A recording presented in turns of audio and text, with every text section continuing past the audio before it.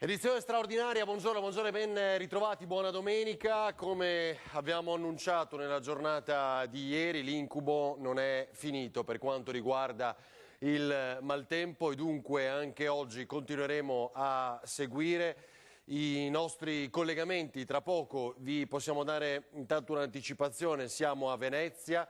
Siamo in montagna nel Bellunese con Tiziana Bolognani, siamo anche nell'area golenale del Piave dove tra l'altro quante volte ne abbiamo parlato anche in questi anni con l'ultima emergenza soltanto poco tempo fa, quante persone hanno abbandonato le case dove vivevano da decenni ormai stremati per le continue piene che invadono le aree golenali, ma comunque anche questa mattina per quanti abitano nell'area golenale del Piave è partita l'evacuazione, quindi tra poco la documenteremo. Cosa stiamo aspettando? Di sicuro i 160 centimetri, questa è la previsione per quanto riguarda Venezia e l'Acqua Alta. E allora iniziamo un giro con i collegamenti insieme ai nostri inviati, subito a Venezia con Filippo Fois e Sandro Ponchio. Buongiorno Filippo, allora cosa prevede questa giornata?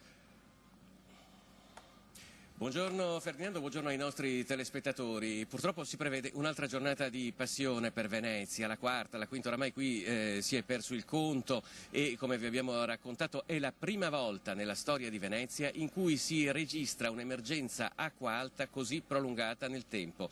Non ci sono infatti eventi analoghi da quando viene calcolata con metodi per così dire scientifici l'alta marea e risaliamo quindi al 1872.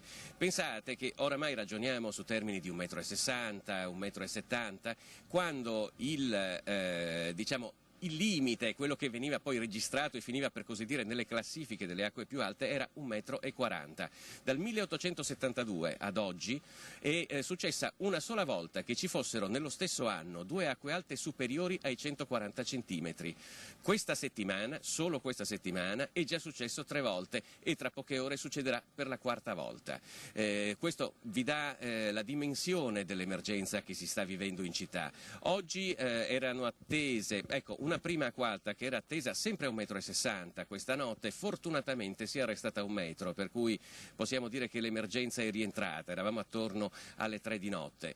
A mezzogiorno e mezzo, viceversa, e questa viene continuamente confermata dai canali ufficiali, la previsione è di 1,60 m. E come vi abbiamo detto, una previsione altissima, ma che ha un significato che va al di là di quello statistico, perché 1,60 m è esattamente il limite al di là del quale non riescono più a difendersi negozi, ristoranti, alberghi.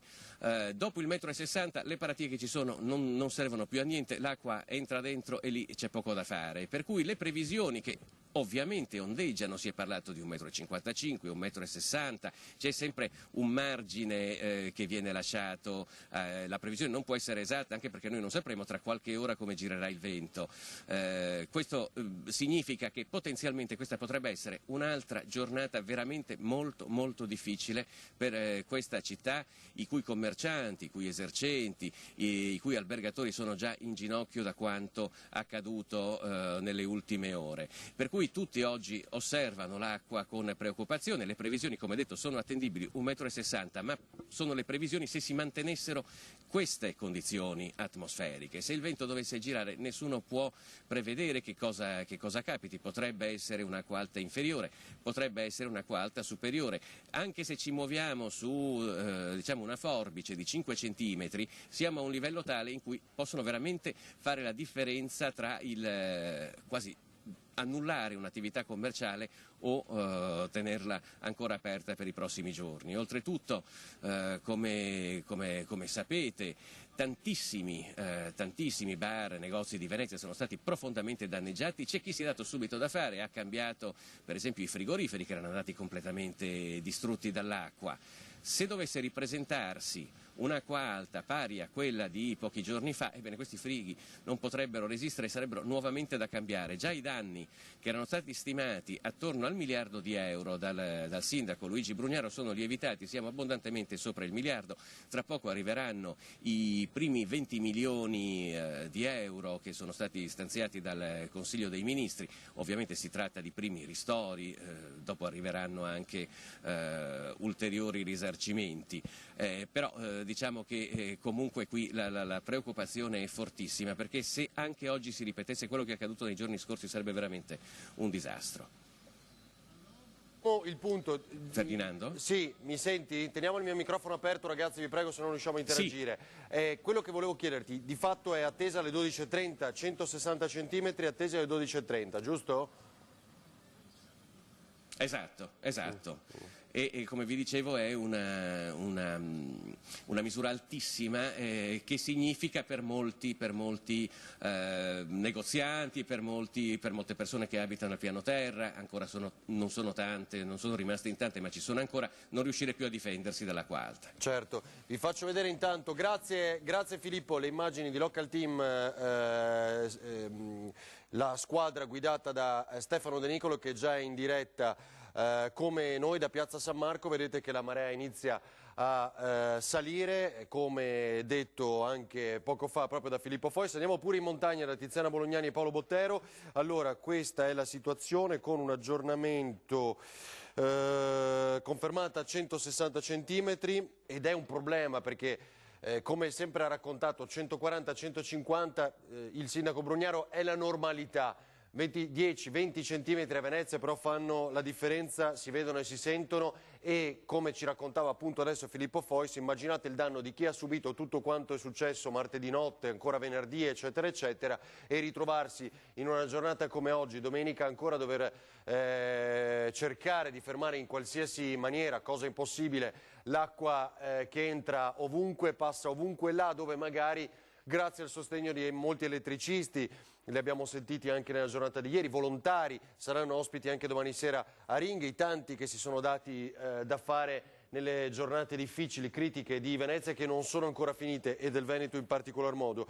Dunque è a 1 metro sul medio mare la marea a Venezia alle 3 di questa notte, un dato leggermente inferiore alle attese come ci dicevano. Allora, attesa alle 12.30, ma il problema è appunto lo scirocco che sembra soffiare ancora e che quindi non ha cambiato il vento non ha cambiato la sua direzione, dunque rende impossibile far defluire quest'acqua. Siamo collegati, voglio ringraziare anche Antonio Esposito e Italo Morau che sono in regia. Andiamo anche a salutare e ringraziare Tiziana Bolognani e Paolo Bottero in questa domenica ancora di condizione straordinaria per potervi raccontare in diretta quello che succede, nell'attesa poi di collegarci con Lucio Zanato e Nicoletta Rizzetto appunto dalla zona del Piave. Ditemi voi, se no, noi aspettiamo ancora qualche istante, se c'è o no. Tiziana, se mi senti, noi aspettiamo. Un attimo, va bene, vi volevo far vedere solo qual era la condizione pochi minuti fa in autostrada, Tony. Questa era San Stino di Livenza, circa 20 minuti fa, mezz'ora fa, dove il diluvio era fortissimo e c'era appunto anche un vento molto forte. Sappiamo le raffiche questa notte in montagna erano attese attorno ai 100 km all'ora, niente a che vedere con Vaia di un anno fa quando toccarono i 207, 217, ma non è certo, perché sapete che le stazioni di rilevamento sono state sradicate appunto dalla potenza del vento. Poi ci collegheremo anche con Lorenzo Maier da Pellestrina, dal Lido Pellestrina, perché è una delle zone più sofferenti ancora da giorni. Qui appunto l'autostrada A4 in direzione Venezia circa mezz'ora fa. Torniamo con le immagini su Local Team, la vedo Tiziana, quindi ditemi pure voi. Perfetto, allora Tiziana Bolognari, buongiorno a te, Paolo Bottero, qual è la situazione? Buongiorno a voi, siamo allo sbarramento della diga di Busche. In questo momento assieme a Paolo Bottero vi facciamo vedere uno dei tanti pezzi di legno che stanno oltrepassando lo sbarramento e che noi riteniamo potrebbero creare fonte di pericolo. In questo momento probabilmente si deve essere spostato dall'altra parte, ma insomma stiamo vedendo più o meno un cimitero di alberi passare qui sotto lo sbarramento, alberi e tronchi, e questa è la situazione che è stata denunciata anche più e più volte durante il corso dell'estate scorsa a proposito del rischio idrogeologico per tutto il materiale che è rimasto praticamente ancora a ridosso degli argini del fiume Piave e dei torrenti che in questo momento sono in piena. Noi abbiamo percorso la 50 del Grappa e Passorolle da Belluno verso Feltre e abbiamo potuto riscontrare proprio di persona che ci sono moltissimi campi allagati e soprattutto nella zona di Santa Giustina, ma come vedete non piove, o meglio sta piovigginando. I problemi più grossi ci sono stati attorno fra le 8 e le 9 di questa mattina, quando improvvisamente, dopo una nottata che era stata annunciata da Tregenda ma che invece è passata via liscia come l'olio fortunatamente in provincia di Belluno, vi dicevo, dopo una nottata così si è scatenato il temporale, un vero e proprio temporale estivo con piogge molto intense e lampi, tuoni e fulmini. Uno fulmine ha colpito una casa a Belluno in località Chiesurazza, c'è stato un incendio, le persone però sono in salvo, ci hanno riferito poco fa dal centro di protezione civile, dalla sala di protezione civile che è stata aperta, che è aperta oramai da 3 giorni alla prefettura Palazzo dei Rettori a Belluno. Gli altri problemi quali sono? Sono problemi che riguardano i corsi d'acqua, soprattutto quelli secondari a Canale d'Agordo, che già l'altro ieri e ieri hanno provocato degli allagamenti e anche delle interruzioni della strada. Ci sono dei problemi che sono in questo momento attenzionati, se vogliamo utilizzare un termine tecnico, burocratico, per quanto riguarda invece i collegamenti delle linee telefoniche. C'è un problema con il ripetitore sul Monte Fertazza, siamo nella zona del Civetta Alleghe, e lì si sta cercando di intervenire, anche se oggettivamente ci annunciano che la situazione è, come dire, un po' in divenire ed è difficile salire per andare a sistemare questo ripetitore. Per il resto devo dirvi che la situazione è tutto sommato tranquilla, c'è appunto la grandissima attenzione per i corsi d'acqua e per questa ragione il sindaco di Taibona Gordino già ieri sera ha chiuso la strada che porta in Valle di San Lucano, che è quella strada famosa che corre, che noi abbiamo conosciuto l'anno scorso proprio pochi giorni prima di Vaia, per, ricordate, l'incendio del furioso incendio che ha devastato il Monte di San Lucano, e lì dopo Vaia c'è un problema, è stato rilevato un problema che potrebbe essere risolto sulla base dei lavori che sono stati già appaltati un po' al Genio Civile, un po' ai servizi forestali regionali, per togliere tutto il materiale che si è ammassato lungo il torrente che praticamente attraversa la valle. E già la scorsa estate, il sindaco di Taibona Gordino ci aveva detto: se dovesse piovere nel corso dell'autunno anche un terzo rispetto a quanto è piovuto durante il periodo di Vaia, quindi l'anno scorso, i problemi potrebbero essere enormi, perché tutto quel materiale fa tappo, fa diga, e quindi c'è problema, c'è, come dire, allerta per la gente che abita lì e che già l'anno scorso è dovuta restare fuori dalla casa, dalle proprie abitazioni per diverso tempo. Con Paolo vi facciamo vedere però qual è la situazione. In questo momento la portata è di più o meno 1200 metri cubi al secondo. L'anno scorso, il giorno di Vaia, 29 di ottobre, al mattino, se ricordate, ci collegamo attorno a mezzogiorno, e attorno a mezzogiorno all'epoca già era 1276 la portata del Piave allo sbarramento della diga di Busche, e ancora doveva arrivare, diciamo così, il peggio. Quindi tutto sommato, anche sulla base delle indicazioni che ci hanno dato dei passanti, perché lungo questo camminamento che è pedonale ci sono molti curiosi questa mattina che stanno venendo a fotografare e a registrare, magari per ripostare nei social quella che è la situazione. Ci hanno detto comunque le persone che abitano qui a Cesana che la situazione è decisamente tranquilla e non c'è preoccupazione. Purtuttavia devo dirvi che proprio con Paolo Bottero vi facciamo vedere la parte di Cesana, la parte dove di solito d'estate c'è la spiaggia e si viene a prendere il sole. Ecco, lì sta cominciando l'acqua ad entrare diciamo nella parte più pianeggiante, ma devo dirvi la sincera verità che la situazione è sotto controllo. Quello che secondo la mia modestissima opinione in questo momento quello che potrebbe preoccupare maggiormente è il numero come dire abbastanza inquietante di tronchi e pezzi di albero che noi stiamo vedendo passare. Questo certo. È il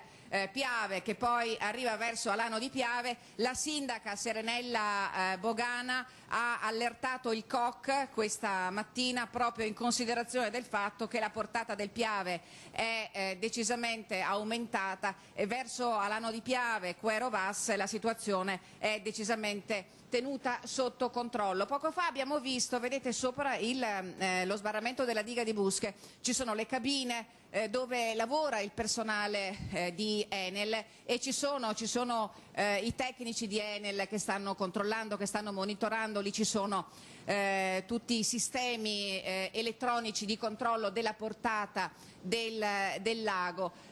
Abbiamo un problema, l'abbiamo riferito anche nel giornale di ieri sera, che permane a Schiucaz, ricordate la frana, perché lì si è rimesso in moto il materiale e si sta cercando di lavorare compatibilmente naturalmente con il tempo per smuovere tutta quella massa di pietra di arenaria che è molto fragile e che minaccia, che incombe sulle case. C'è un servizio di guardiania attivo con la protezione civile negli orari notturni e con le forze dell'ordine negli orari diurni per cercare di non far passare persone, perché potrebbero chiaramente mettere a rischio la propria incolumità. E poi c'è un'altra frana in Alpago, quella che si è mossa 800 metri cubi circa di materiale a Ploise, e la strada è quella che si sta realizzando, una variante Ploise-Pieve d'Alpago, lì probabilmente il professor Dal Scusa Paus, Tiziana, ti interrompo solo qualche Alpagotto, istante, anche perché è molto chiara questa immagine di Venezia, come si spostava per esempio la barca della polizia locale, una diretta di Local Team, molto chiara nel vedere quale tipo di corrente ci sia, che è quello che ci raccontava l'altro giorno, ricorderete molto bene Luca, il motoscafista che ha avuto la gentilezza di condurre attraverso i canali di Venezia Ilaria Marchiori e Paolo Bottero, e si vedeva molto bene che tipo di corrente ci fosse, quindi si sta alzando di molto la marea, e ricordo è attesa a 160 attorno alle 12:30. Il nodo che toccava adesso Tiziana dei tanti tronchi che stanno scendendo, che vede passare, che arrivano a valle, era quello che riguardava anche Venezia, ricorderete in maniera diversa nelle scorse ore, cioè i tanti detriti, rifiuti in Canal Grande e non solo, che rendevano molto complicata e addirittura rischiosa la navigazione, come ci raccontavano. Allora Tiziana, tu hai detto anche di un incendio, ho capito bene, no? In questo tuo resoconto c'è qualcosa di più che possiamo dire? Cosa ci puoi dire? Guarda, no, in questo momento ti posso solo dire che i vigili del fuoco sono intervenuti più o meno fra le 8:30 per un fulmine che è caduto sopra un'abitazione in località Chiesurazza. Chiesurazza è una località, una piccola frazione di Belluno, che però si trova sulla strada che porta al MAS di Sedico, e quindi è praticamente un tutt'uno con la città. È un quartiere residenziale molto, molto popoloso. Ci hanno assicurato e garantito che i vigili del fuoco sono intervenuti immediatamente, che la gente, i proprietari della casa sono stati portati in salvo. In questo momento non conosciamo l'entità dei danni causati da questo fulmine che è caduto, ma vi dicevo proprio in un momento in cui si è scatenato un fortissimo temporale, esattamente al pari dei temporali violenti che si scatenano durante l'estate, e quindi molto probabilmente questo fulmine ha causato l'incendio dell'abitazione, ha causato l'innesco dell'incendio di questa abitazione. Ci siamo spostati invece, volevo dirti, un po' oltre diciamo, la metà dello sbarramento. Io mi affaccio, non è pericoloso, ve lo garantisco, però è un po' impressionante. Adesso con Paolo ve lo facciamo vedere, è un po' impressionante la violenza dell'acqua, la certo. quantità d'acqua, sì, la violenza dell'acqua, la quantità dell'acqua, perché questa notte alle 4 è arrivato, come dire, in via del tutto precauzionale, per evitare problemi, l'ordine di iniziare a svasare i bacini idroelettrici che ci sono in montagna, e questo, come lo scorso anno, evidentemente ha causato l'innalzamento pressoché immediato. Si tratta, dobbiamo dirlo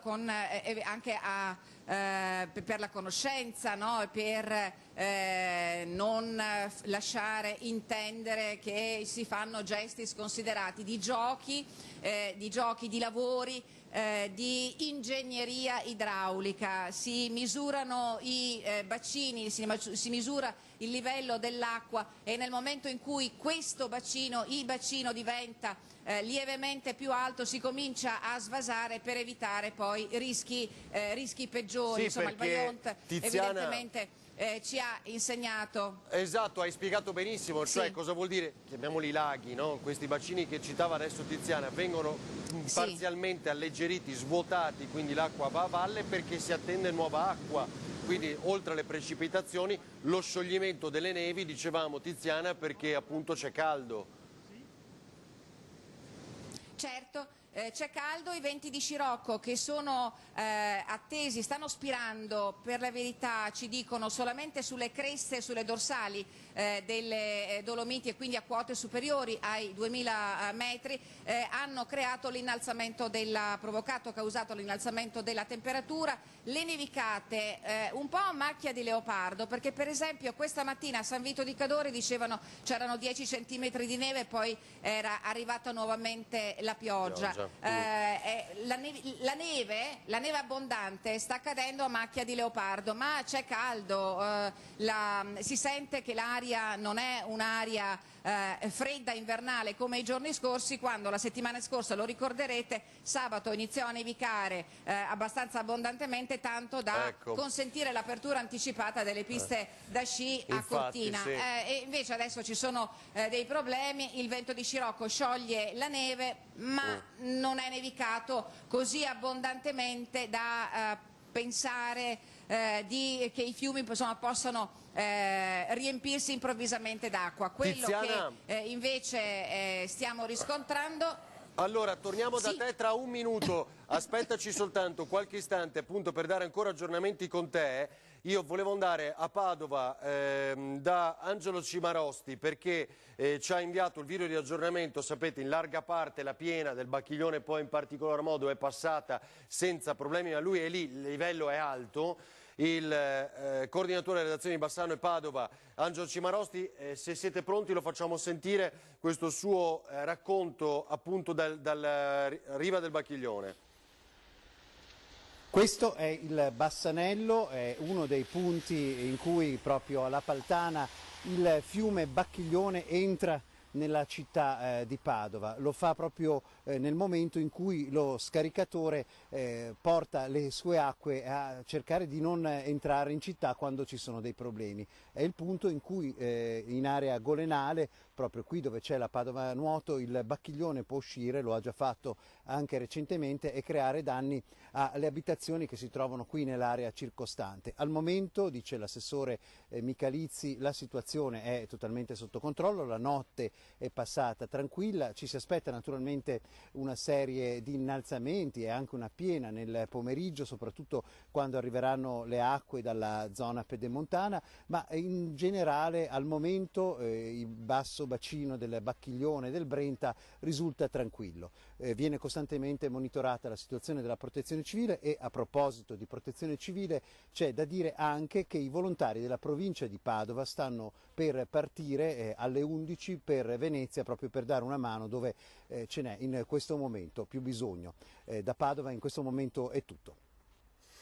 Allora, ecco, così Angelo Cimarosti, grazie davvero per questo racconto. Abbiamo un'immagine ancora che vi facciamo vedere, le prime arrivate da Christian Arboit. Questo invece è Ponte di Piave, pochi istanti fa. La situazione è questa, dunque più a valle ovviamente, cioè qui in pianura rispetto a dove avete visto Tiziana Bolognani con Paolo Bottero. Ponte di Piave, pochi istanti fa, nelle immagini di Christian Arboit. Stiamo per collegarci anche con Lucio Zanato e Nicoletta Rizzetto proprio dall'area golenale del Piave, dove vi dicevamo alcuni sono comunque stati evacuati. Allora, questo è il video. Ultima cosa e poi torniamo da Tiziana, ancora le immagini di Angelo Cimarosti da Padova, guardate sopra la passerella pedonale del Bacchiglione, zona Paltana. Sentiamolo pure. Il Bacchiglione entra, e lo vediamo qui, nella città di Padova. A destra delle immagini che stiamo vedendo ora c'è il canale scaricatore, che è quello che salva di solito Padova dalle piene. Il problema naturalmente è dato dalle acque che arrivano da questa direzione. Questo è proprio il Bacchiglione che arriva dal Vicentino, poi dall'Alta Padovana e si mette naturalmente nel territorio di Padova. E questo invece è, la sto inquadrando, l'area golenale padovana. In particolare vedete l'edificio tipico della Rarinantes Patavium 1905, ovvero di chi conosce meglio di tutti il fiume, ovvero dei vogatori. Ecco, questa è tutta un'area che subisce gravi danni non appena il Bacchiglione si innalza ancora un po'. In questo momento, come vi abbiamo già detto nel precedente collegamento, non ci sono stati eccessivi problemi per quanto riguarda il monitoraggio del fiume, che viene comunque costantemente messo sotto controllo. Queste sono le barche che rischiano di essere letteralmente portate via se si innalza ancora in effetti il livello del Bacchiglione. In questo momento non è ancora eccessivamente preoccupante, sufficiente per tenere in allerta la protezione civile, ma bisogna dire che appunto il problema del Bacchiglione potrebbe essere nel pomeriggio, anche se in questo momento le previsioni sono da questo punto di vista, per il basso bacino del Brenta e del Bacchiglione, in attesa delle evoluzioni, ancora positive, non ci sono eccessivi problemi. Allora, così Angelo Cimarosti ancora da Padova, che ringraziamo, tantissimi aggiornamenti, un temporale al largo della costa veneta protegge, definisce ora un aggiornamento Venezia, dove finora dalla crescita della marea, che però vi do come aggiornamento è a 122 centimetri in questo momento, è attesa non più 12:30 ma alle 13. Il picco è atteso alle 13 con 160 centimetri che vengono confermati. Allora voglio salutare e ringraziare Giampaolo Bottacin, assessore regionale alla protezione civile. Assessore, buongiorno, ben trovato. Buongiorno. Grazie per tutti gli aggiornamenti. Come sempre, e volevo anche approfittarne, lo vedo in onda, per ricordare l'SMS solidale che è stato attivato l'altro pomeriggio, 45500 per Venezia, lo dicevamo l'altra sera, giustamente Bottacin, essendo prudente, non ha voluto dare cifre, ma si tratta di almeno un danno da 1 miliardo di euro. Allora, Bottacin, qual è la situazione in questo momento? Ci aiuta a capire? Ma allora, come previsto, ci sono state precipitazioni nella notte piuttosto intense, stanno continuando ancora nella parte più orientale del Veneto, nord-orientale. I picchi massimi si sono registrati nel Veneto orientale, e in Agordino e in Val di Zoldo. Ci sono stati venti tesi che stanno crescendo, fra l'altro, da sud-est, sia in quota che sul litorale, e il limite della neve parte dai 1900-2000 metri. Abbiamo qualche preoccupazione per il rischio valanghe, sia a Roccapietra che Livinallongo, dove ovviamente tutto è monitorato a vista, come da procedura, come da piano di protezione civile, da sistema di protezione civile. Abbiamo una frazione di Livinallongo che è isolata da uno smottamento, la frazione di Contrin. Le persone, sono una decina di persone, stanno bene, e questo pomeriggio il comune interverrà per riaprire la strada. Abbiamo qualche smottamento anche in Alpago, a Canale d'Agordo, un fulmine ha centrato una casa a Belluno, e questo è un po' il quadro dei danni. Le strade chiuse sono il Passo Campolongo, il Cereda, Duran, Valles, Falzarego, San Pellegrino, Val Fiorentina ancora chiusa e anche Valparola. Per quanto riguarda i fiumi, ovviamente queste precipitazioni poi si ripercuotono anche sui principali corsi d'acqua. Quelli che sono più attenzionati sono in questo momento il Brenta, dove a Bassano ha raggiunto il secondo livello di guardia, ma sul Brenta da qualche giorno stiamo facendo un'operazione insieme ad Enel, gestendo il bacino del Corlo a monte in modo da garantire una portata il più costante possibile per non superare gli 800 metri cubi, 900 metri cubi massimo di portata a Bassano, perché al secondo, sì. Ponte, insomma, e la precarietà del ponte. Il Piave è già intorno ai 1200 metri cubi al secondo a Busche, siamo ben distanti dai 2600 di Vaia, certo. Ma per quanto riguarda le zone golenali so che per esempio il sindaco di Ponte di Piave, ma anche altri, hanno disposto lo sgombero di alcune abitazioni in golena, quindi non è prevista, contrariamente a quanto dicono alcuni siti internet, non è prevista esondazione del Piave. Ripeto, 1200 metri cubi al secondo in crescita, ma non ci aspettiamo sicuramente i 2600. Assessore, allora ha fatto bene, non so quali siti o quali colleghi possono aver riportato questa notizia, ma insomma, vista le cifre si sanno, non è molto difficile immaginare che non ci sia un'esondazione. Allora, questo però è importante, lo ripetiamo, quindi allo stato attuale 1200 metri cubi al secondo a Busche, aree golenali vengono sgomberate, infatti tra poco saremo lì con Lucio Zanato e Nicoletta Rizzetto, e ribadiamo, non è prevista l'esondazione, come dice lei, appunto in base ai dati che ci ha riportato. Mi sono perso alcune strade chiuse, Campolongo, San Pellegrino, Val Fiorentina, Valbarola, Falzarego, ma mi interessava lo smottamento che aveva detto, che ha interessato un'area con alcuni residenti. Se ci può aiutare di nuovo a ripetere quel passaggio lì, Assessore. Siamo a Livina al Longo e la frazione si chiama Contrin, è una piccola frazione. Nella strada di accesso c'è stato uno smottamento, ovviamente sono stati contattati e i comuni interverranno nel pomeriggio. Fino al pomeriggio, siccome le precipitazioni sono consistenti, è troppo pericoloso andare a intervenire adesso. Ho capito, perfetto, perfetto. Senta, di Venezia possiamo dire qualcosa? 160 confermati alle 13? Alle ore 13, quindi un po' più tardi.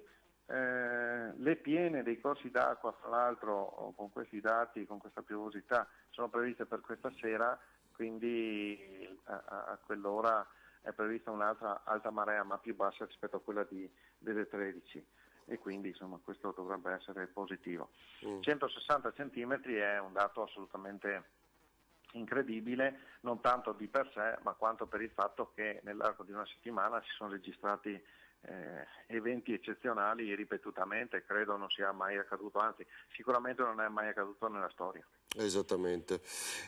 Va bene, allora questa è un po' la situazione. Piene alla sera vuol dire Livenza, Tagliamento e Piave? Sì, principalmente diciamo che sono questi i fiumi più attenzionati. Il Livenza ieri sera ha superato il primo livello di guardia, la stessa cosa il Tagliamento, quindi siamo anche in quel caso distanti dall'esondazione. Ricordo che c'è il primo livello di guardia, il secondo, il terzo, e poi c'è ancora un margine prima di arrivare all'esondazione.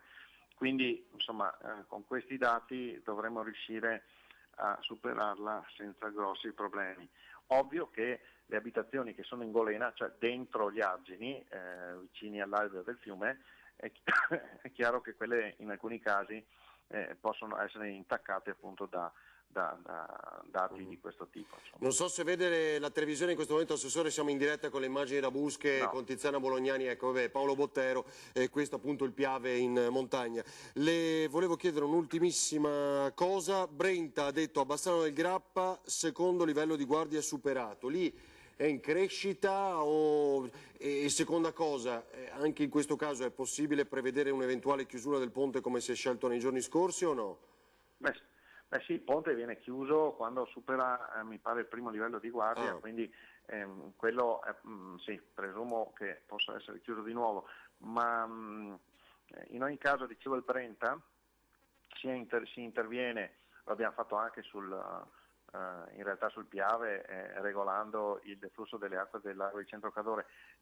Qui viene fatto utilizzando il lago del Corlo, e quindi quando piove poco, adesso lo spiego in maniera semplice, si svuota il più possibile il lago, sempre senza far superare gli 800 metri cubi al secondo il Brenta, in modo tale che quando piove tanto l'acqua venga trattenuta invasandola e quindi aumentando il livello del lago, ma senza aumentare ulteriormente la portata del Brenta.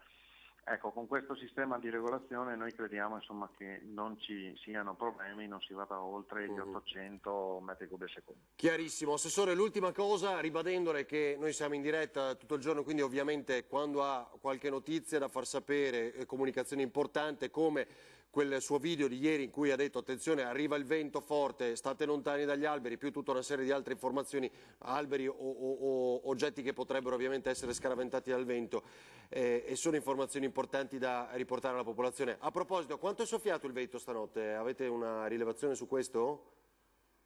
Ma io il dato preciso non ce l'ho, mi pare che la raffica più forte sia stata sul Monte Cesen, quindi Piedemontana Trevigiana, e siamo sugli 80-90 km/h, però adesso le do i dati, non li ho ancora completi, quindi sarebbe un dato assolutamente così, buttato là.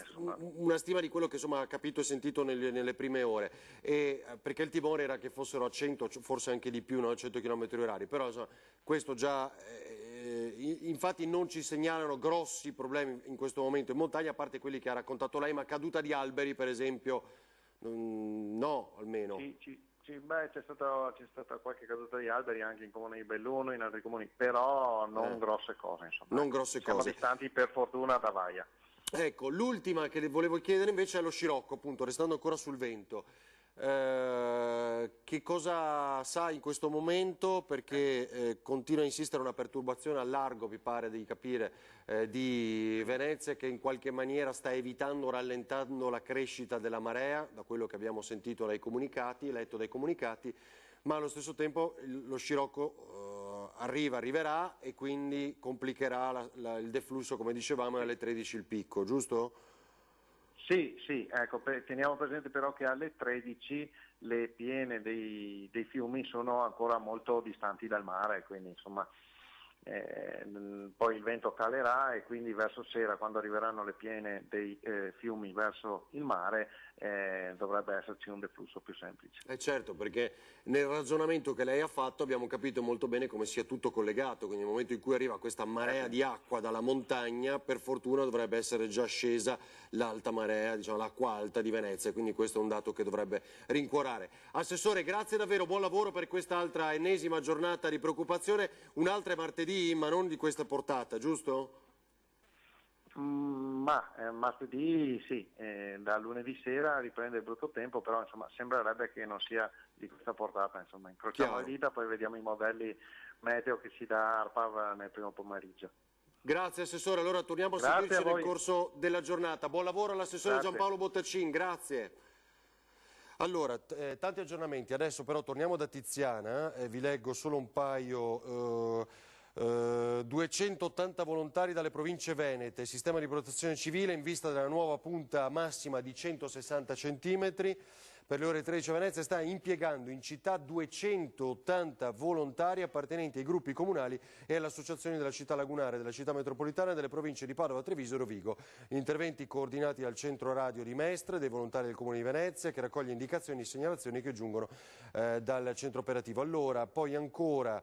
eccolo qua il dato giusto, infatti mi sembrava, in città ora, e lo vedete dalle immagini in diretta di Local Team, 118 cm, Venezia, Piazza San Marco è allagata, ma il flusso, spiega il centro mare, cresce meno rapidamente del previsto per un sistema temporalesco che sbarra la strada al vento, quello che dicevamo poco fa con Bottacin.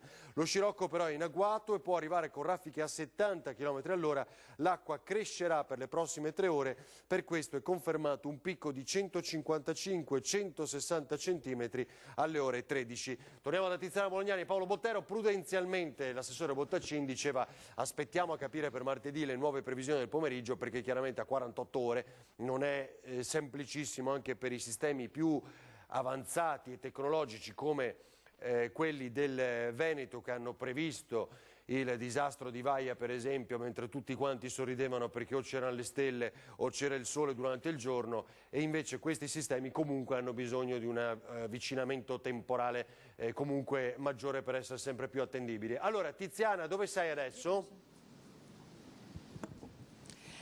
Allora, ci siamo spostati sotto il camminamento della diga del lago di Busche. Se Paolo Bottero vi sta facendo vedere in questo momento, c'è un mezzo della Protezione Civile, probabilmente è venuto a controllare la situazione. Noi siamo scesi per farvi vedere qual è la situazione della cosiddetta spiaggia di Cesana. Come potete vedere, panchine, altalene e campo da volley si stanno mano a mano allagando, perché l'acqua del Piave entra proprio dalla parte sinistra del ponte, sta entrando e sta cominciando ad allagare da questa parte. Alle nostre spalle l'acqua ha già raggiunto una discreta altezza. Adesso provo a sentire gli uomini della Protezione Civile che sono venuti a controllare, sono i volontari dell'ANA, vediamo un po', siamo in diretta, Antenna 3, buongiorno, quale situazione state riscontrando sul territorio? Stiamo controllando tutto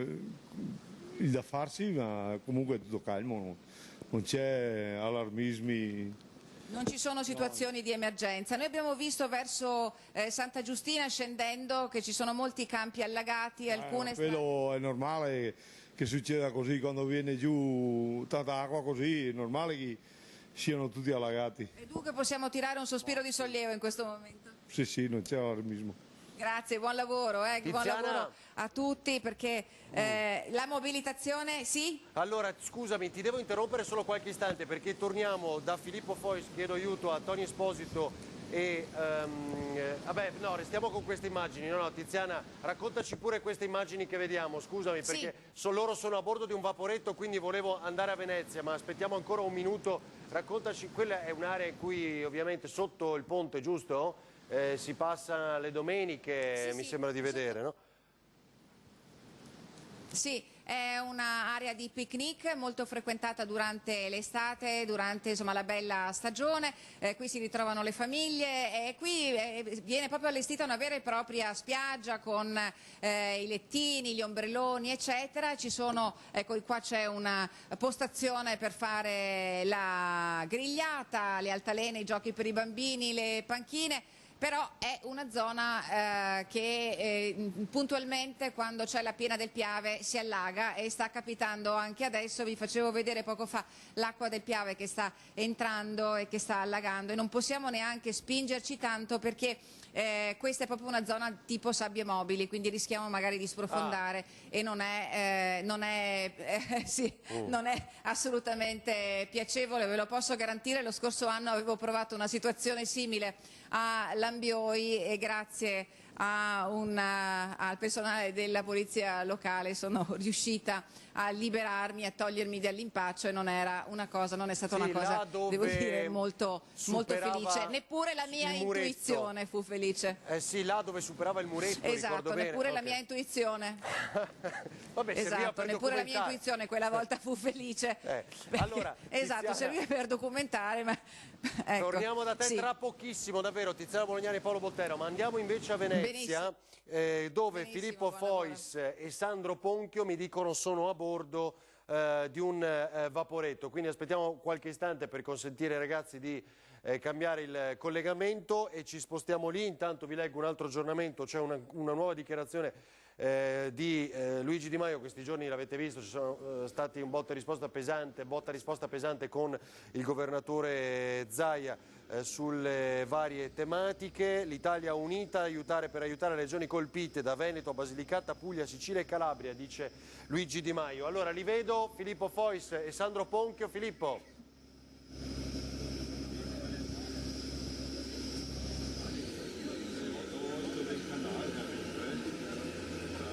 Filippo, mi senti? Sono a bordo del vaporetto, li vedo. Sì, eccoci. Ecco, vai. Dunque, noi stiamo attraversando il Canal Grande, come vedete l'acqua è salita parecchio dall'ultima volta che ci siamo sentiti. Dal Canal Grande lo deduciamo più che altro dall'altezza in cui si trovano i pontili e dal fatto che le rare volte che si vede un po' di strada, qua naturalmente tutti i palazzi danno sul Canal Grande e non sono previste delle fondamenta, però l'acqua insomma è a circa, diciamo, un quinto delle porte.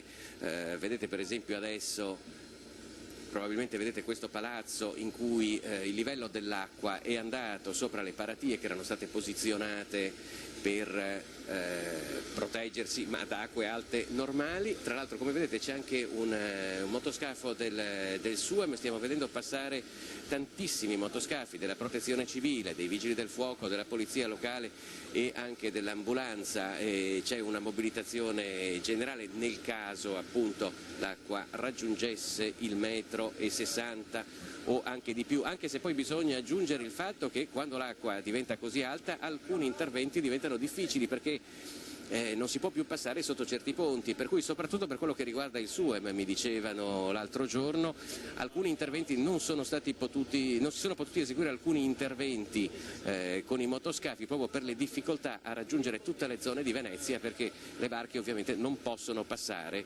sotto i ponti.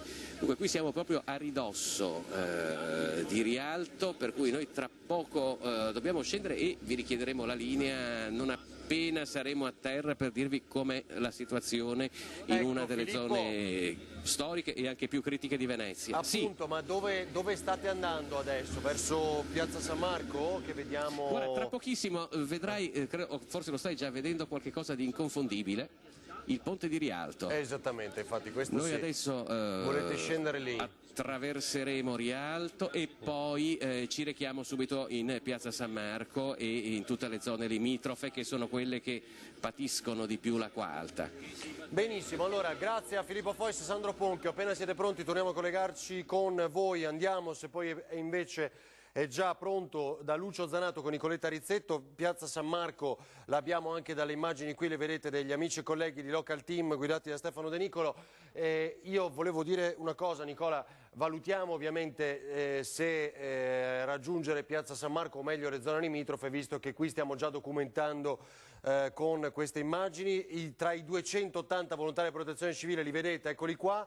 Dietro anche gli agenti di polizia locale, le passerelle sono già quasi raggiunte dall'acqua alta di Piazza San Marco, che arriverà, vi ricordo, a 160 cm a Venezia attorno alle 13, quando è possibile. Colleghiamoci anche con il nostro direttore Luigi Baccialli, che ha sempre documentato in questi giorni, commentato insieme a tutti noi la condizione di Venezia.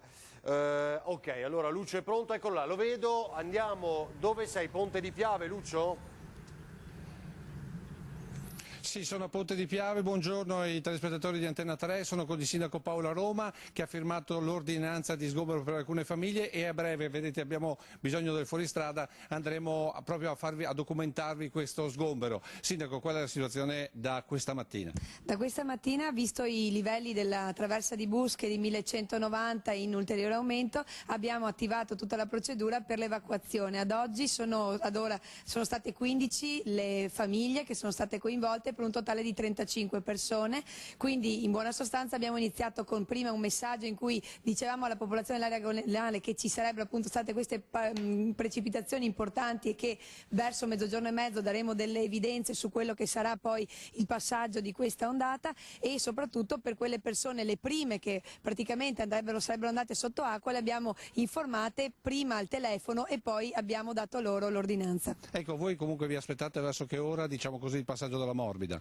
Guardi, mezzogiorno e mezzo all'incirca, e poi vedremo poi nelle ore successive quello che saranno gli sviluppi. Anche mezz'ora fa sempre lo stesso livello alla traversa di Busche, 1190 metri cubi. Se hai domande, No, altrimenti Lucio, noi montiamo in macchina e andiamo a vedere i luoghi. Io dicevo questo, allora intanto è già cresciuta a 1200 a Busche, se vuoi farlo sapere al sindaco. Buongiorno sindaco.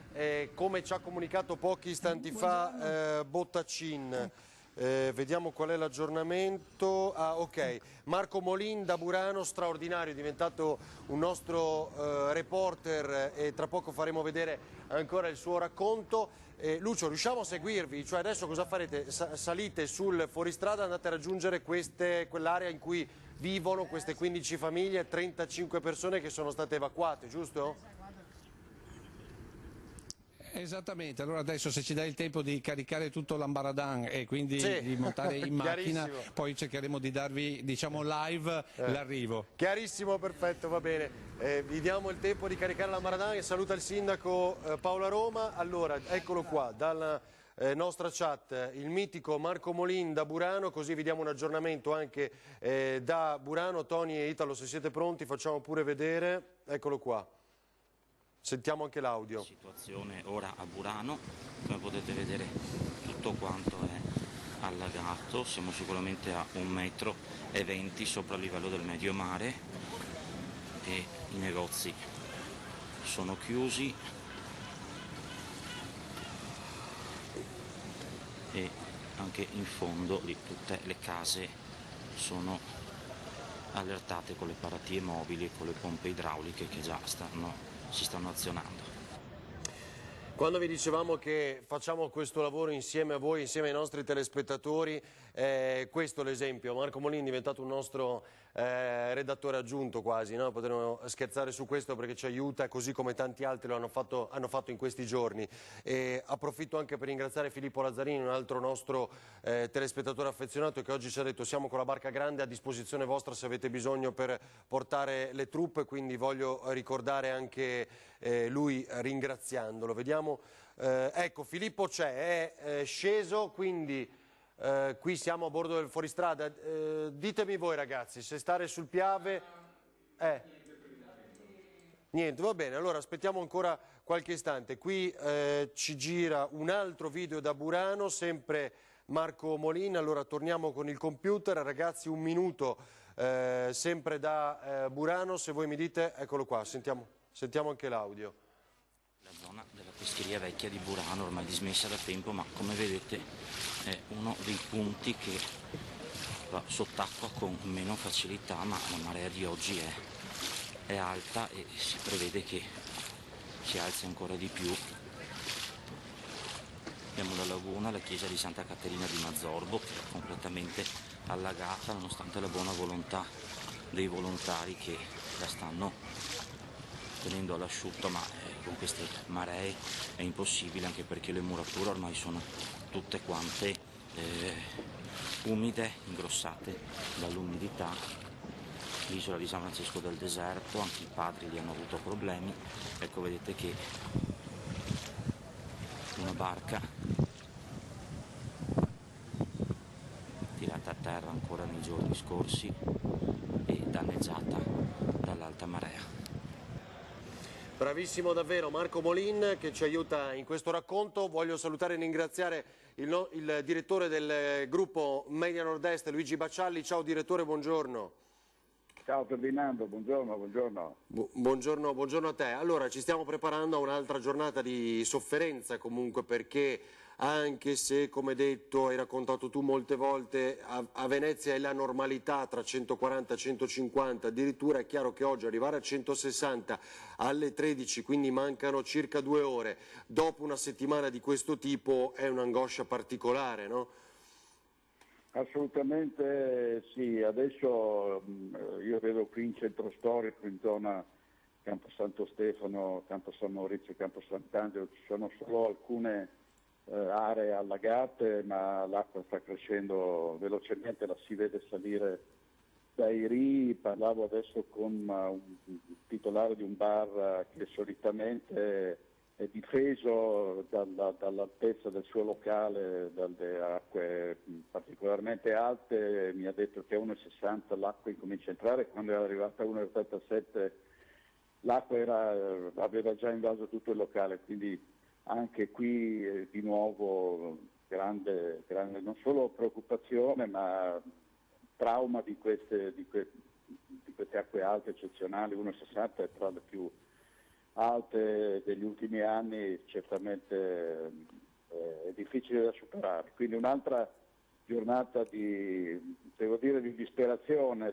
dei negozianti, soprattutto dei commercianti e dei cittadini che vivono al pian terreno.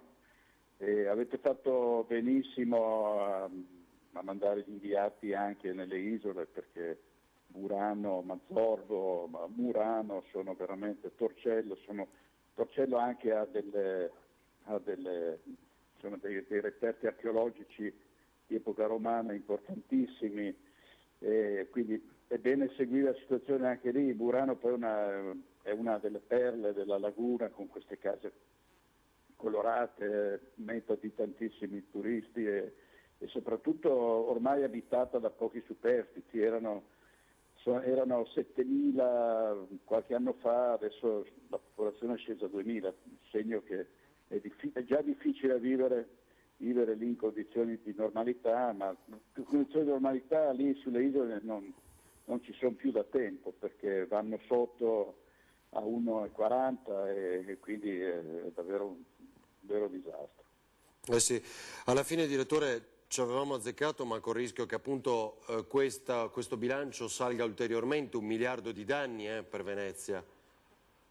Sì, 1 miliardo di danni. Adesso davvero sono finite per il momento le passerelle dei politici. Ovviamente è anche giusto che le istituzioni si facciano vedere, che le istituzioni appunto compaiano e diano la loro solidarietà. Dopodiché, dopo la solidarietà, come abbiamo detto tante volte, i veneziani si aspettano i fatti, e qui secondo me noi dovremmo fare un altro counter, a parte quello dell'autonomia, cioè quanto manca a quel dicembre del 2021, no? Giorno per giorno. Sarebbe bene come promemoria dire che manca, fare un countdown alla partenza del Mose, ammesso che parta nei termini e nei tempi che sono stati annunciati. Quindi quando saranno spenti i riflettori, i veneziani si aspettano che i cittadini vengano risarciti in tempi rapidi e che sto Mose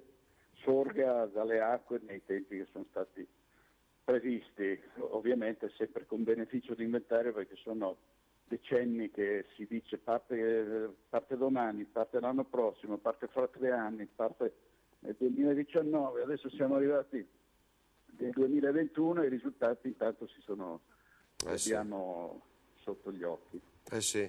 Comunque tu dici, direttore, intanto stiamo vedendo in diretta le immagini di Filippo Foi e Sandro Ponchio, qui si tolgono le scarpe, vedete i turisti o comunque quanti si trovano in questo momento a Venezia, si tolgono le scarpe dopo aver, immaginiamo, affrontato un tratto a bordo delle passerelle, sopra le passerelle e chiaramente ci si prepara un'altra giornata complicata. Ecco, tra l'altro bisogna sempre non dimenticare che ci sono poi turisti che rimangono intrappolati, che arrivano qui sapendo che c'è l'acqua alta, ma insomma che non sono del tutto preoccupati. Poi quando arriverà a 1,60 si trovano in ostaggio dalla marea, non sanno bene dove andare, a volte chiedono anche riparo dai privati. Vedo che c'è Fois sguinzagliato lì a Rialto, per cui direi di lasciare. Andiamo da Filippo Fois, va bene. Direttore, ci sentiamo più tardi, quando vuoi, anche per aggiornamenti. Dobbiamo E scendere. poi ti mando anche qualche video perché poi mi metto a girare un po' per i centri. Io non volevo chiedertelo, ma i tuoi reportage con l'acqua alta sono diventati ormai mitici, quindi lo aspettiamo. Grazie, a dopo. A più tardi, a più tardi. Ciao. Grazie a Luigi Pasciali, direttore delle televisioni del gruppo Media Nord-Est. Allora subito da Filippo Fois e Sandro Ponchio. Vai Filippo. Eccoci Ferdinando, allora volevo farti vedere dove siamo perché alle mie spalle vedi c'è il ponte di Rialto, qui l'acqua sta salendo tantissimo e anche in un tempo molto breve. Adesso vi faccio vedere in che condizioni per esempio si trovano queste turiste alla tua destra Sandro, che sono qui coi trolley, ma naturalmente raggiungere il Vaporetto adesso sta diventando un problema e credo anche che, come vedete, si sono messe dei sacchetti di plastica al posto degli stivali, una soluzione di fortuna che potrebbe non funzionare con questa acqua alta. Come poi vedete diversi negozi, vedete questo ristorante per esempio è chiuso, probabilmente è chiuso da diversi giorni visto che le acque alte si stanno continuando a susseguire. Noi adesso abbiamo anche visto che in alcuni punti di Venezia hanno già iniziato anche a togliere le passerelle, vale a dire le zone sono talmente basse che l'acqua è arrivata a livello della passerella, per cui la passerella inutile inizierebbe a galleggiare e rappresenterebbe un ulteriore problema invece di rappresentare una soluzione. Poi vedete qua per esempio cosa è stato fatto, è stato messo questo nastro proprio per far capire che al di là di qua c'è il Canal Grande, se no qualcuno cade, perché in effetti quando tra un po' l'acqua crescerà ulteriormente non è facile distinguere dove ci sia la fondamenta e dove ci sia il canale. Non c'è tantissima gente in giro, come detto, molti negozi sono chiusi, ci sono soprattutto quelli che vendono stivali di plastica, perché gli stivali, quegli altri più grandi, sono praticamente esauriti dappertutto, soprattutto quelli di cui ci siamo dovuti dotare noi, che sono quelli che arrivano praticamente fino alla cintura. Io vedo che qua l'unico che è aperto, aspetti che provo a raggiungerlo. Buongiorno. Buongiorno, salve, siamo in diretta. No, guarda, non sono dell'umore, guarda. Molto male. Sta andando molto male. No, è lunga. È da martedì che sono qua. E com'è andata finora? Male? Ha perso molta merce? No, per me è andata bene anche, perché sono molto organizzato qua, non c'è problema. Però ho degli amici che hanno perso molti soldi. Senta, qui fino a dove arrivava l'acqua? Ci fa vedere con la mano più o meno quando c'è stata la notte del 12 novembre? Qua. Non si era mai vista una cosa del genere? No.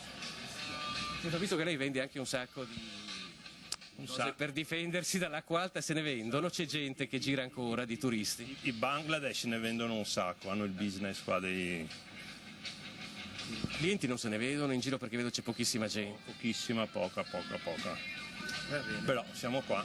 Andiamo a vedere cosa succederà a Luna. Grazie mille. Arrivederci. Allora sì, avete sentito come sta andando. Noi siamo qua praticamente nei pressi del comune di Venezia e osservate qual è lo spettacolo. Allora qua c'è una fila di gondole, naturalmente adesso le staranno saldando anche molto bene, vediamo se incontriamo qualche gondoliere, se riusciamo ad avvicinarlo più che altro. Avete visto cosa era successo qualche notte fa quando molte gondole erano finite nella fondamenta?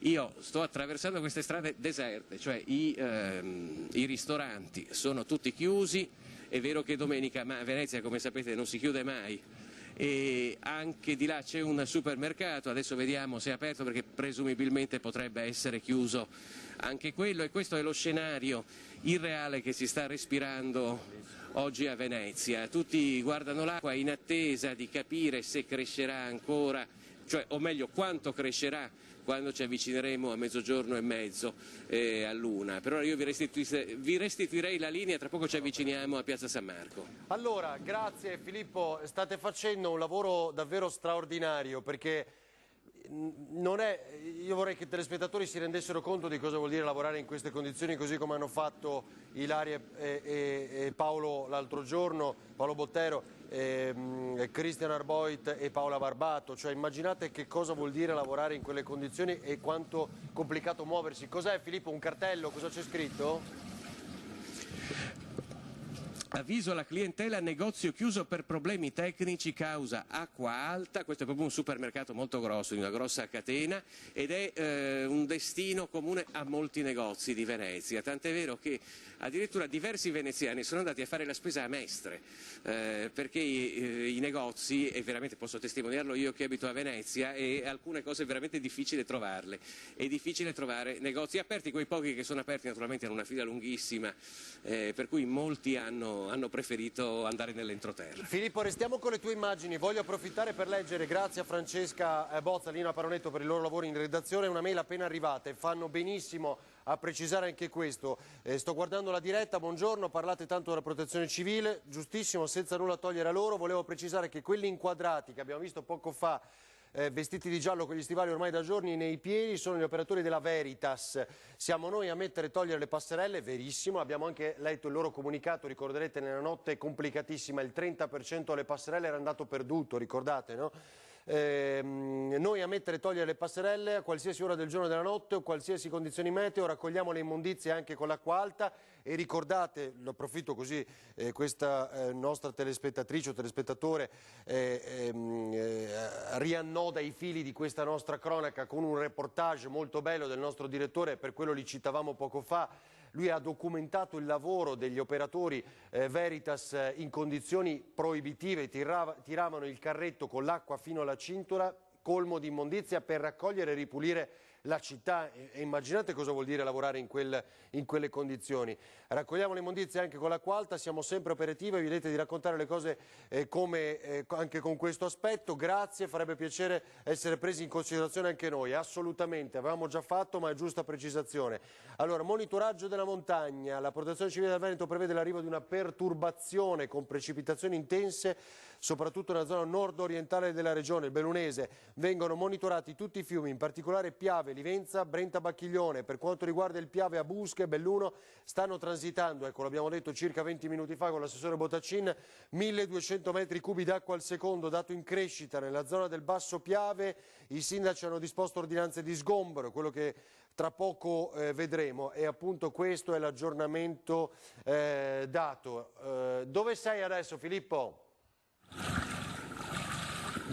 Guarda, noi siamo appena passati di fronte a Caffarsetti, che è la sede del Consiglio Comunale di Venezia. Il piano terra era completamente allagato, non riuscivamo a vedere fino a quando, ma presumibilmente tutto l'androne d'ingresso era allagato. Alle mie spalle c'è il Canal Grande, noi adesso stiamo procedendo in direzione di Rialto, per cui stiamo entrando proprio nella zona più bassa di Venezia, quella che andrà in maggiore sofferenza. Ieri tra l'altro avete visto per esempio che Rialto era allagata con 1,20 m di alta marea. Si tratterebbe di un'alta marea che viene generalmente definita come eccezionale, comunque, ma che in queste circostanze è apparsa quasi come una pausa rispetto a quello che sta capitando. Per cui figuratevi, la piazza era completamente allagata con 1,20 m, capite cosa succederà tra poco con 1,60 m, e siamo più che a capirlo l'avete anche visto, Filippo, dai nostri servizi di questi giorni. Benissimo, ecco, li stiamo sentendo, e devo dire che l'acqua è anche abbastanza fredda oggi rispetto ai giorni precedenti. Ecco. Comunque adesso noi ci avviciniamo a Piazza San Marco e tra poco, va bene, vi richiederemo la linea naturalmente. Va bene, allora torniamo adesso da Lucio Zanato e Nicoletta Rizzetto. Prima vi faccio vedere ancora dal PC un altro intervento da Burano di Marco Molin. Se siete pronti andiamo. Ti ripeto, uno dei punti più alti, che come vedete è invaso comunque dall'acqua. Ci sono le transenne per evitare proprio che le persone si avvicinino ai danni, ecco, che sono stati prodotti ancora dalla mareggiata di martedì sera. Guardate, tutta la fondamenta tutta quanta spaccata, i blocchi marmorei buttati a terra. Ecco, è proprio una condizione di emergenza che fa paura, perché se non cambia la situazione tra l'1 e le 2, il centro mare prevede un picco di 160 cm che porterebbe ovviamente Burano a vivere l'incubo sia di martedì notte e sia anche di venerdì mattina. Sì. Eh sì, ha ragione Marco Molin da Burano. Andiamo subito, Ponte di Piave. Lucio, sei a bordo del fuoristrada? Sì, sono a bordo del fuoristrada adesso con il sindaco e con il responsabile della polizia municipale. Andiamo a vedere le case che sono state evacuate. Sindaco, allora partiamo. La zona di preciso qual è? Allora, la zona è via Piave e ce la troviamo proprio nell'area proprio vicino a dove abbiamo proprio l'ingresso a Ponte di Piave. Adesso ci arriviamo direttamente passando per il ponte e si tratta praticamente in questo caso di 4 abitazioni, quindi di 4 nuclei familiari. Allora adesso vi facciamo vedere il ponte, dal Ponte di Piave, poi andremo dentro la Golena. Adesso io mi sposto, Nicoletta si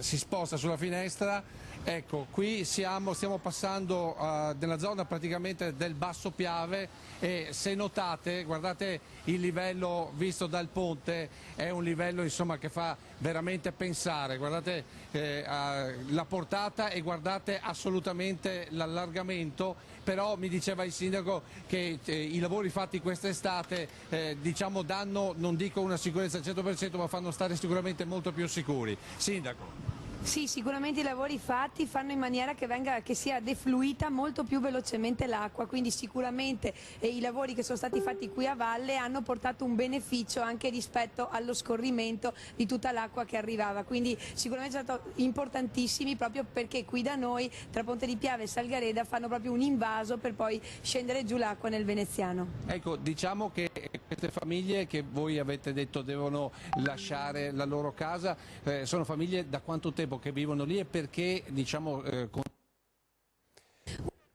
Sono da anni che abitano nell'area golenale, chiaramente loro conoscono l'area golenale ed è anche difficile, anche quando gli diciamo di doversi spostare eccetera, perché chiaramente abitandoci da anni loro dicono sappiamo che da quando arriva l'acqua alla traversa di Busca e ci comunicate il dato in 7 ore arriva a Ponte di Piave e sappiamo come gestire la cosa, però purtroppo adesso ci sono una serie di concause per le quali siccome il sindaco responsabile proprio è la persona preposta per poter portare fuori le persone, devono anche ascoltare quello che poi gli viene detto rispetto a quei dati che il CFD, la Regione, eccetera, ci forniscono in continuazione e ci permettono di essere precisi. Chiaramente in questo caso è andato a intervenire. Immaginate ovviamente anche ed essere in movimento in questo momento a bordo dell'auto. Quindi chiaramente una importante situazione per le quali queste sono le primissime abitazioni, ecco perché abbiamo fatto una scrematura proprio. Ecco Lucio, se mi senti andate un po' più piano, perché forse con una velocità un po' più sostenuta è complicato mantenere il collegamento. Vai, vi vediamo di nuovo, vai Lucio. Ecco, sì. Sì, esatto, allora stavamo dicendo che adesso noi stiamo entrando proprio nella zona veramente golenale, vedete abbiamo lasciato la strada e ci stiamo addentrando nella zona proprio del Piave dove queste famiglie sono state evacuate. Ecco, adesso tra un attimo, ecco, qui siamo proprio sul Piave, adesso se mi dai ancora un secondo, sì. Eccoci qua, perfetto. Sì. Allora, Lucio, torniamo da voi tra poco appena vi sistemate. Questo ancora un altro video, vado a memoria se è Burano, vediamo un po'. Fatemi guardare, adesso vi dirò con precisione. Sì. Sempre Marco Molin. Nuova, invece, come vedete la situazione è ancora peggio, è uno dei punti più bassi nonostante i rialzi fatti da Insula negli anni scorsi, ma come vedete la situazione è al momento sotto controllo, non c'è vento, tutto sembra tranquillo, però ovviamente fa paura. Fa paura, dice Marco Molin, volevo farvi vedere velocissimamente, ma restiamo pure con la schermata, non ti preoccupare Tonio Italo, questa invece è Chioggia, pochi istanti fa, un altro video che ci è arrivato, grazie a Ilaria Marchiori. Soffia forte anche il vento. Quindi evidentemente lo scirocco adesso è arrivato.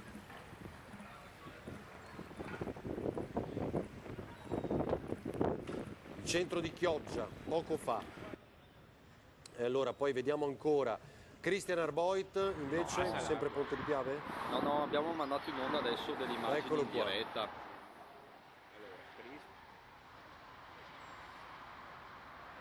E per dirti a Porto Buffolè... Sempre la condizione dei fiumi a valle, sempre nella zona del Trevigiano, pronti a ricollegarci adesso con Lucio che incontrerà le abitazioni, quanti sono stati evacuati.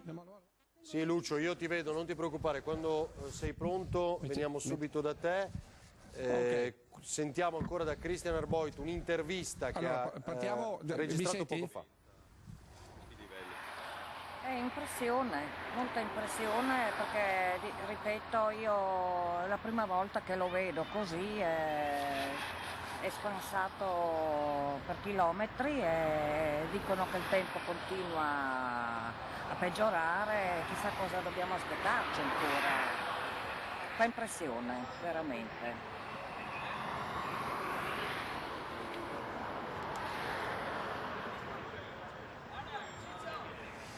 Va bene, allora Lucio, eccole qui ancora le immagini. Lucio, da te allora, dove siete? Eccoci qua, allora... Ok, siamo a Ponte di Piave, siamo nella zona dell'Adria, siamo in una delle case che sono state abbandonate addirittura dall'altra volta. Giusto per farvi capire che cosa succede, guardate, la casa è stata ristrutturata, vale la pena che la facciamo vedere perché chi ci abitava ha deciso di mollare tutto ed è rimasta così ancora dall'altra volta. Guardate che cosa riesce a fare il Piave e soprattutto la disperazione di chi ha investito in questa abitazione e poi è rimasto. C'è qualche problema con il collegamento, vedo che tanti ci scrivono anche, ci sono decine di commenti. Sono poi le altre 4 abitazioni che invece sono quelle che sono più... Vai Lucio, vi vediamo di nuovo, Ci sono? Sì. Ok, perché sai, qui la situazione è un po' così. Allora, Nicoletta, mollo un po' il cavo, fai vedere di nuovo dentro, perché vale la pena far vedere, io rimango con lo zaino fuori, vale la pena far vedere una casa appena ristrutturata e già abbandonata, vero Sindaco? Sì, sicuramente, quindi quello che è accaduto proprio l'anno scorso qui a Ponte di Piave ha avuto degli effetti effettivamente per tutti quanti importanti. Tra le altre cose, una di queste possibilità era con il bando che aveva dato la Regione Veneto, era proprio quello di demolire, inserire questo credito nel registro dei crediti edilizi proprio per recuperare queste cubature che poi diventano chiaramente delle cose isolate che rimangono qui ferme. E quindi voi avete cercato di agevolare le persone che lasciano questa zona del Piave perché è veramente pericolosa ed è anche inutile cercare di investire su questi immobili che poi devono rimanere lì, giusto? Assolutamente, non devono investire proprio perché anche con le case altre che stiamo andando proprio a realizzare adesso nel bando uno dei requisiti maggiori che abbiamo dato ai cittadini è proprio quello delle persone che abitano nell'area goldenale a più di 30 anni di uscire ad avere la possibilità di avere una casa popolare. Sindaco, adesso andiamo a incontrare chi in questo momento deve lasciare casa. Venite un attimo che vi intervistiamo, eccoci qua. Intanto con Nicoletta vedete alle mie spalle altre case che devono essere lasciate. Buongiorno, voi siete la gente del Piave. Ma è giusto vivere così che ogni volta che va sul lago? Siamo abituati qua, non possiamo lasciare, ormai siamo abituati qua. Però voglio dire, ogni volta vi chiamano, mollare tutto. È così, non si può... Casa sua qual è? Quella là. E voi che cosa avete fatto? Abbiamo spostato tutto, abbiamo portato via tutto quanto. Portato tutto sopra o proprio portato? No, tutto fuori dal paese. Possiamo venire a vedere dentro com'è? Sì. Allora, Ferdinando, se tu sei d'accordo, noi ti diamo un attimo la linea perché a meno che non la teniamo, dimmi tu cosa vogliamo fare, intanto mi faccio raccontare da questo signore. Se tiene il segnale, Lucio e Nicoletta, noi vi seguiamo. Sono quasi 10 anni che abito qua. Ecco sì, perché questa è tutta la gente del Piave, siamo proprio in mezzo al Piave, siamo in mezzo alla gente che guarda sempre con apprensione questa situazione. Sì. Voi siete stati avvertiti quando?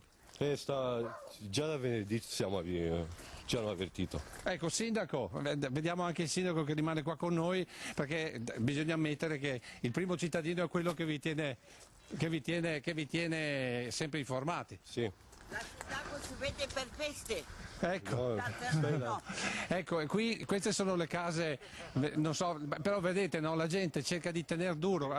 Nicoletta, fai vedere questa casa qui ad esempio che continua la ristrutturazione, cioè cosa succede? Passa il momento dell'alluvione e la gente ricomincia da capo perché ci crede. Sì. Ma lei è giovane, quanti anni ha? Io ho fatto 30 anni, sono. E lei è qua da quanti anni? Quasi 15. 15, ma come mai ha scelto di venire proprio qua? Perché un altro mio amico ci ha dato per avere questa casa qua. Sì? E noi l'abbiamo presa in affitto e dopo la signora ce l'ha lasciata. E voi insomma avete messo tutti i vostri risparmi qua? Sì, io ho speso quasi 30.000 euro in questa casa qua. Un po' alla volta? Sì, l'anno scorso l'ha proprio devastata e adesso speriamo che non fa altri danni. Ecco, avete preso qualche rimborso? No, niente. Con tutte le carte che ho fatto non ho preso niente. Ho capito. Senta, ma l'anno scorso a che livello è arrivata là? 3,14 metri. Quindi cos'era? Praticamente sotto. Tutta? Sì. E quando siete rientrati cosa avete trovato? Un disastro. Ma in questo caso qui voi avete un piano solo, dove mettete la roba? Devo portarla via. L'anno scorso ho fatto solo un po' a portarla via. Il resto ho perso tutto. Quest'anno vi hanno avvertito un po' prima oppure? Sì, un po' prima. Perché l'anno scorso c'era cos'era? Il comune era commissariato se non ricordo male. Era il commissariato, non c'era il sindaco e è andato tutto. Voi avete già chiuso tutto perché in questo momento diciamo, l'ordinanza vi impone di lasciarla la casa? Ho solo preso i cani e li ho messi dentro, però apri la finestra.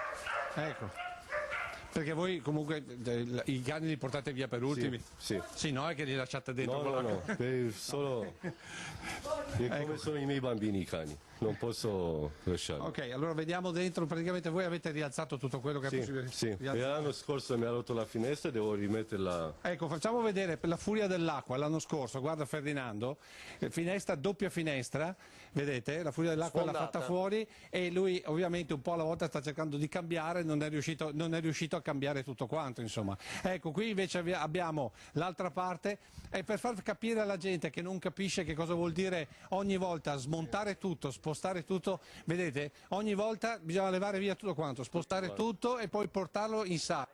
E qua è chiuso. Ecco. Però l'ha fatto un disastro, l'ha fatto. Senta, ma se gli offrissero una casa da qualche altra parte? Sì, lo prenderei. Non ce la fa più? No. Perché ogni volta io devo sempre stare in ansia a vedere come sarà il Piave. Però quello che mi dispiace di più è che ho messo tanti. Allora aspetta qualche istante, Lucio, si è staccato il collegamento, torniamo da te tra poco, sentiamo Maier appena possibile ragazzi e torniamo da Fois. Lucio, stai pronto? Qui vi faccio vedere un video di Maria Luna a Murano invece. Ecco, aspettate solo qualche istante, ecco vai, se lo volete far vedere c'è. Murano, Maria Luna ci fa vedere queste immagini pochissimi istanti fa, lo dicevo, ci stanno arrivando un monte di segnalazioni, ringrazio anche Elvis che dice che purtroppo in alcune zone anche a causa del maltempo non riesce a vederci, ma dice a Feltre le condizioni meteorologiche sono peggiorate, piove a dirotto, si è alzato anche un forte vento, ci scrive Elvis attraverso la pagina Facebook di Antenna 3. Dunque, questo cos'è, Cristian? Un cedimento a Porto Buffolè, martedì zona industriale. Allora, questo è il sindaco, vediamo cos'è questo video, 19 secondi, vediamo cosa ci ha mandato Cristian.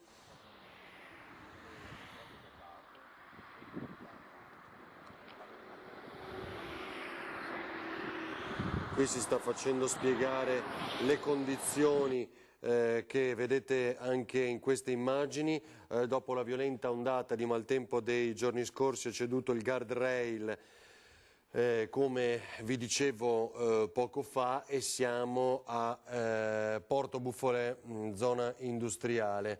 Allora, Burano, ancora una volta, Marco Molin, stiamo facendo vedere tutto, Chioggia, Burano, Venezia, il Piave, lo vedete, la montagna, questo è Burano.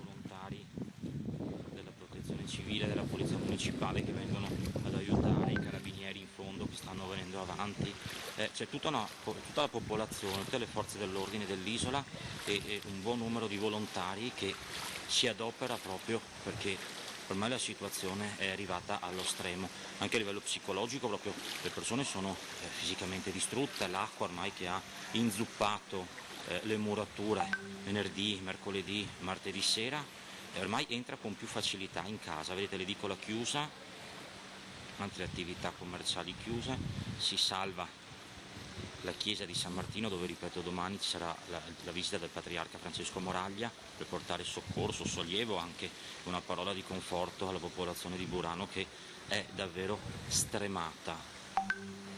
Non uso parole buttate là, non credo di esagerare dicendo che siamo proprio una popolazione stremata che non vede l'ora che passi questo disastro e ringrazio anche Antenna 3 che ci dà la possibilità di comunicare questo stato di difficoltà che viviamo, che condividiamo con Venezia, che condividiamo con Murano, con Mazzorbo, con Torcello.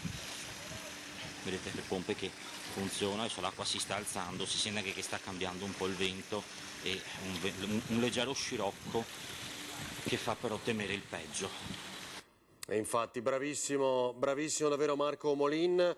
Residente di Burano, siamo stremati, ha detto poco fa. Allora, a Pellestrina, com'è la situazione? Saluto e ringrazio Lorenzo Maier. Buongiorno Lorenzo.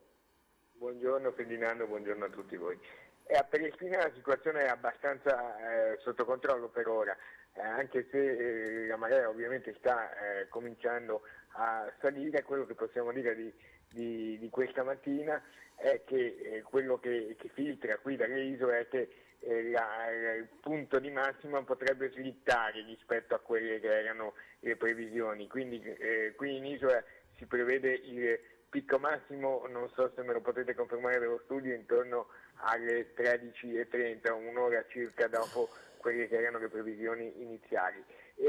La macchina dei soccorsi diciamo che è già allertata, visto che i volontari sono qui praticamente ininterrottamente da 3-4 giorni, per cui sono già all'opera per mettere in atto tutte quelle procedure che possono risolvere la situazione o comunque prevenire i rischi.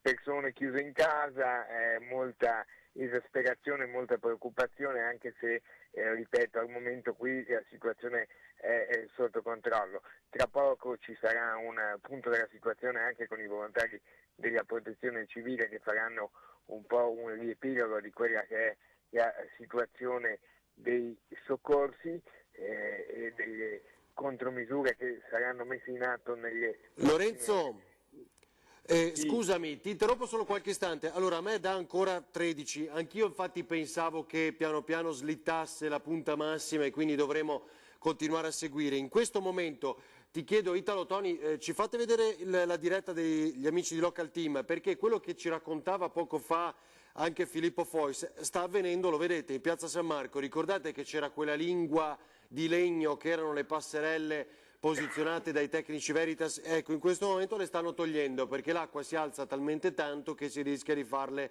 navigare, come abbiamo visto in uno dei video celebri di martedì notte, con le passerelle che venivano portate via dalla marea. Dunque Lorenzo, resta 160 la previsione alle 13 in questo momento, ancora non mi sembra sia stata spostata, non è slittata, ma in questo momento siamo a 137, quindi sale più rapidamente in effetti rispetto a prima. Vai Lorenzo. Ecco, rispetto a quello che dicevi appunto ti posso anche dire che al momento, qui anche dal Lido la situazione della viabilità in centro, ricordiamo che il Lido a 140 viene chiuso il piazzale, tutto il centro per la viabilità, e i vaporetti vengono per così dire frazionati. Fino a qualche decina di minuti fa le linee erano ancora regolari, ma già si sta operando per chiudere il piazzale e quindi per far scattare diciamo il primo livello di emergenza, però fino a pochi minuti fa certo, la situazione anche della viabilità era regolare. Quello che vi possiamo raccontare purtroppo è che è una domenica davvero irreale, perché molti, diciamo la maggioranza dei locali, dei negozi, sono dei bar, dei ristoranti, è tutto chiuso ermeticamente. Abbiamo sentito un ristoratore al Lido che ci ha detto di aver perso tutto e chissà quando mai potrà riaprire. Quindi è veramente una situazione, anche direi che la preoccupazione dei giorni scorsi amplifica un po' diciamo anche quella che è una situazione di esasperazione di una popolazione che è ormai provata.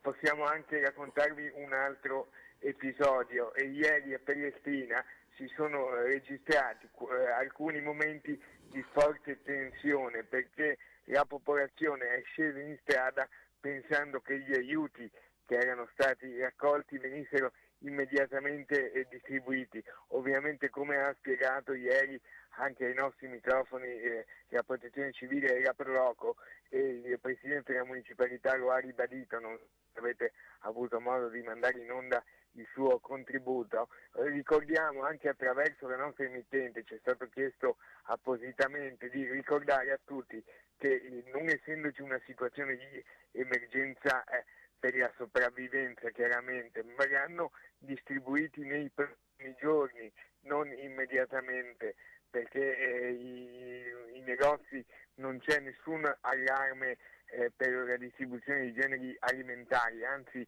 ieri quasi tutti i negozi, tranne l'unico supermercato dell'isola, avevano riaperto, quindi i commercianti ci pregano di farvi sapere questo. Un aiuto per loro è anche che possa riprendere, che loro possano ricominciare a lavorare, quindi non c'è un problema di approvvigionamento del latte. È una delle fake news che purtroppo abbiamo visto in questi giorni rimbalzare sui social, ma ci è stato appunto chiesto di ribadire a tutti attraverso la nostra emittente anche questa precisazione. E tra poco, quando hai aggiornamenti, hai detto una cosa importantissima, infatti questa, perché larga parte del nostro lavoro è combattere anche le fake news. Purtroppo, grazie davvero e buon lavoro. Volevo dare 2 aggiornamenti anche, grazie ai ragazzi di Bassano. Monica ci dice, Monica Smiderle, Vigili del fuoco di Asiago, dicono situazione tranquilla, tanta pioggia stanotte ma nessun intervento per il maltempo. E c'era un altro aggiornamento dal sindaco di Marostica, sempre tramite Monica Smiderle. Buongiorno, appena finito il giro di controllo, attualmente niente da segnalare, quindi anche questo è importante. Poi Zenson, diamo l'aggiornamento tra poco, ma abbiamo ristabilito il collegamento con Lucio Zanato prima di andare da Filippo Fois, e non abbiamo detto Tiziana Bolognani e Paolo Bottero invece sono in viaggio verso Schiucazze, quindi dove si è messa in moto di nuovo la frana. Appena possibile ci collegheremo con il bellunese. Vai Lucio! Allora, io riprendo la linea da qua, farò entrare dentro la Nicoletta perché in questa zona il segnale è un po' debole. Volevo farvi rivedere un attimo che cosa significa rimettersi a posto casa dopo un'alluvione, perché dall'anno... Vai pure dentro Nico, ti tengo io il cavo. Se guardate dentro, dall'anno scorso non ci sono più, se piano piano se uno si rimette a posto casa, non ci sono più gli infissi, vedete che non ci sono più le porte e poi piano piano si ricostruisce tutto, perché poi saltano i muri interni, esce fuori l'acqua, esce fuori l'umido, guarda, fai vedere da basso, e poi è un continuo vivere con gli stivali ai piedi. Adesso il proprietario non lo vediamo, ma vi garantisco vive costantemente con gli stivali ai piedi. E con il sindaco noi intanto l'abbiamo vista al telefono, l'ennesima telefonata a Busche. Rimane sì, 1190, questo è il livello, quindi man mano adesso andremo avanti a vedere, mezzogiorno e mezzo facciamo un attimo di sumito e poi il pomeriggio vediamo un attimo. Andiamo a vedere invece le altre case. Sì. E allora ringraziamo chi ci ha ospitato in questa casa, grazie ancora. Guarda Nicoletta, fai vedere gli stivali ai piedi, perché la gente non ci crede, uno vive con gli stivali ai piedi, e lei l'altra volta col fango si è messo a dormire in mezzo al fango. Sì, perché non avevo un posto dove dormire, perché se c'era il sindaco c'era il commissariato.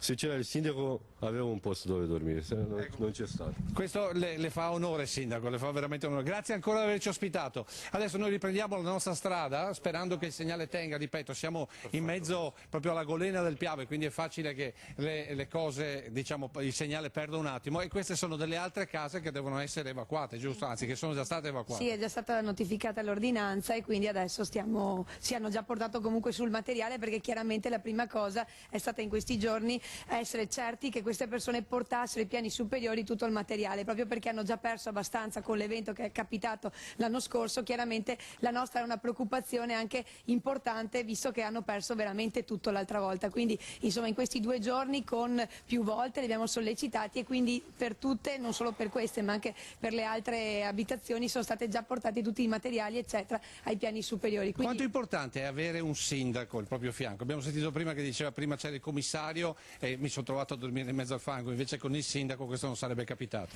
Perché il sindaco conosce i cittadini, conosce quelle che sono le realtà, hanno bisogno anche di sentirsi, di sentire le persone, sentire anche i nostri stessi dipendenti comunali che gli rispondono al telefono, gli dicono guarda il livello è questo, la portata è questa, stai tranquillo. Avere una voce di riferimento è fondamentale, perché in una situazione di emergenza già c'è il panico delle persone, poi se hanno dall'altra parte una tranquillità di un'amministrazione, dei dipendenti che loro conoscono, perché chiaramente si conoscono, è una cosa fondamentale. Noi dobbiamo dare questo, la tranquillità ai cittadini di sapere, anche perché chi vive nel Piave lo sa, da quel momento in cui viene sversato giù, nelle 7 ore poi successive arriva a Ponte di Piave. Quindi... Senta sindaco, però riesce a convincere qualcuno a fare una vita un po' migliore, o proprio la voglia di vivere, essere gente del Piave così forte che si affronta tutto? Guardi, speriamo che appunto alcune di queste persone hanno partecipato a questo bando che dicevamo proprio per dargli la possibilità di uscire e quindi utilizzare la possibilità di questi alloggi dell'Ater per poter venire fuori da questa situazione. Ci siamo sentiti come amministrazione di dare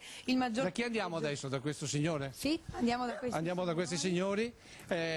Sindaco, un'altra domanda. Loro vanno via da queste zone, ma poi c'è qualcuno che sorvegli che non ci siano sciacalli che entrino dentro? No, chiaramente una delle cose importanti che aveva dato la possibilità al bando proprio della regione era quello di poter anche demolire e iscrivere la cubatura da un'altra parte, chiaramente dando una possibilità a qualcun altro di usarla, quindi dei soldi che non vengono persi, ma soprattutto si tolgono anche degli obbloghi dal territorio. Certo, ma quello che volevo capire è, ad esempio, loro adesso lasciano la casa, questa notte chi garantisce che nessuno vada a portargli via la roba? Per questa notte sicuramente sono prese, si sposteranno, lei dice per l'abitazione. Sicuramente abbiamo la polizia locale, ci siamo noi sul territorio, quindi non c'è un presidiamento. Speriamo che non ci sia questo tipo di emergenza, ma soprattutto perché si rimane qui, certo, sicuramente, perché i casi almeno sono quelli rari delle 15 abitazioni. Allora, il sindaco rimane con noi, però voglio andare a incontrare, se mi aprono. Buongiorno, possiamo parlare? Buongiorno, buongiorno. Grazie, permesso, grazie, buongiorno. Buongiorno, buongiorno. Come va? Non c'è male, siamo abbastanza tesi, guarda, perché ci sono problemi adesso, a parte che ho anche il marito in ospedale. E allora siamo io e mia figlia qua che dobbiamo gestire la situazione. È un po' bruttino perché siamo rimasti ancora scossi dall'anno scorso, che abbiamo avuto una passonata abbastanza dura che ci ha distrutto tutto. Ma voi adesso avete spostato tutto? Niente, è saltato di nuovo il collegamento, vediamo se riusciamo a ripristinarlo. Lucio, attendi qualche istante, abbiamo al telefono Christian Arboit, molti video che dobbiamo mostrare. Allora andiamo con Christian, poi mi dite quando è pronto Lucio. Christian, dove sei? Sì, Ferdinando, buongiorno. E allora mi trovo tra i comuni di Mansuè e Porto Boffolè. Siamo in zona Pradei Gai, che è una cassa di espansione naturale del Livenza. Mi trovo qui con il sindaco di Porto Boffolè, Andrea Susana, che sta monitorando ora per ora la situazione. C'è da dire che al momento tutto è sotto controllo, anche se le immagini che vi sto trasmettendo sono abbastanza impressionanti, perché è una cassa di espansione molto grande. Lo facciamo vedere, si vede questo lago quasi artificiale, però appunto mi spiegava il sindaco che l'acqua della Livenza sta defluendo in maniera corretta. È così, sindaco? Assolutamente sì, volevo tranquillizzare tutti i vostri telespettatori, problemi non ce ne sono, i livelli sono bassi, quindi sto controllando un po' io, ma non ho neanche allertato in questo momento la protezione civile. Cristian? Sì, ecco Ferdinando, allora la situazione quindi è sotto controllo. Prima ho sentito anche il sindaco di Oderzo e altri amministratori della zona, Livenza, Monticano, ecco tutto è sotto controllo. E per quanto concerne Porto Porto Buffolè ci sono stati dei danni nella serata di martedì sera. Il sindaco ci ha trasmesso delle foto, forse ce le avete, potete metterle in onda. C'è stata qui nelle vicinanze su un ponticello per andare in zona industriale un cedimento della banchina. Anche qui il sindaco ci vuole spiegare cosa è successo. È un cedimento di una banchina che però non crea nessun problema con l'acqua, e questo è dovuto dalle forti piogge. È un argine fatto una decina di anni fa, è abbastanza pendente e quindi con l'acqua ha avuto questi problemi, però tutto sotto controllo. Ecco, però Ferdinando, la questione che appunto mi illustrava il sindaco riguarda soprattutto dei progetti che stanno venendo avanti per la messa in sicurezza idraulica del territorio, con la creazione di nuove opere accanto alla regione che metterebbero davvero in sicurezza il territorio, anche perché Porto Buffolè, che è uno dei borghi più belli d'Italia, il comune più piccolo della provincia di Treviso, è un piccolo gioiello, si trova proprio su Livenza, sia la sponda destra che la sponda sinistra. Sindaco, cosa state progettando con un flash, la regione? ti chiedo Cristian, e chiedi al sindaco di parlare un po' più forte perché facciamo fatica a sentirlo, e poi ci dobbiamo spostare da Foix, che è all'interno di una chiesa del 500 a Venezia. Vai Cristian. Sì, subito. Sindaco, ci spieghi questo progetto. Allora, è un progetto nato tantissimi anni fa, è la costruzione praticamente di un argine dall'altra parte verso il Pradegai per regolamentare il livello dell'acqua. Quindi, in poche parole, finché l'acqua cresce a livelli di sicurezza viene tenuta nel canale e fatta scaricare a mare. Quando i livelli sono alti, a quel punto c'è una porta che fa, un trascinatore che fa andare l'acqua nei Pradegai, che a quel punto sono vuoti. Chiaro, perfetto. Cristian, torniamo da te quando ci sono aggiornamenti. Scusaci, ma volevo capire, eccolo qua, lo vedo inquadrato Filippo Foix, subito da Filippo e Sandro. Acqua all'interno della chiesa del 500. Sì, eccoci Ferdinando, noi come detto stiamo proseguendo verso Piazza San Marco, abbiamo attraversato Campo San Luca, Campo San Fantin dove si trova la Fenice, naturalmente tutto è sott'acqua. Quasi tutti i negozi sono chiusi, adesso siamo proprio a ridosso di Piazza San Marco, ci troviamo nella chiesa di San Moisè, che è una chiesa, adesso c'è da illustrare, naturalmente molto antica di Venezia. Siamo con il sacrestano. A quando risale questa chiesa? La chiesa, la prima struttura risale alla fine del 792. Sì. Poi chiariamo, non 1700, 700. 192, sì.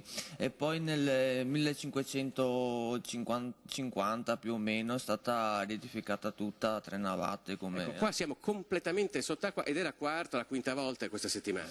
Sì, questa settimana è già la quarta volta, comunque sì, di acqua alta eccezionale la terza volta, perché comunque acqua alta normale basta già 1,15 m, la chiesa è già sotto, perché comunque è uno dei punti più bassi di San. Non c'è possibilità di difendersi?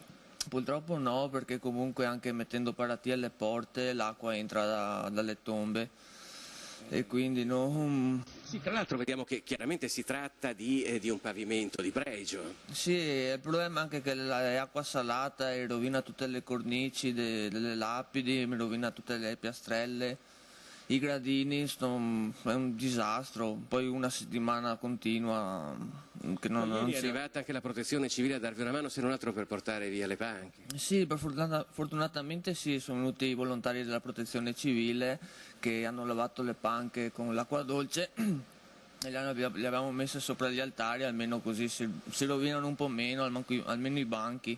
Ecco, tra l'altro la previsione di oggi è 1,60 centimetri. Noi adesso ci stiamo avvicinando proprio all'altare, vedete questi 3 gradini. Ecco, 1,60 dove arriverà, quindi presumibilmente l'acqua tra un'ora e mezza, quindi più o meno dovremo arrivare qui. Vedete tra l'altro qua come i marmi purtroppo sono mangiati dall'umidità, dall'acqua, dal sale. E durante invece la famosa notte del 12 novembre, quella con 1,78 m, dove era arrivata l'acqua?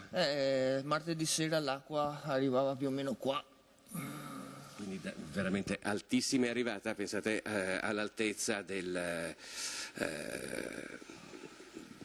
1,87 m, l'acqua quasi all'altezza dell'inguine. Tra l'altro, per dirvi, i tesori che sono custoditi qui adentro alle nostre spalle, se non ero quello, è un tintoretto, quello che vediamo. No. Sì, è un tintoretto, poi di fronte c'è un quadro di Giovanni Palma il Giovane, poi abbiamo i pagliotti di Rocca Tagliata, Beveranza, Brusaferro, ci sono vari pittori importanti, insomma.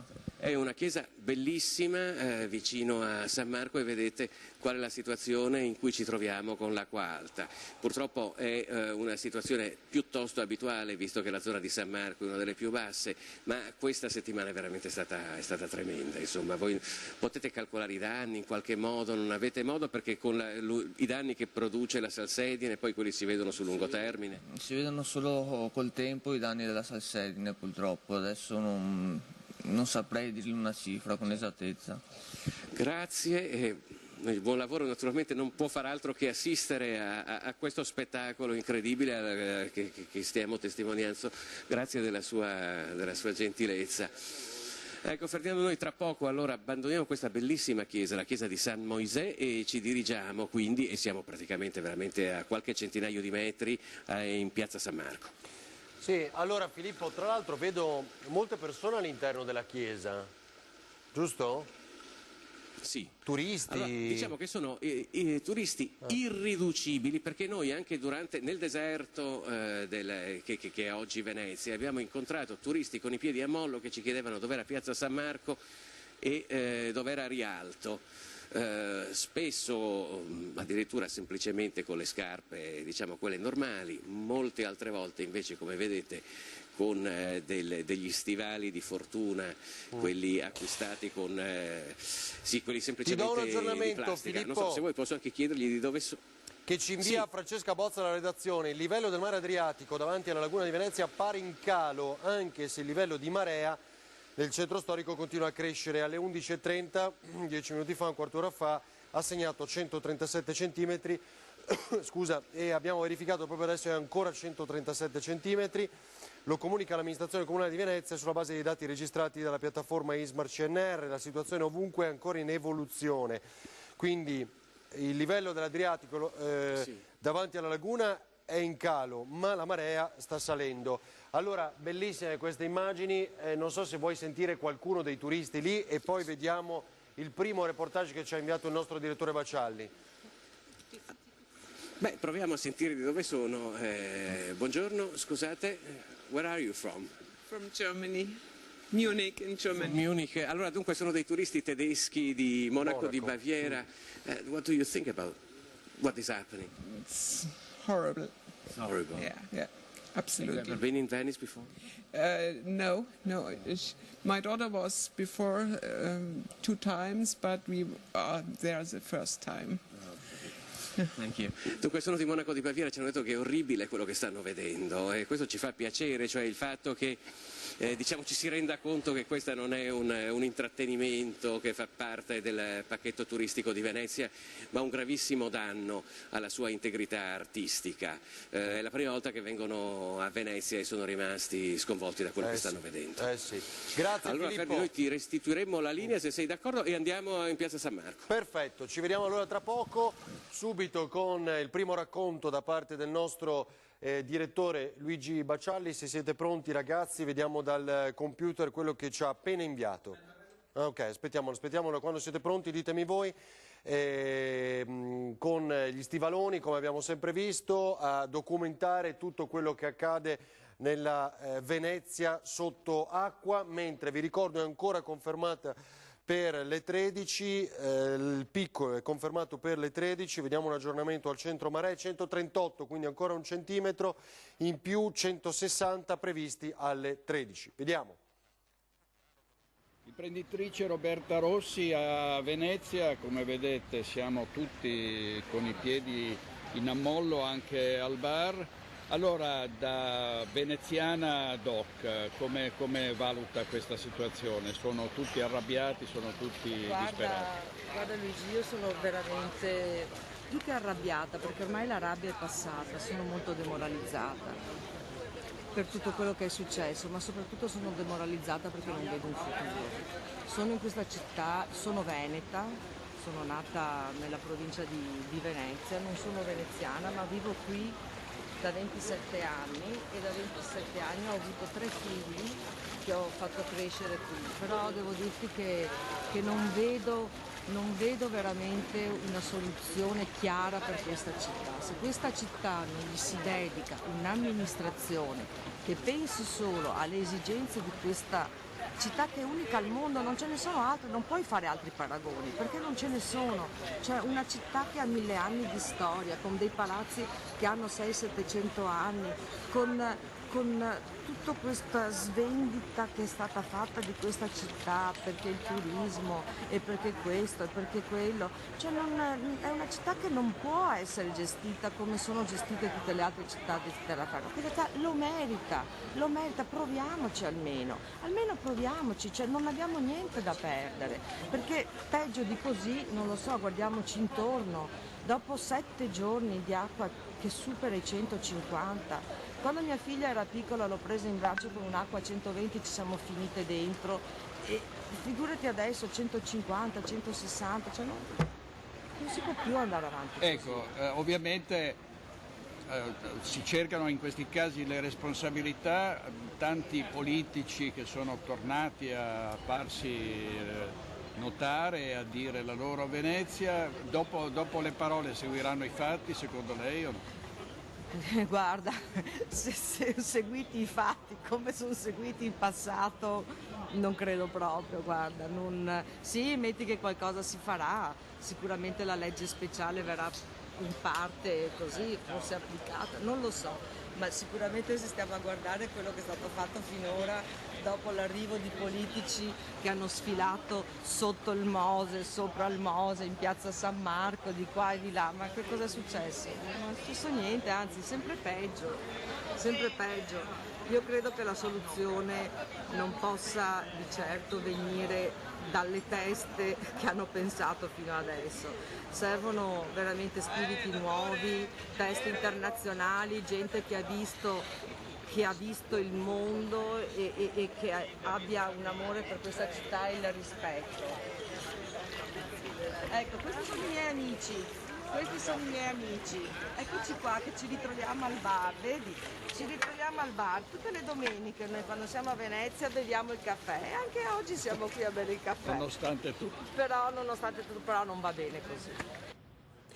Allora, così un racconto intervista al nostro direttore Bacialli. Vediamo, Piazza San Marco, da pochi minuti è stata chiusa al passaggio dei pedoni, lo comunica l'amministrazione comunale di Venezia, il livello di marea in questo momento è di 136-137, come abbiamo visto poco fa, a Punta della Salute. Questa è la situazione. Dunque, e la vediamo, Piazza San Marco, in queste immagini, ci segnalano il cordevole in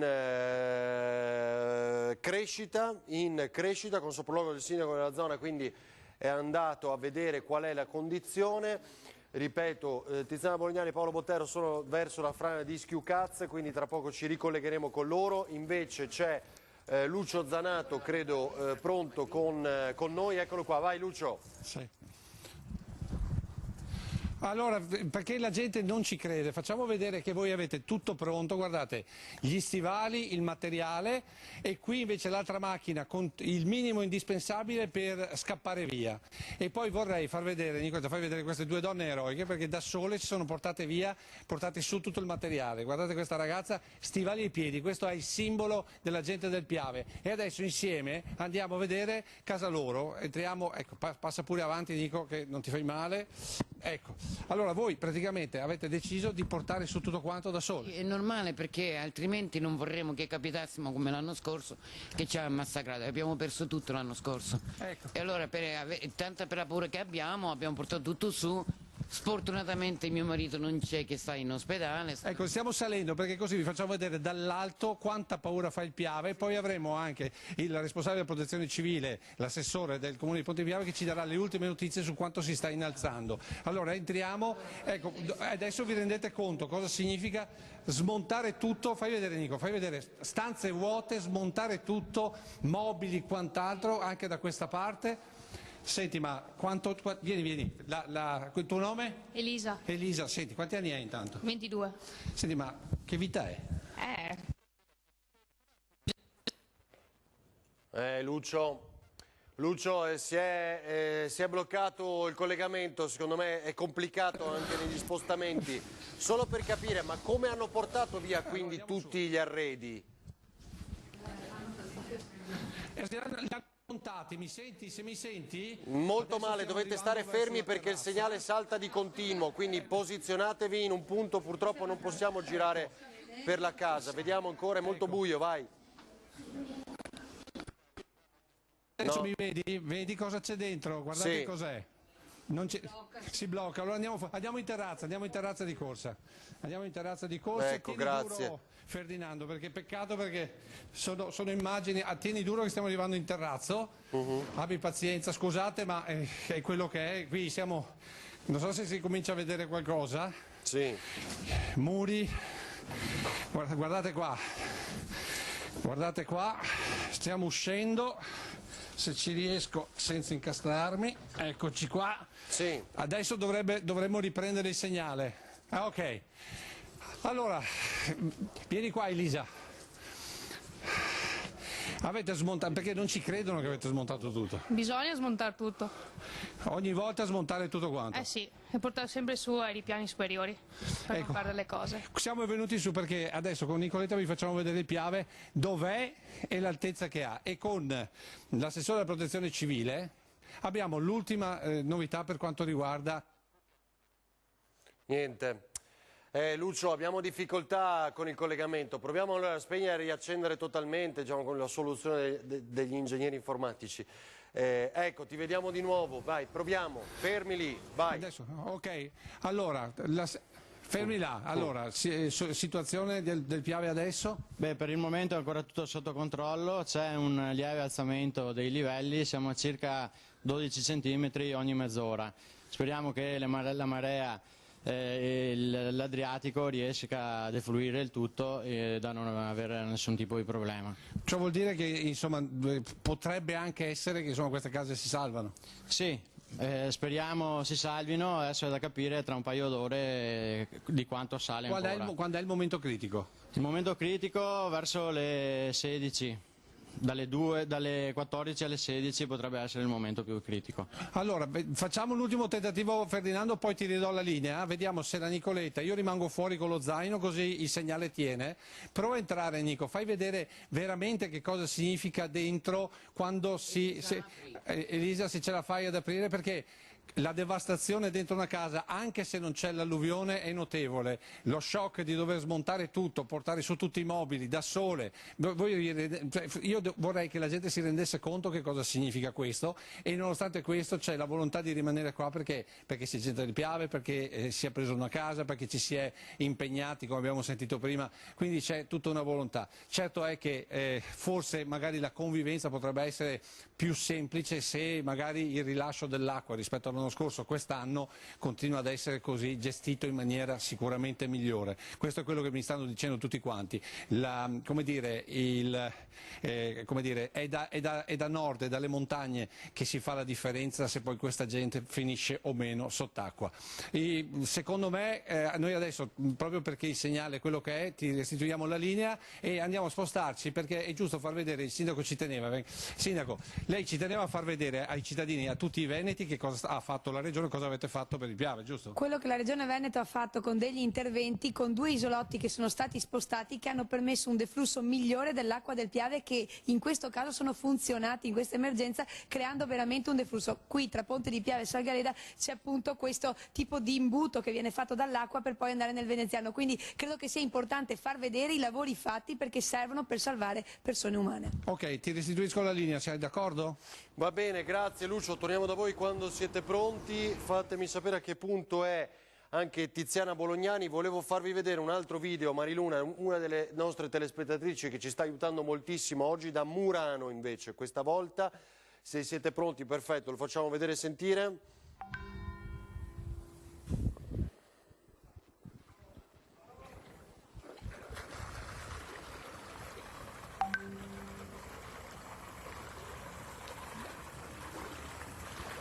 Questa è la situazione. Murano.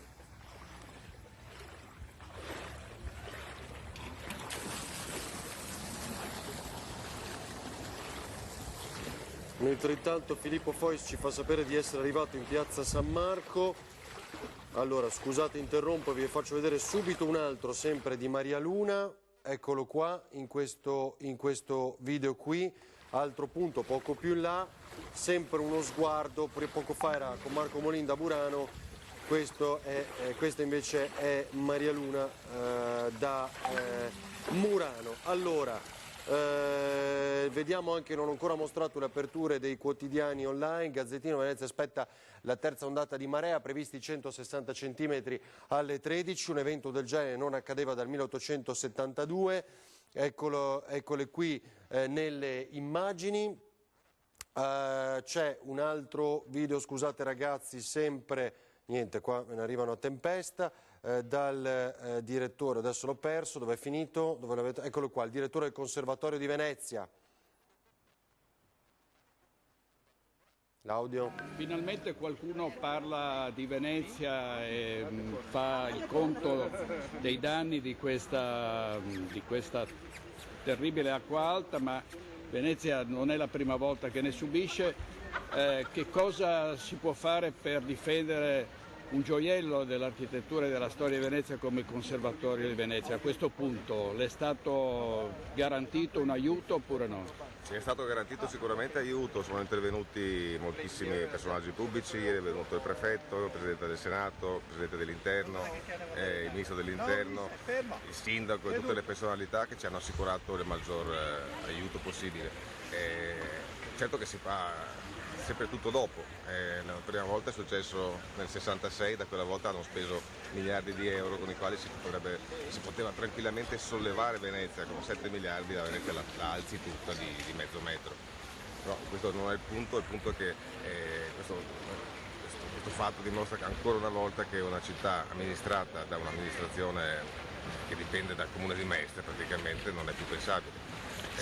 Presidente, la Fenice sta eseguendo le prove al Teatro Comunale di Treviso in vista della prima del 29 di novembre, gravissimi danni anche lì. Al Conservatorio potete continuare regolarmente l'attività o no? Beh, in questi giorni ovviamente abbiamo chiuso tutto perché siamo stati impegnati a sollevare alcune parti dell'archivio che erano state bagnate dall'acqua, quindi un fatto gravissimo, però siamo riusciti attraverso l'aiuto di tutti, devo dire che c'è stata una mobilitazione fantastica di volontari, studenti, docenti, tutti quanti sono venuti, anche molti stranieri, ad aiutarci a mettere in salvo e in sicurezza tutte le parti ammalorate toccate dall'acqua alta. Quindi abbiamo per il momento tamponato il maggior danno e la scuola è rimasta chiusa. Lunedì noi pensiamo di aprire, dipende cosa farà oggi, adesso siamo a 1,30, 1,40, questa, è previsto che possa arrivare a 1,60, per fortuna non c'è vento, quindi siamo ottimisti, ma di fatto anche tutta l'attività didattica scolastica in questo momento è in corso.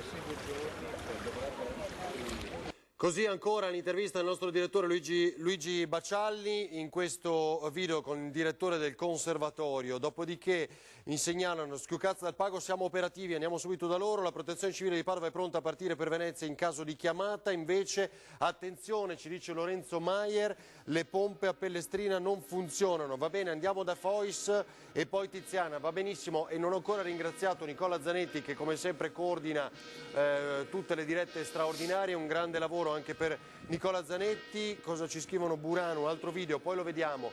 Abbiamo visto che se lì per fortuna il vento non è percepito, però Burano sì, Murano sì, a Chioggia anche, nei video che ci arrivano dai nostri telespettatori. Inconfondibile scenario, vai Filippo Fois, ti vediamo. Sì, eccoci, vedete com'è Piazza San Marco e ancora bisogna raggiungere il picco di oggi. Siamo secondo me presumibilmente a 140 centimetri, per cui se le previsioni si rivelassero esatte, venissero rispettate, non cambiasse niente, mancano ancora 20 centimetri prima che si raggiunga l'apice. La piazza è stata chiusa all'incirca 10 minuti fa, i turisti sono stati bloccati, dentro ci sono solamente le forze dell'ordine, come forse potete vedere in questo momento ci sono alcuni militari assieme alla polizia di Stato e i carabinieri nei pressi del campanile di San Marco.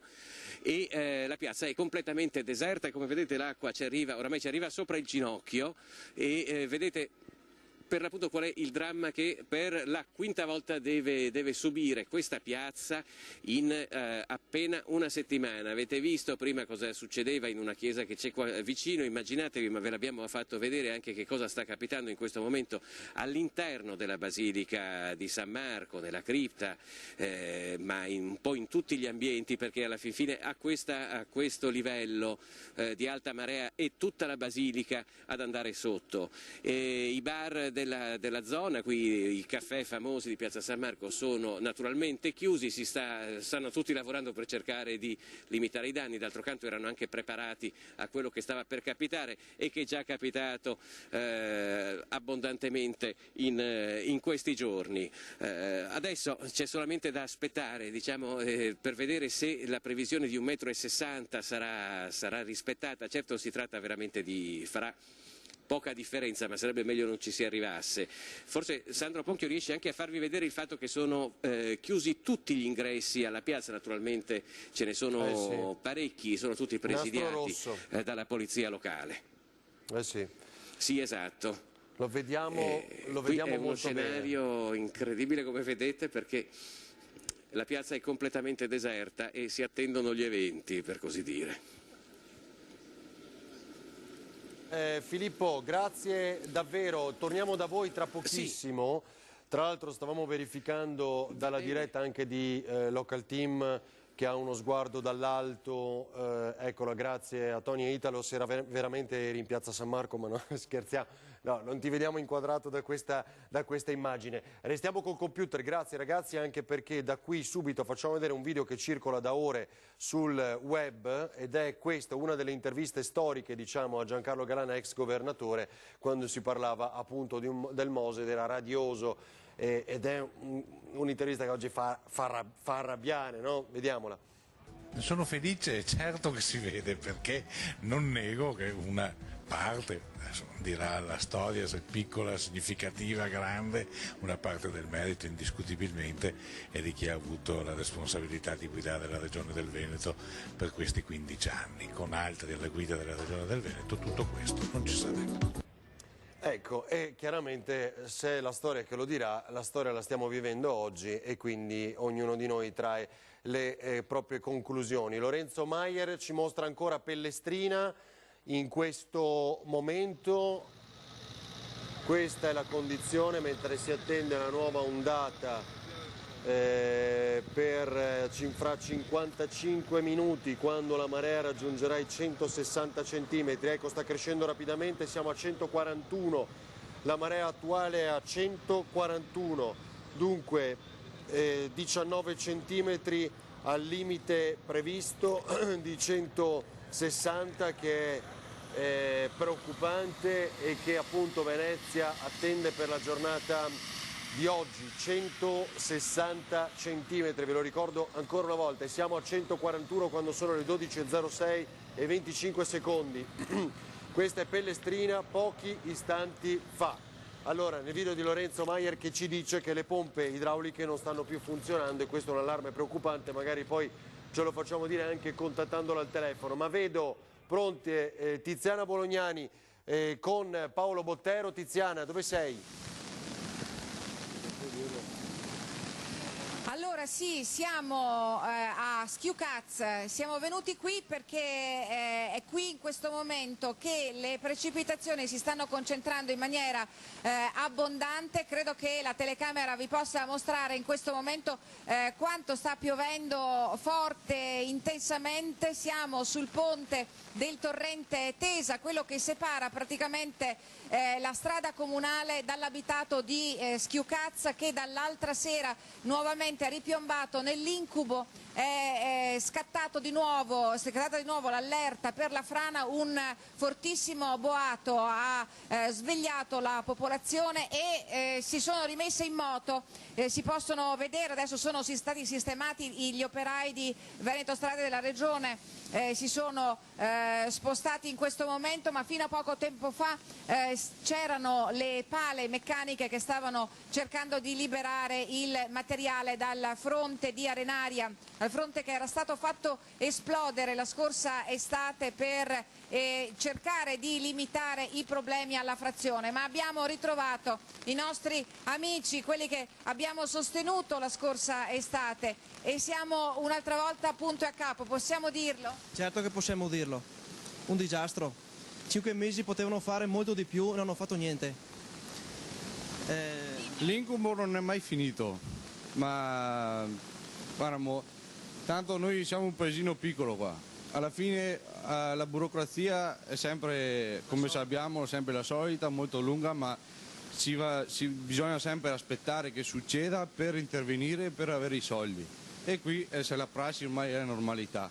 Però c'è da dire che secondo me autorità da piccole fino alle alte, se avessero qua familiari o qualcun altro di cuore, penso che sia già stato fatto il lavoro subito o urgentemente. Ed è un po' la protesta dei cittadini che abbiamo registrato anche l'altra sera, ve l'abbiamo fatto vedere, testimoniato nel servizio proprio poco dopo il nuovo allarme, la nuova allerta per la frana di Schiucaz, con la gente di nuovo preoccupata di lasciare la propria abitazione per questo materiale, per questo fronte franoso. Ma devo dire che, come abbiamo visto e vi abbiamo documentato al lago di Busche, il Tesa, che è gonfio in maniera molto preoccupante, si sta portando a valle il materiale, che è tutto il materiale che avrebbe dovuto essere asportato proprio in considerazione del fatto che l'autunno avrebbe riportato piogge prepotenti, piogge violenti e un po' il rischio idrogeologico molto elevato che si sta manifestando nella tutta sua prepotenza in questo momento, non solo qui ma anche negli altri corsi d'acqua, quelli minori. Sta accadendo a Canale d'Agordo, sta accadendo a Cencenighe a Gordino, sta accadendo in Valle di San Lucano, in tutto l'Alto Agordino, dove praticamente i torrenti non riescono a sopportare la portata, e in più c'è il problema del materiale, che l'acqua che scorre, guardate, è veramente impressionante, e la potenza è ancora più violenta rispetto a quanto vi abbiamo fatto vedere poco fa dalla diga di Busche. Il ponte di si vede che è molto sicuro. Magari se passano bambini o quant'altro. Certo, sono problemi. Che mettono magari qualche griglia, qualche guardrail o qualcosa. Anche le murature sotto devono essere un po' sostenute e ripristinate. Senti, spostiamoci un attimo e andiamo a vedere, perché oggettivamente la situazione con Paolo, esatto, sì, ci stiamo vedendo, vi facciamo vedere soprattutto verso le case di Schiucaz, che, ecco, guarda Paolo, probabilmente forse riusciamo a far vedere ai nostri colleghi che ci stanno e alla gente che ci sta vedendo da casa tutto questo materiale, il materiale che vedete qua sul fronte del torrente. Questo è pericolosissimo, Paolo, però non ti sporgere troppo, perché oggettivamente impressionante la situazione. Questo è il materiale che la furia dell'acqua si porta a valle e sta rischia di creare dei tappi e delle dighe naturali, e la situazione non è sicuramente non è sicuramente piacevole o gradevole. Non so se mi sentite perché sto sentendo, Tiziana, certo. Sento in sottofondo certo, dei rumori. Tiziana, mi senti? Volevo chiederti, qua ci segnalano il Cordevole in forte crescita, risulta anche a te? Sì, ci risulta, sì, ci risulta, però è dall'altra parte della provincia, è dalla parte, noi siamo in Alpago in questo momento, il Cordevole scorre in Agordino, lo ricorderete il Cordevole in Agordino, il Cordevole è il fiume che si ingrossò l'anno scorso al punto da scavalcare il ponte a Ponte Masse e nel punto in cui sprofondò l'abitazione nel torrente, quindi dovremo spostarci dall'altra parte della provincia. Qui in questo momento vi possiamo testimoniare che la situazione insomma è pesante, l'avete sentito, no? La gente, noi veniamo anche a raccogliere quelle che sono le voci della popolazione, la popolazione non ne può oggettivamente più, sta sotto questo costone che deve essere messo evidentemente in sicurezza. 2 giorni fa l'ex sindaco di Fara d'Alpago, Floriano Del Pracio, aveva detto proprio questa settimana erano stati programmati i lavori per il consolidamento di questo costone che deve essere ripulito. Ve lo faccio vedere, sistemo un attimo l'ombrello, ve lo faccio vedere, proprio dalla parte alta, quella parte alta deve essere completamente abbattuta e ripulita. Ed è quello che in questo momento sta creando la maggiore apprensione, perché è perché la conformazione di questa roccia, che è arenaria, è molto friabile, è molto delicata, molto debole, quindi potrebbe scivolare a valle, ma non si tratta di ripulire solamente questo versante, perché se con Paolo Bottero ci spostiamo lievemente alla destra, è tutto il versante di questa collina a ridosso dell'abitato di Schiucaz che ha necessità di essere ripulita, e tutto l'Alpago è un territorio ad altissimo, ad elevato rischio idrogeologico e geologico.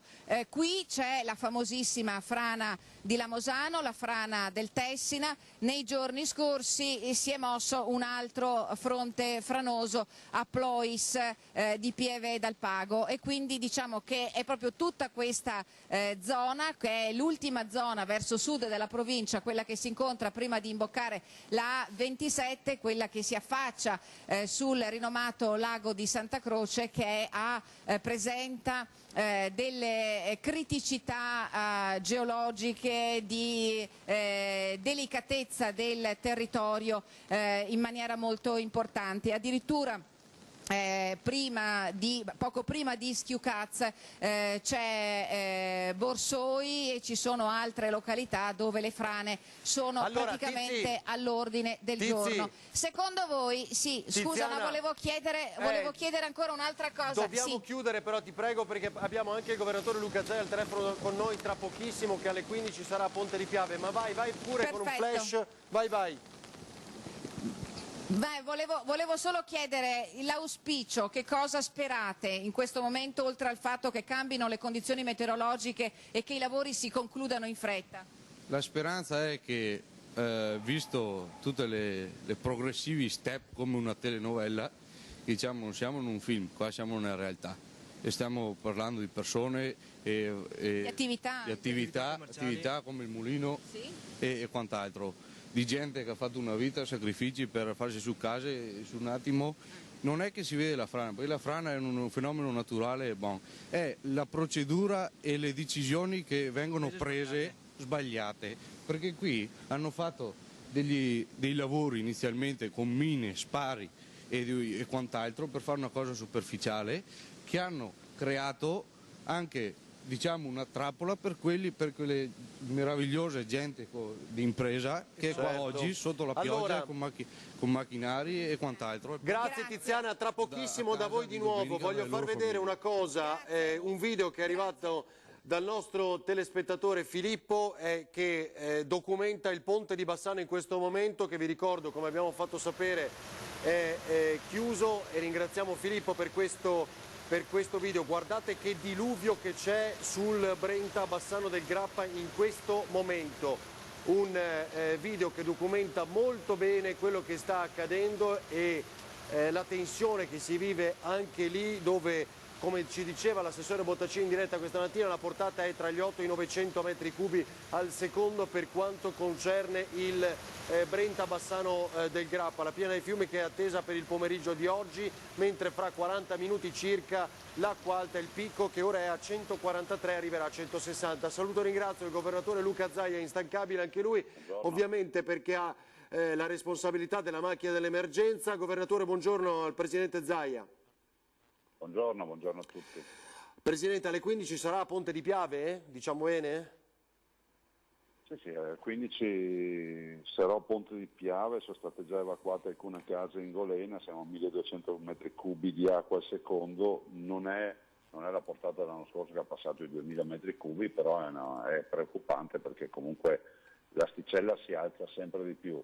Voglio dire che il Veneto è martoriato, nel senso che abbiamo il Piave che ci preoccupa, il Brenta come ricordava lei, con gli 800 metri cubi al secondo, e poi il Pacchiglione e poi la montagna devastata, abbiamo molti movimenti franosi nel Bellunese. Ricordo che gli amici e colleghi vicini di casa del Trentino Alto Adige hanno chiuso il Campolongo, ci sono frane anche dalle loro parti, anzi frane, valanghe, c'è stata tanta neve. Diciamo che fondamentalmente si è ripresentata la situazione meteo del 2010, quando abbiamo avuto la grande alluvione, abbiamo avuto nevicate anticipate copiose, scirocco, e quindi il mare con le maree alte, quindi alta marea, la neve si scioglie, viene a valle perché tutta quest'acqua ce l'abbiamo dalla piovosità e anche da scioglimenti di neve, perché ce n'è tanta, perché c'è caldo, e finché non cambia la temperatura, non scendono le temperature, siamo sempre in stato di allerta. Adesso noi abbiamo nelle previsioni la chiusura della serata, dopodiché dovrebbe esserci respiro domani, dopodomani. Poi nelle nostre previsioni, nei modelli matematici, negli algoritmi, ecco, Frato, piccolo inciso, perché guardi, io ne ho anche un po' le scatole piene di tutti questi premi Nobel della meteorologia, dell'idraulica, dell'ingegneria, di tutto quello che è, cioè, i social veramente fanno vomitare.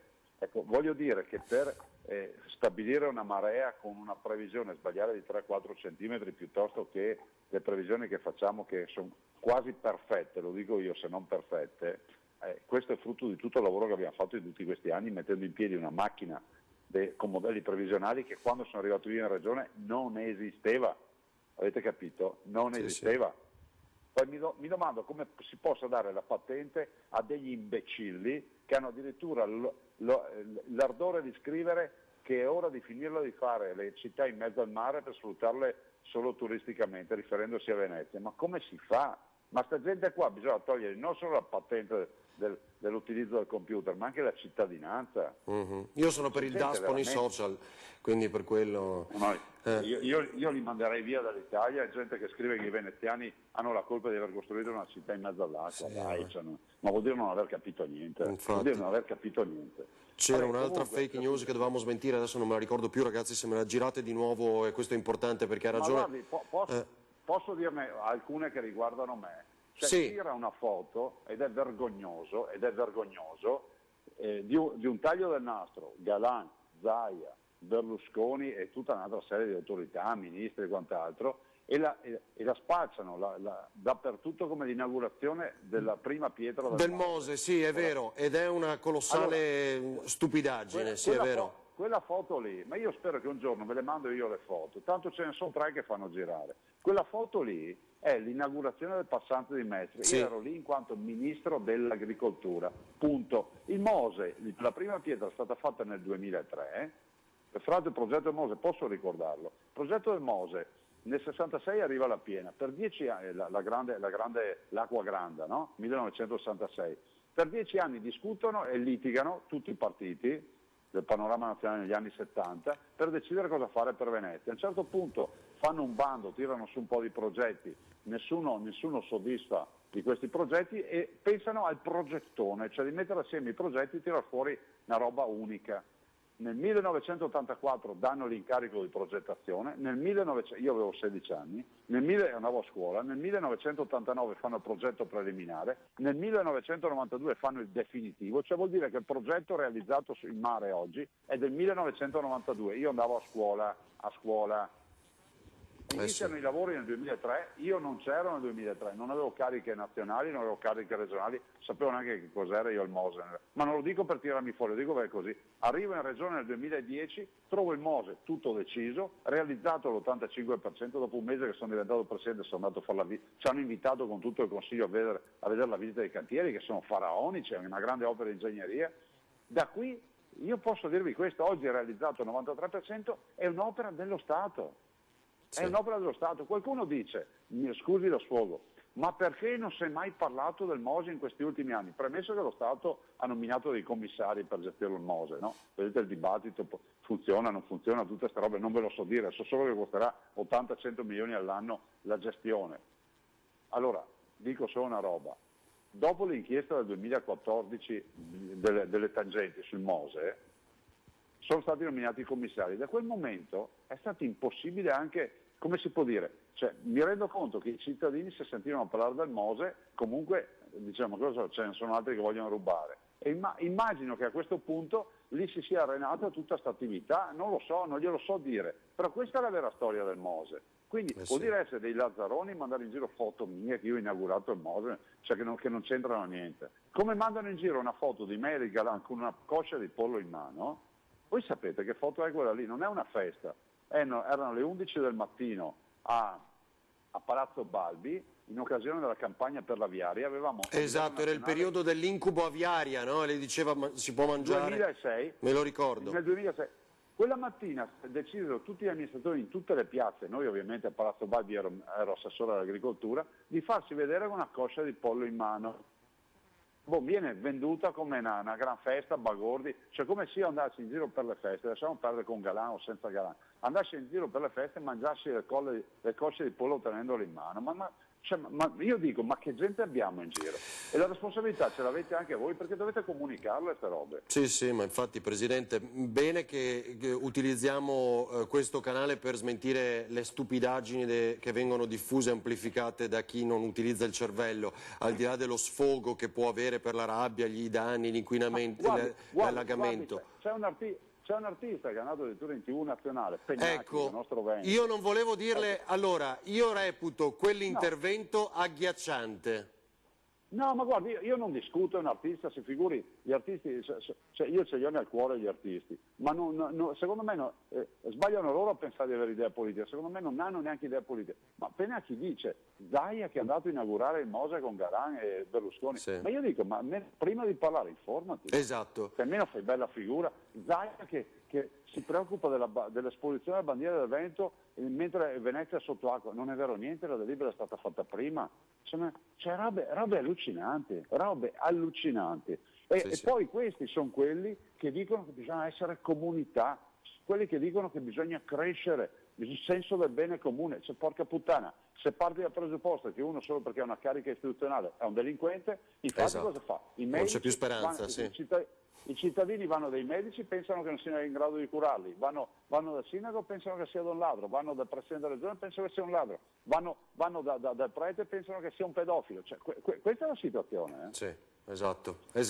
Glielo dice uno, guarda, io non sono stressato che le dico questo, ma le dice uno che è sempre in mezzo alla gente e vedo, cioè le passerelle di Venezia, posso dire anche questa, guardi, io ho accompagnato avversari politici miei. Vi risulta che il Premier Conte non c'entra niente col mio partito?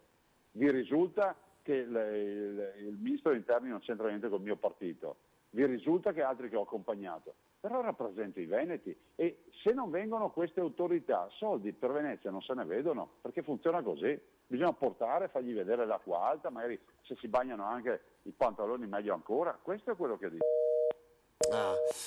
Purtroppo è caduta la linea col governatore, se riusciamo a ristabilirla, anche perché questo sfogo accorato è importante che venga visto che gira di tutto sui social senza che ci sia la replica, almeno di questo si tratta al momento, cioè di una spiegazione dei dati di fatto da parte del governatore Luca Zaia. Intanto volevo far vedere, ringrazio anche Simone Squarcina, nostro tecnico del gruppo Media Nord-Est, è la diretta dal Ponte agli Angeli a Vicenza, quindi Bacchiglione, quindi questo è anche un tema fondamentale. Chiaramente si stanno accavallando tutta una serie di cose che faremo rivedere, faremo vedere tra poco anche negli aggiornamenti. Ecco, grazie ragazzi, abbiamo ristabilito il collegamento con il presidente del Veneto Luca Zaia. Governatore, era caduta la linea, se voleva aggiungere qualcosa, altrimenti ho delle domande io. Concludo, no, ma mi perdoni se ne approfitto. Prego. Leggo dibattiti sulle passerelle dei politici. Sì. Possono dar fastidio, non danno fastidio. Allora, il senso che il Presidente della Regione vada a accompagnare queste autorità, a parte il fatto che io ci vado perché sono autorità di protezione civile, il senso che vedono sta gente, ma sarà meglio che restiamo isolati così, nessuno si preoccupa di fare un decreto, nessuno si preoccupa di mandare soldi, nessuno si preoccupa di mandare volontari. Cioè io mi domando che ragionamenti stiamo facendo, ma guardi, io veramente dico, noi abbiamo portato, si ricorda che sono riuscito a far persino il volo con il Presidente Mattarella per Vaia, sì. No? Abbiamo portato ma alla fine con Vaia abbiamo portato a casa 1 miliardo di euro per indennizzi. Cioè, se ti fa così tanto schifo, ma guardi, sto parlando dei miei avversari politici, che dovrei dire sì, hanno ragione quei cittadini che dicono basta passerelle. Io dico che comunque c'è chi raccoglie il libro bagnato e giustamente col volontariato lo salva, c'è chi porta i sacchi, c'è chi porta le passerelle, ma c'è anche chi comunque deve prendere delle decisioni, deve fare dei decreti, deve mandare soldi a Venezia, e chi ha la responsabilità come me di fare in modo che i cittadini abbiano il massimo delle risorse. Ma se non si capiscono queste robe, dov'è che andiamo a finire? Presidente, più di 1 miliardo di danni. Ma guardi, questo non glielo so dire, e le dico anche di più.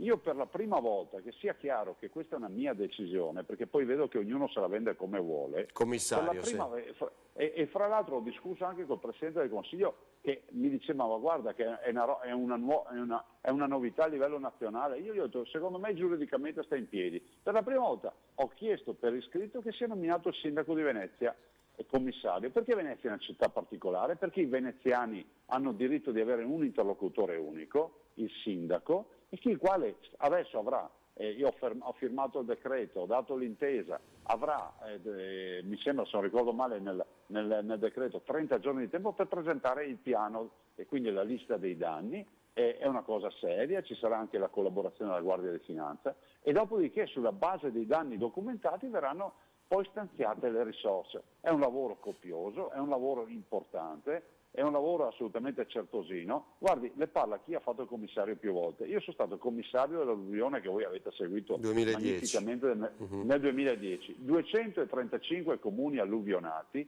10.040 famiglie e imprese sotto acqua. Io sono io il commissario. Ha visto qualcuno che si lamenta in giro? No, certo. Nessuno, perché ho liquidato tutti. Però bisogna essere rigorosi, cioè attenzione che non si fa commissariamento con le pacche sulle spalle. No, sa cosa, Presidente? Mentre eravamo in diretta, per esempio, adesso mi viene in mente dal 2010, anche il sindaco Rinuncini ci ha scritto, a proposito di chi non rappresenta, diciamo, la sua parte politica, spingendo ancora per l'idrovia, si ricorda, no? Quante volte ne abbiamo parlato? Sì, vabbè, ma ci siamo tutti in quest'opera, però bisogna trovare i finanziamenti, mandare avanti, cioè, non c'è dubbio su questo. Dopo tutti noi abbiamo le soluzioni, però a bordo campo ci siamo noi. Cioè, il Veneto nel 2010, perché poi Bernacchi diceva che l'uomo non ha mai memoria storica, no? E ha ragione, cioè, nel 2010 vorrei ricordare a tutti che io ho chiamato il professor Del Paus, abbiamo presentato un piano da quasi 3 miliardi di opere, ne abbiamo fatte tante, però bisogna anche trovare i finanziamenti. Perché ha capito, cioè, non è che si va a dire c'è un jukebox, spingi il bottone e vengono fuori le opere. Certo. E non si facevano più opere da 80 anni. L'anno scorso con Vaia, se non avessimo avuto le opere che io ho fatto realizzare in questi 8 anni, saremmo andati sotto un'altra volta in tutto il Veneto. Questa è la verità. Presidente... E anche sui cambiamenti climatici, ci sono i cambiamenti climatici, ci saranno sempre, ci sono stati sempre, no? Perché se abbiamo le conchiglie nelle montagne vuol dire che qualcosa è accaduto, no? Nella preistoria, millenni di anni fa. Però vorrei ricordare che anche queste acque alte sicuramente vanno poi gestite con delle opere a difesa a mare, cioè, ci sono dei quadri del Settecento con Piazza San Marco con le barche, L'abbiamo visto, sì. Voglio ricordarvi questo, non è che avevano le pompe e facevano una manifestazione. Non sto giustificando nulla e non sto dicendo che non ci sono i cambiamenti climatici. Dico che bisogna prendere atto che Venezia va messa in salvaguardia. Funzionerà il MOSE? Non ve lo so dire, non l'ho progettato io, non l'ho voluto io, non l'ho fatto io. Spero funzioni, perché allora darebbe un senso anche ai tanti soldi che si sono spesi e metterebbe in sicurezza Venezia. Presidente, allora ricordando che alle 15 dunque noi siamo in diretta anche a Ponte di Piave con Lucio Zanato, Nicoletta Rizzetto, quindi seguiremo questo suo sopralluogo e ci risentiremo. Anche del resto del Veneto, mi scusi Avarino, io ho frane dappertutto, allagamenti eccetera, cercate di parlare anche un po' del resto del Veneto. Sì, ma lo stiamo facendo, e se ha delle segnalazioni il Presidente ci aiuti, così facciamo informazione migliore. Quello che le volevo chiedere è l'attesa poi, il picco dell'acqua alta fra 29 minuti circa, 160 centimetri a Venezia, e vi do un aggiornamento in diretta, vediamo a che punto siamo, ma poi il problema sarà 143 centimetri per ora, quindi chissà, magari o è più tardi o si fermerà un po' più in basso dei 160, che sarebbe cosa buona e giusta. Poi il problema sono le piene nel pomeriggio sera, le piene dei fiumi. Sono le piene dei fiumi, sono le punte di piena, sono lo scirocco, sono la piovosità, perché basta un po' di vento, cambia il contesto. Per questo dico che dovete mettervi anche nelle condizioni, lo dico ai cittadini, di capire che dietro tutte queste robe ci sono dei vostri conterranei cittadini che studiano, che lavorano, perché io quando sento offendere su una previsione, io penso, ma uno che a casa guarda la televisione cosa pensa? Che ci abbiamo la sfera della verità? E non sto parlando perché abbiamo sbagliato previsioni, perché sono tutte state azzeccate, dalle maree alle piovosità, tutto. Però così funziona. Allora noi adesso prevediamo che la volta di stanotte si dovrebbe andare verso un miglioramento, domani ci dovrebbe essere sicuramente un miglioramento anche con il sole. Dopodiché, dalle nostre previsioni, vi ripeto, si prevede di entrare nell'invernaggio, definiamolo così, no? Che avremo ancora piogge durante la settimana, ma tutte robe gestibili. Ovvio che io sono preoccupato per i fiumi, sono preoccupato anche per la montagna, i bellunesi sono in difficoltà perché hanno tante frane in questo momento. Sì. Strade chiuse, ci ha detto infatti anche l'assessore Bottaccini. Niente, un mese maledetto quasi, ieri novembre. Avevamo misurina isolata, per dire, no? Ieri per la neve abbiamo avuto un sacco di guai, dopo, per carità, la comunicazione giustamente è stata data tutta su Venezia, ma fate vedere le spiagge di Jesolo, di Caorle, la devastazione a Barbamappa, a Scardovari, adesso guardate piove ancora, ci sono degli acquazzoni. Comunque guardi, la speranza è che questa sera si chiuda questa partita, spero. Presidente, grazie davvero. Infatti, per esempio, i nostri colleghi stanno ridirigendo verso Jesolo, adesso mi dicono che l'acqua sta arrivando di nuovo verso il centro cittadino, le do questo aggiornamento che lei avrà di sicuro. Adesso dove lo trovo non lo so, non me lo ricordo più, però insomma, quindi anche lì il mare è bello agitato, quindi mostreremo anche queste immagini. Presidente, grazie davvero, buon lavoro, dovesse avere degli aggiornamenti siamo a disposizione. Grazie a Luca Zaia, buona giornata e buon lavoro, Presidente della Regione del Veneto. Consorzio Vini Venezia, sono salvi i vigneti simbolo, un miracolo, ora aiuti agli altri, vabbè insomma poi questo lo leggiamo, adesso non abbiamo talmente tante cose da mostrare. Vi ho fatto vedere, eccolo qua, Jesolo, l'acqua del mare sta raggiungendo ancora una volta l'abitato, i cittadini stanno cercando di mettere qualche barriera all'acqua arrivata in strada e Cristian Arboite sta andando lì. Grazie a Lina Paroletto per l'aggiornamento. Filippo Fois con Sandro Ponchio e credo l'assessore Giorgio Deste, che ringraziamo per la pazienza. Assessore, ma eravamo al telefono con il governatore Luca Zaia, ci ha scritto anche il sindaco di Trieste Roberto Di Piazza, che ha vissuto l'emergenza nelle scorse ore con l'acqua alta in Piazza Unità, ma che ha inviato un messaggio nei giorni scorsi proprio al sindaco Brugnaro: qualsiasi cosa di cui avesse bisogno Venezia, noi ci siamo, dice da Trieste, quindi poi lo sentiamo. Filippo, vai. Dunque, ci colleghiamo, come hai detto, con l'assessore alla protezione civile Giorgio Desti, anche perché abbiamo degli aggiornamenti su quella che è la situazione.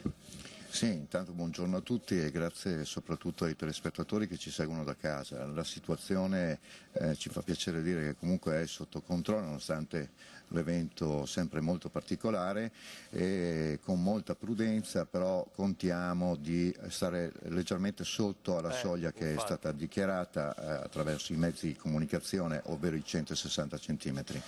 Ci auguriamo che prosegua in questo senso e per questo dovremmo stare sui 150, attorno ai 150. Ecco, quali sono le variabili che potrebbero entrare in gioco adesso? Beh, ma sicuramente in questo momento è cambiato il vento, nel senso che è terminato quello di Bola e è entrato quello di Scirocco e questo ci fa ulteriormente monitorare la situazione, ma in questo senso sempre stiamo in una soglia di accettabilità, tra virgolette, quindi il fenomeno del vento è indubbiamente determinante.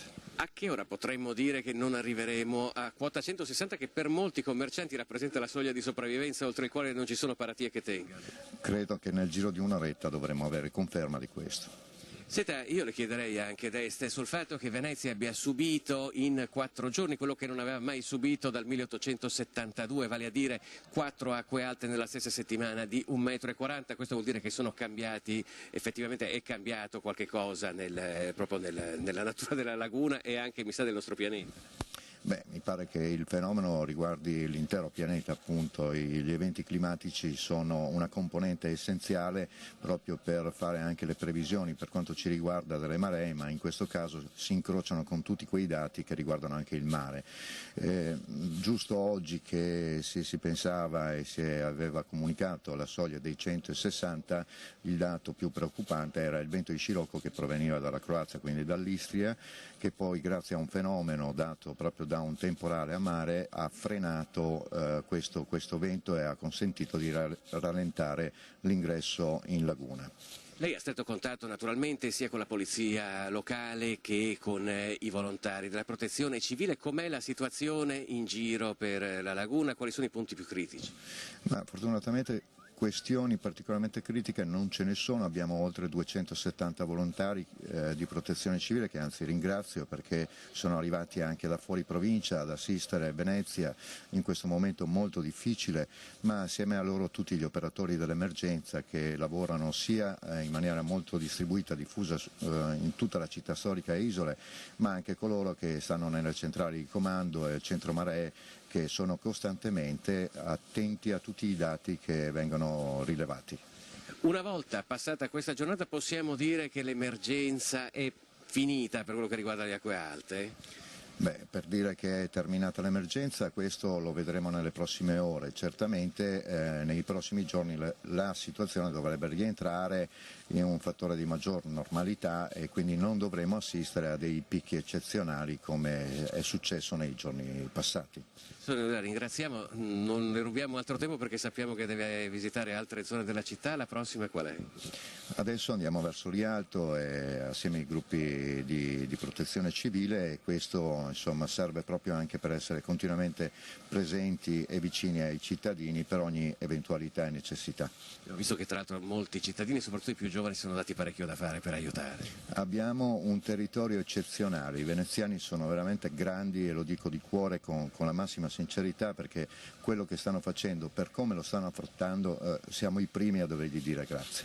Grazie anche a lei, Assessore, e buon lavoro, noi vi restituiamo la linea. Allora Filippo, grazie davvero anche a Giorgio Deste che domani sera sarà ospite a Ring insieme a tutta una serie di protagonisti di queste giornate per rivivere un po' e fare il punto insieme.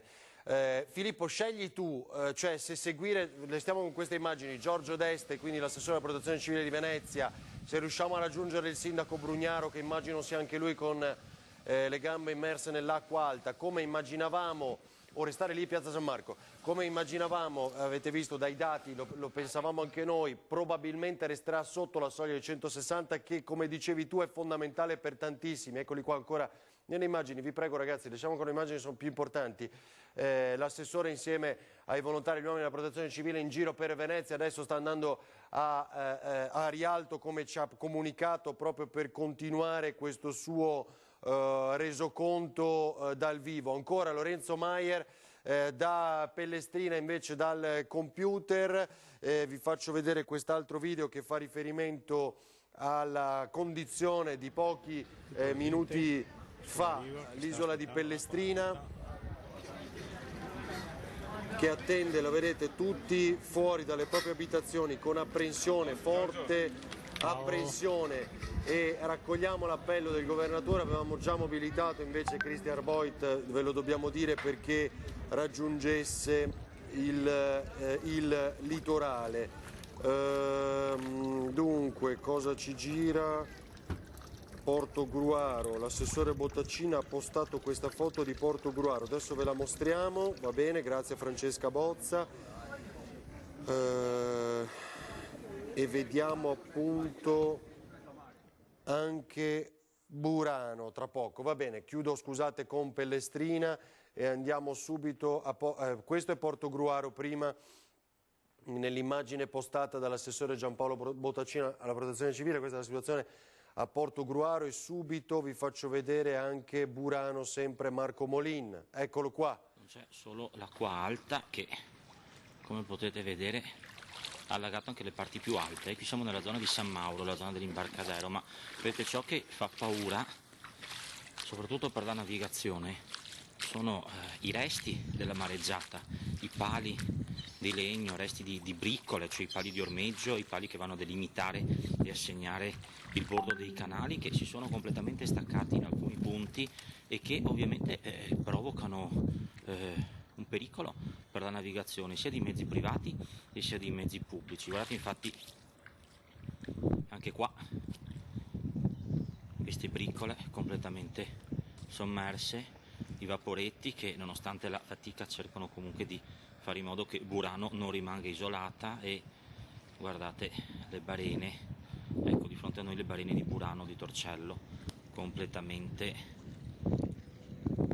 allagate dall'acqua, la cattedrale di Torcello con la cripta completamente allagata fino alla quota del pavimento, e la protezione civile che interverrà nel primo pomeriggio per cercare di salvare il più possibile. Anche il battistero, i resti del battistero sono andati completamente allagati. C'è l'architetto Paolo Tocchi che coordina i lavori di conservazione del monumento. Ecco, speriamo che i danni non siano irreparabili, ma sicuramente, anche se come ho detto prima i buranelli sono stremati psicologicamente da questa acqua alta, ma sicuramente come a Venezia anche Burano, Mazzorbo e Torcello ritorneranno a rialzarsi più forti di prima.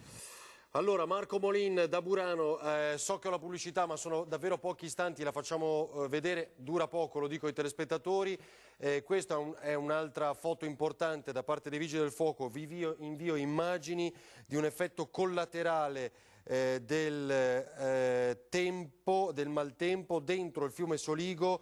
Sul ponte della strada principale un grosso albero, è chiaro, trasportato dalla furia dell'acqua, e quindi lo mostriamo. Non so se è pronto perché ho visto solo adesso, chiedo scusa perché era arrivato a un altro cellulare, un altro reportage del nostro direttore Luigi Baccialli, quindi se possiamo lo mostriamo e poi andiamo in pubblicità. Un minuto. Come potete vedere da questa lapide, qui c'era molti anni fa un cimitero, un camposanto, venivano sepolti qui i veneziani. È un piccolo campo, vedete, che il cimitero è stato interrato, quindi oggi la zona in cui venivano sepolti i veneziani si presenta in questo modo, ed è molto alto rispetto ai campi e ai campielli. Vedete, il livello è molto alto, quindi qui non ci sono problemi, qui si sta all'asciutto.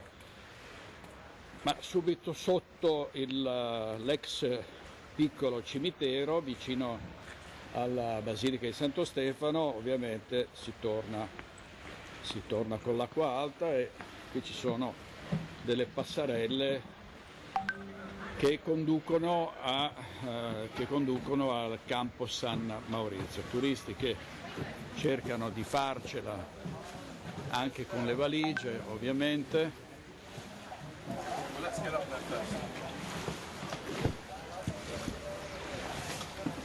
Ecco qua. Qui dentro c'è l'Agenzia delle Entrate. L'Agenzia delle Entrate allagata e chiusa, e qui proseguiamo per per Campo Sant'Angelo. C'è un tratto in cui mi pare che una passerella si sia abbassata, ogni tanto cadono. Buongiorno per Antenna 3, state risollevando la passerella qui? No, è pericolosa. Ah, ok. E quindi la dovete sistemare? Sì, stanno intervenendo. Eccoli là, ah sì. Grazie, buon lavoro. Grazie. Eccoci qua, stanno sistemando le passerelle come avete sentito, pompa di sentina che va al massimo, dentro c'è un negozio, vedete, di ceramiche, tutte le ceramiche sollevate su dei tavoli alla belle meglio, anche qua vetri, e qui siamo arrivati in Campo Sant'Angelo. Campo Sant'Angelo, come vedete, è relativamente asciutto perché cambiano, proprio Venezia è ondeggiante, nel senso che sale e scende, anche se là in fondo c'è Cale della Mandola dove invece torna l'acqua alta. Adesso andiamo a vedere un supermercato, ammesso che sia aperto, perché pare che siano stati letteralmente svuotati in questi giorni.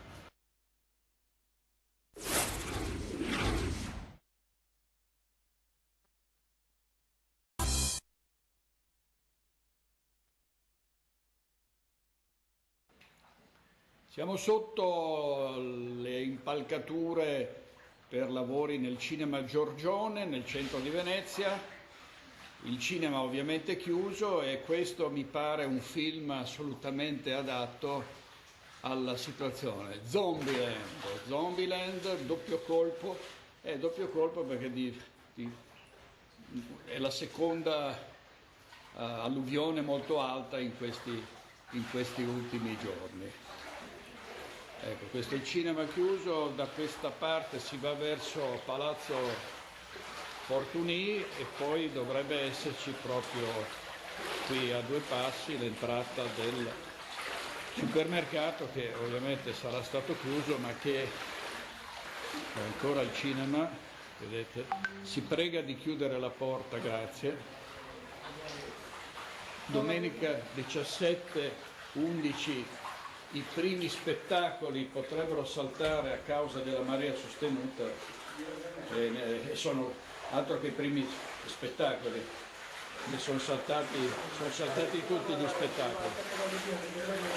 Andiamo verso...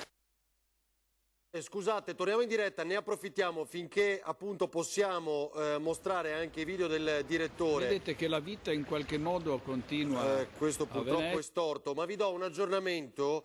Il vento di scirocco ha iniziato da poco a spirare con violenza sulla laguna e su Venezia. La previsione di una punta di acqua alta di 160 cm si fa sempre più concreta, il comunicato. In città al momento il livello è intorno a 147 cm, ma la diga del Lido, fa sapere all'ANSA, il centro maree, l'acqua è già a 155 cm. La polizia municipale ha fatto uscire poco fa dalla piazza per ragioni di sicurezza anche i cameraman e i fotografi. Al Lido 155 centimetri in questo momento e la previsione di 160, vediamo dunque se sarà rispettata. Non so se quest'altro video allora lo possiamo far vedere o no, perché appunto resta storto, purtroppo niente ragazzi, niente, allora va bene, so che abbiamo lo zaino, questa è Vanessa Banzato, la vediamo tra pochissimo, un nuovo video del direttore, eccolo qua, scaffali vuoti all'interno di un supermercato, guardate che roba, guardate questa immagine, non solo rifornirsi è complicato, lasciamo pure questo fotogramma, non solo rifornirsi è complicato, ma evidentemente, lasciamolo pure Italo Toni, vi chiedo grazie, ma quanti abitano lì evidentemente sono andati a fare incetta di quel che resta. Va bene, allora cosa abbiamo? Lucio Zanato, ditemi voi. video da Jesolo di Christian Arboit. Allora vediamo il primo video da Jesolo, dato che l'appello era anche a mostrare il litorale, quello che succede. Cosa sta succedendo? Cosa è successo? No, sta venendo su, ma dai, no, No, niente. come stava dicendo il signore, è entrata da qua, adesso sta entrando in questo momento proprio, rotto da pochi minuti, però sembra che debba anche rientrare la marea, perché il picco sta finendo adesso, mi pare di capire.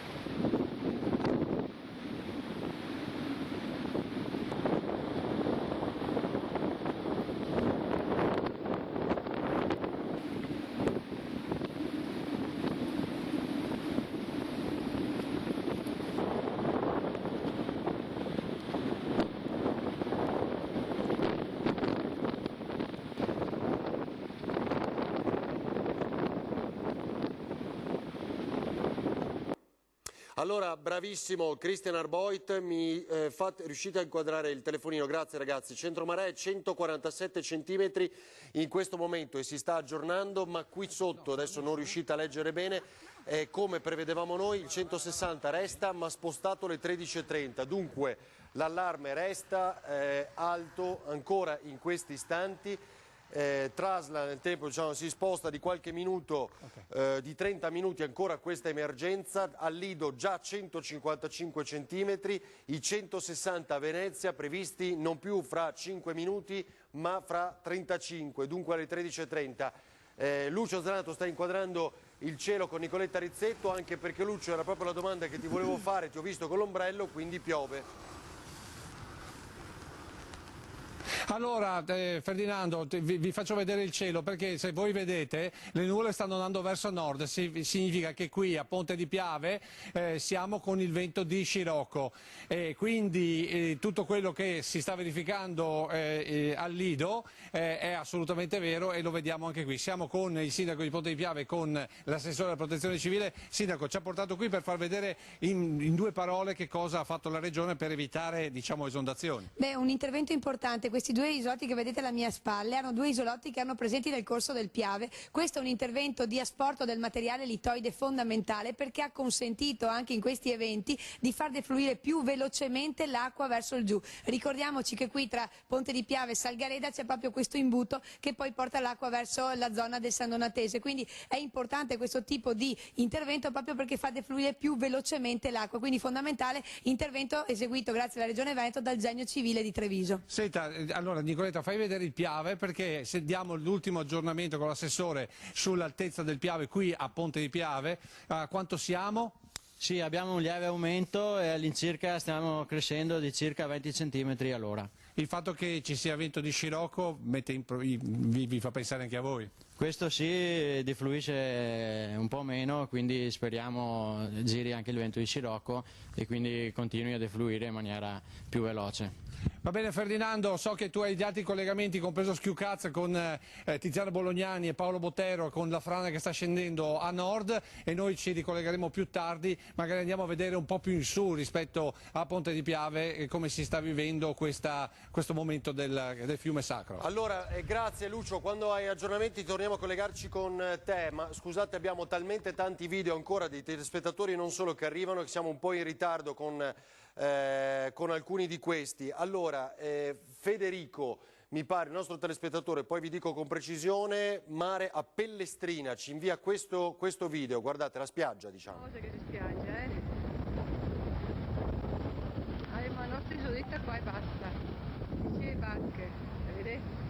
Barche e basta.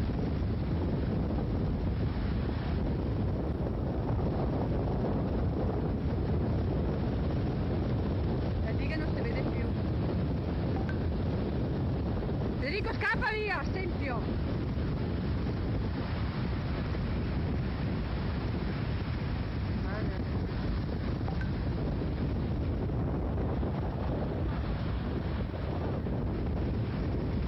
Va via, Federico! Ti va a tentare cosa? Ti dice fate male! Ti vedi come casi furia? Il mare è una bestia!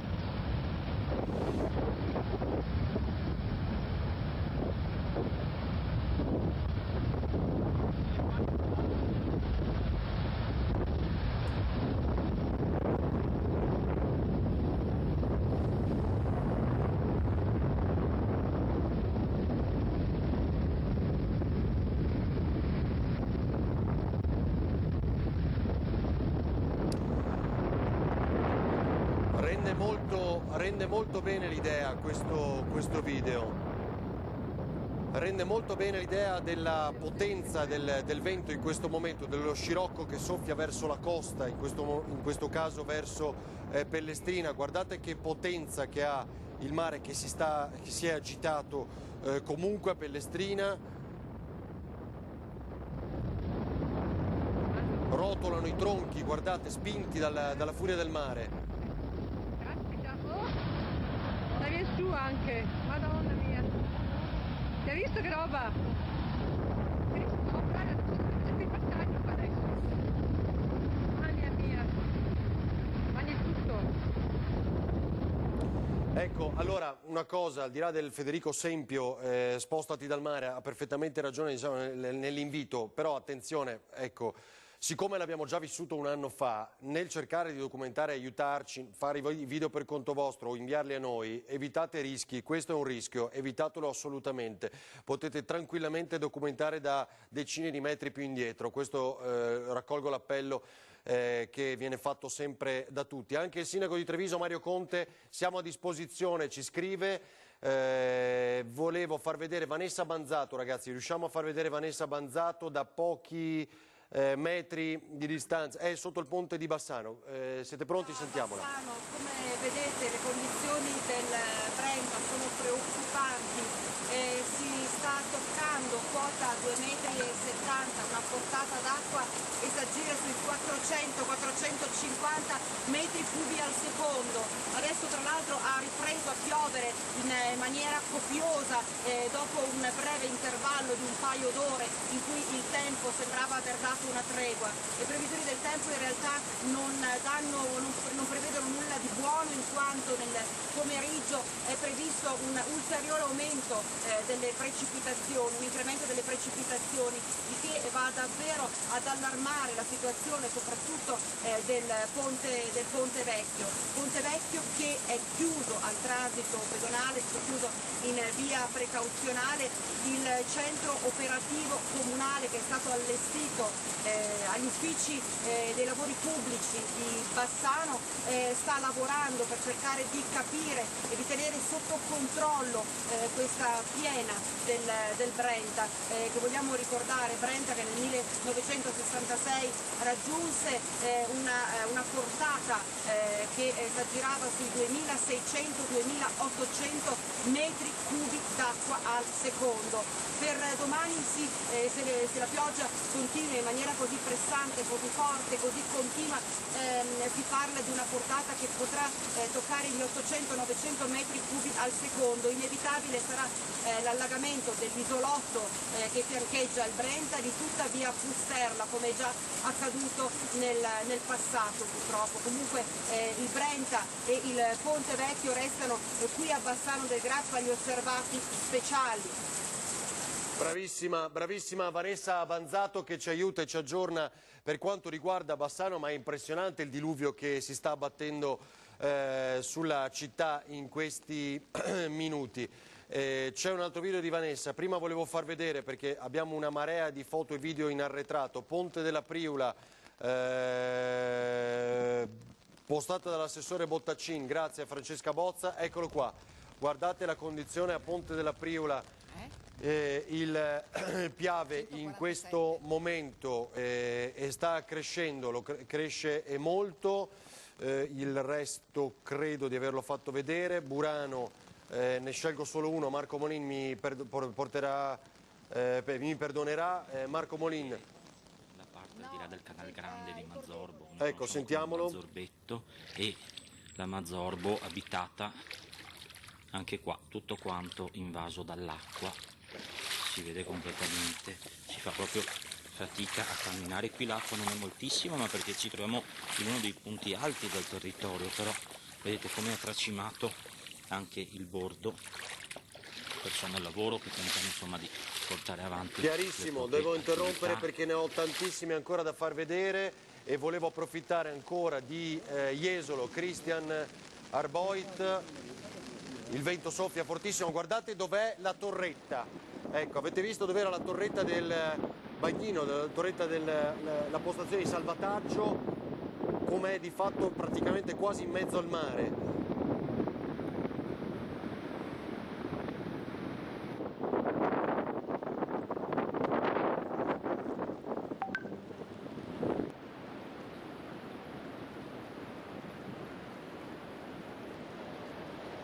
Vento forte sul litorale nel video di Christian Arboit. Allora, prima di vederne un altro vedi che si sta muovendo adesso. Ecco Tiziana, siamo da te. Prima di vedere ancora altri video, Vanessa Manzato ne ha inviati ancora. Tiziana Bognani e Paolo Bottero. Vai Tiziana. Sì.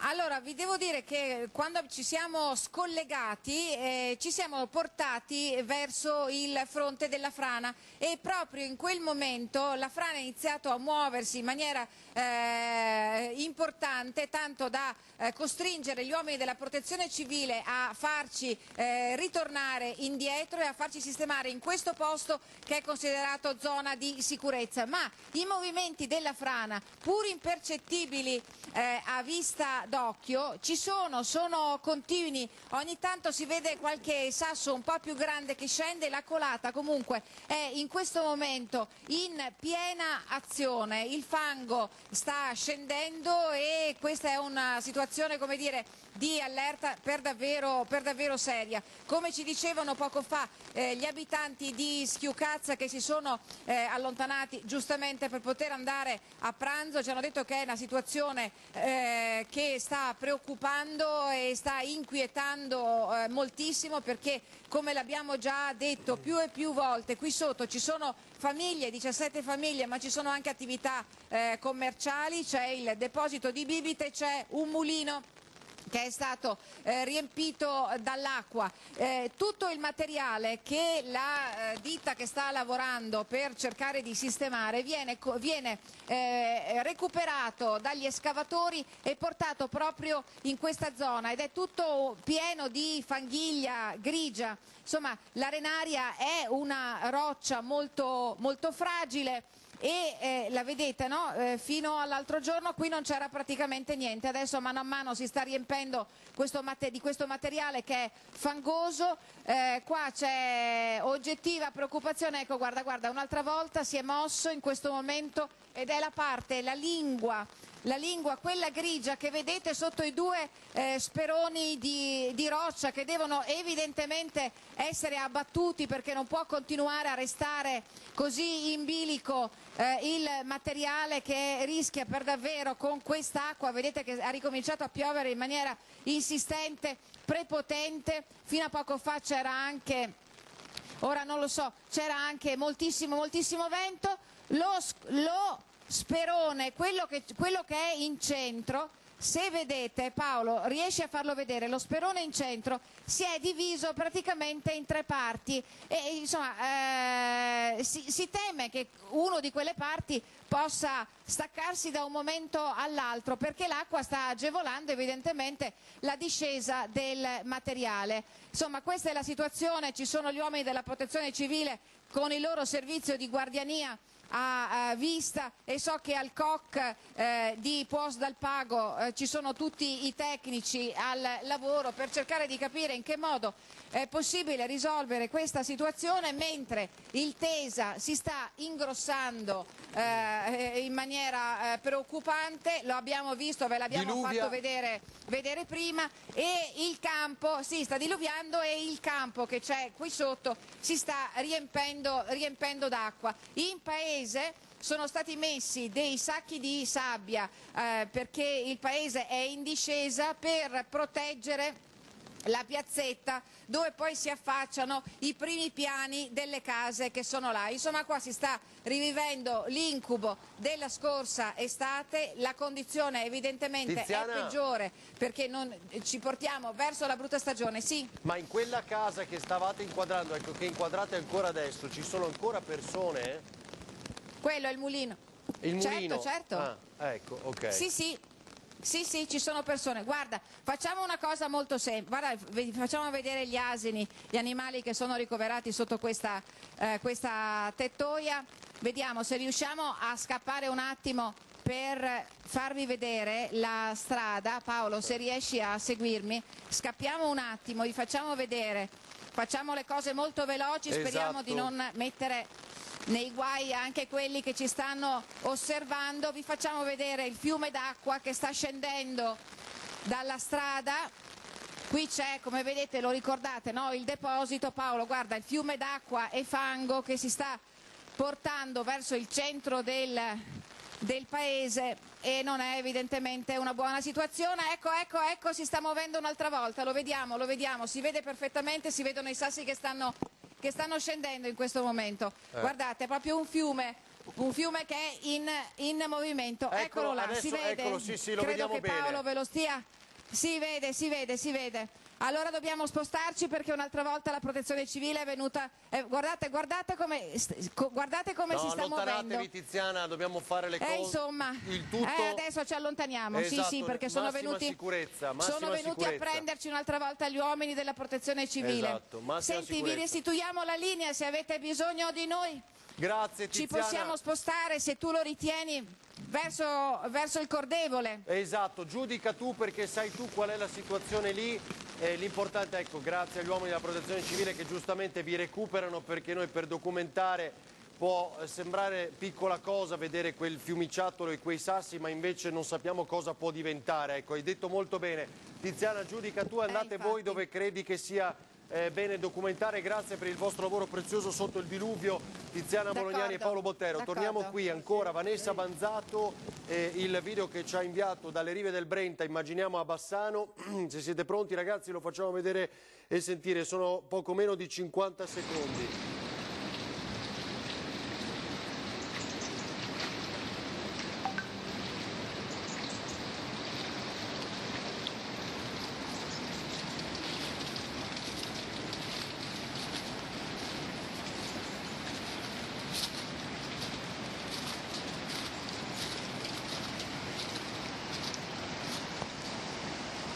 Bassano del Grappa, il Ponte Vecchio, Ponte degli Alpini in ristrutturazione e il grande malato chiaramente vive l'ennesima ancora una volta piena del Brenta.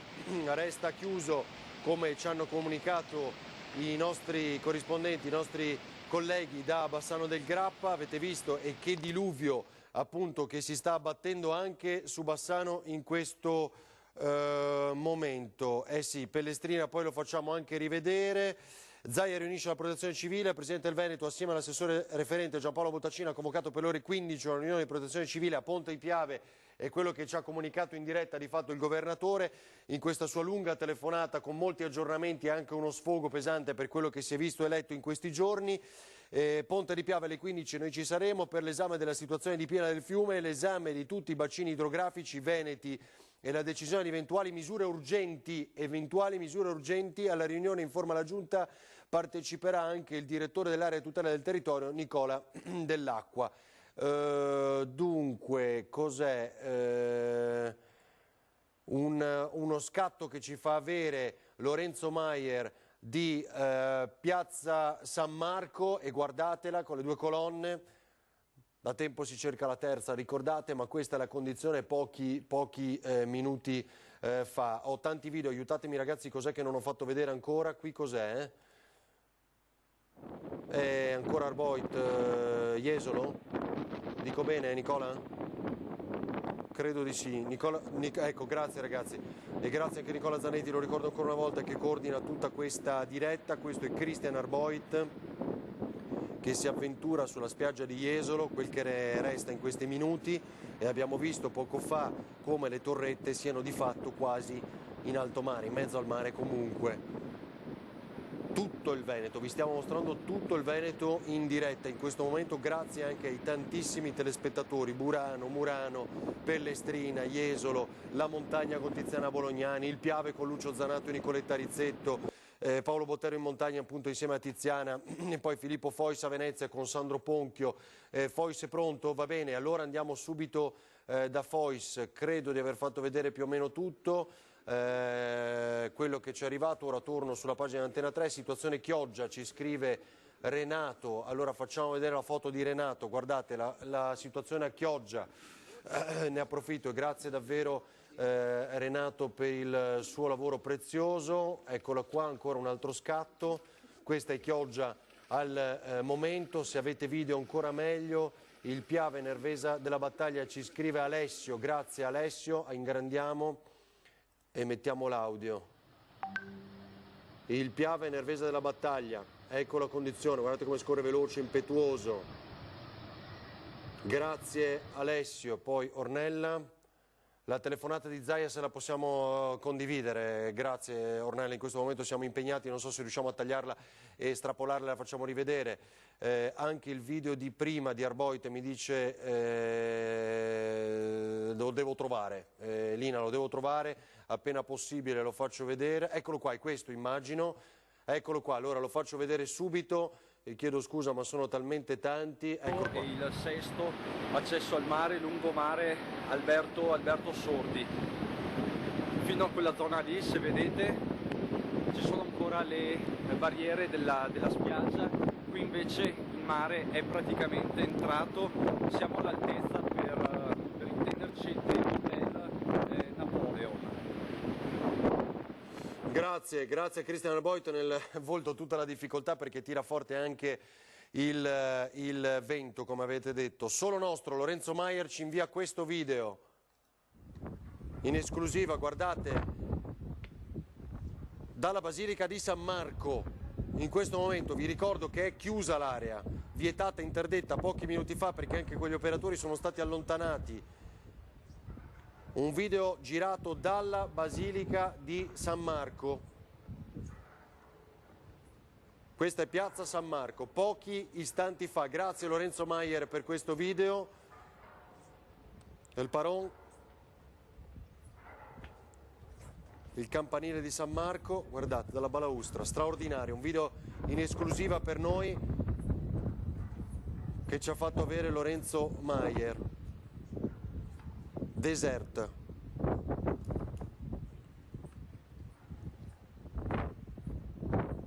E allora andiamo subito con Filippo Fois. Dove si trova in questo momento Filippo? Mi aiutate a capire? Dove sei Filippo?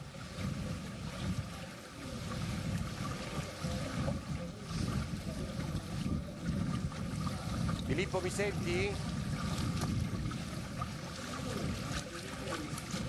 Vabbè, ma stiamo pure con le immagini. Stiamo pure con le immagini e poi appena possiamo collegarci con lui ci fa un resoconto di quello che vede Filippo. Torniamo pure da lui. Niente, adesso aspettiamo qualche istante. Allora, probabilmente deve collegarsi ancora, deve ibridarsi. C'era un altro video. Fra poco Brugnaro, va bene, grazie ragazzi. Io adesso non trovo più l'altro video del direttore.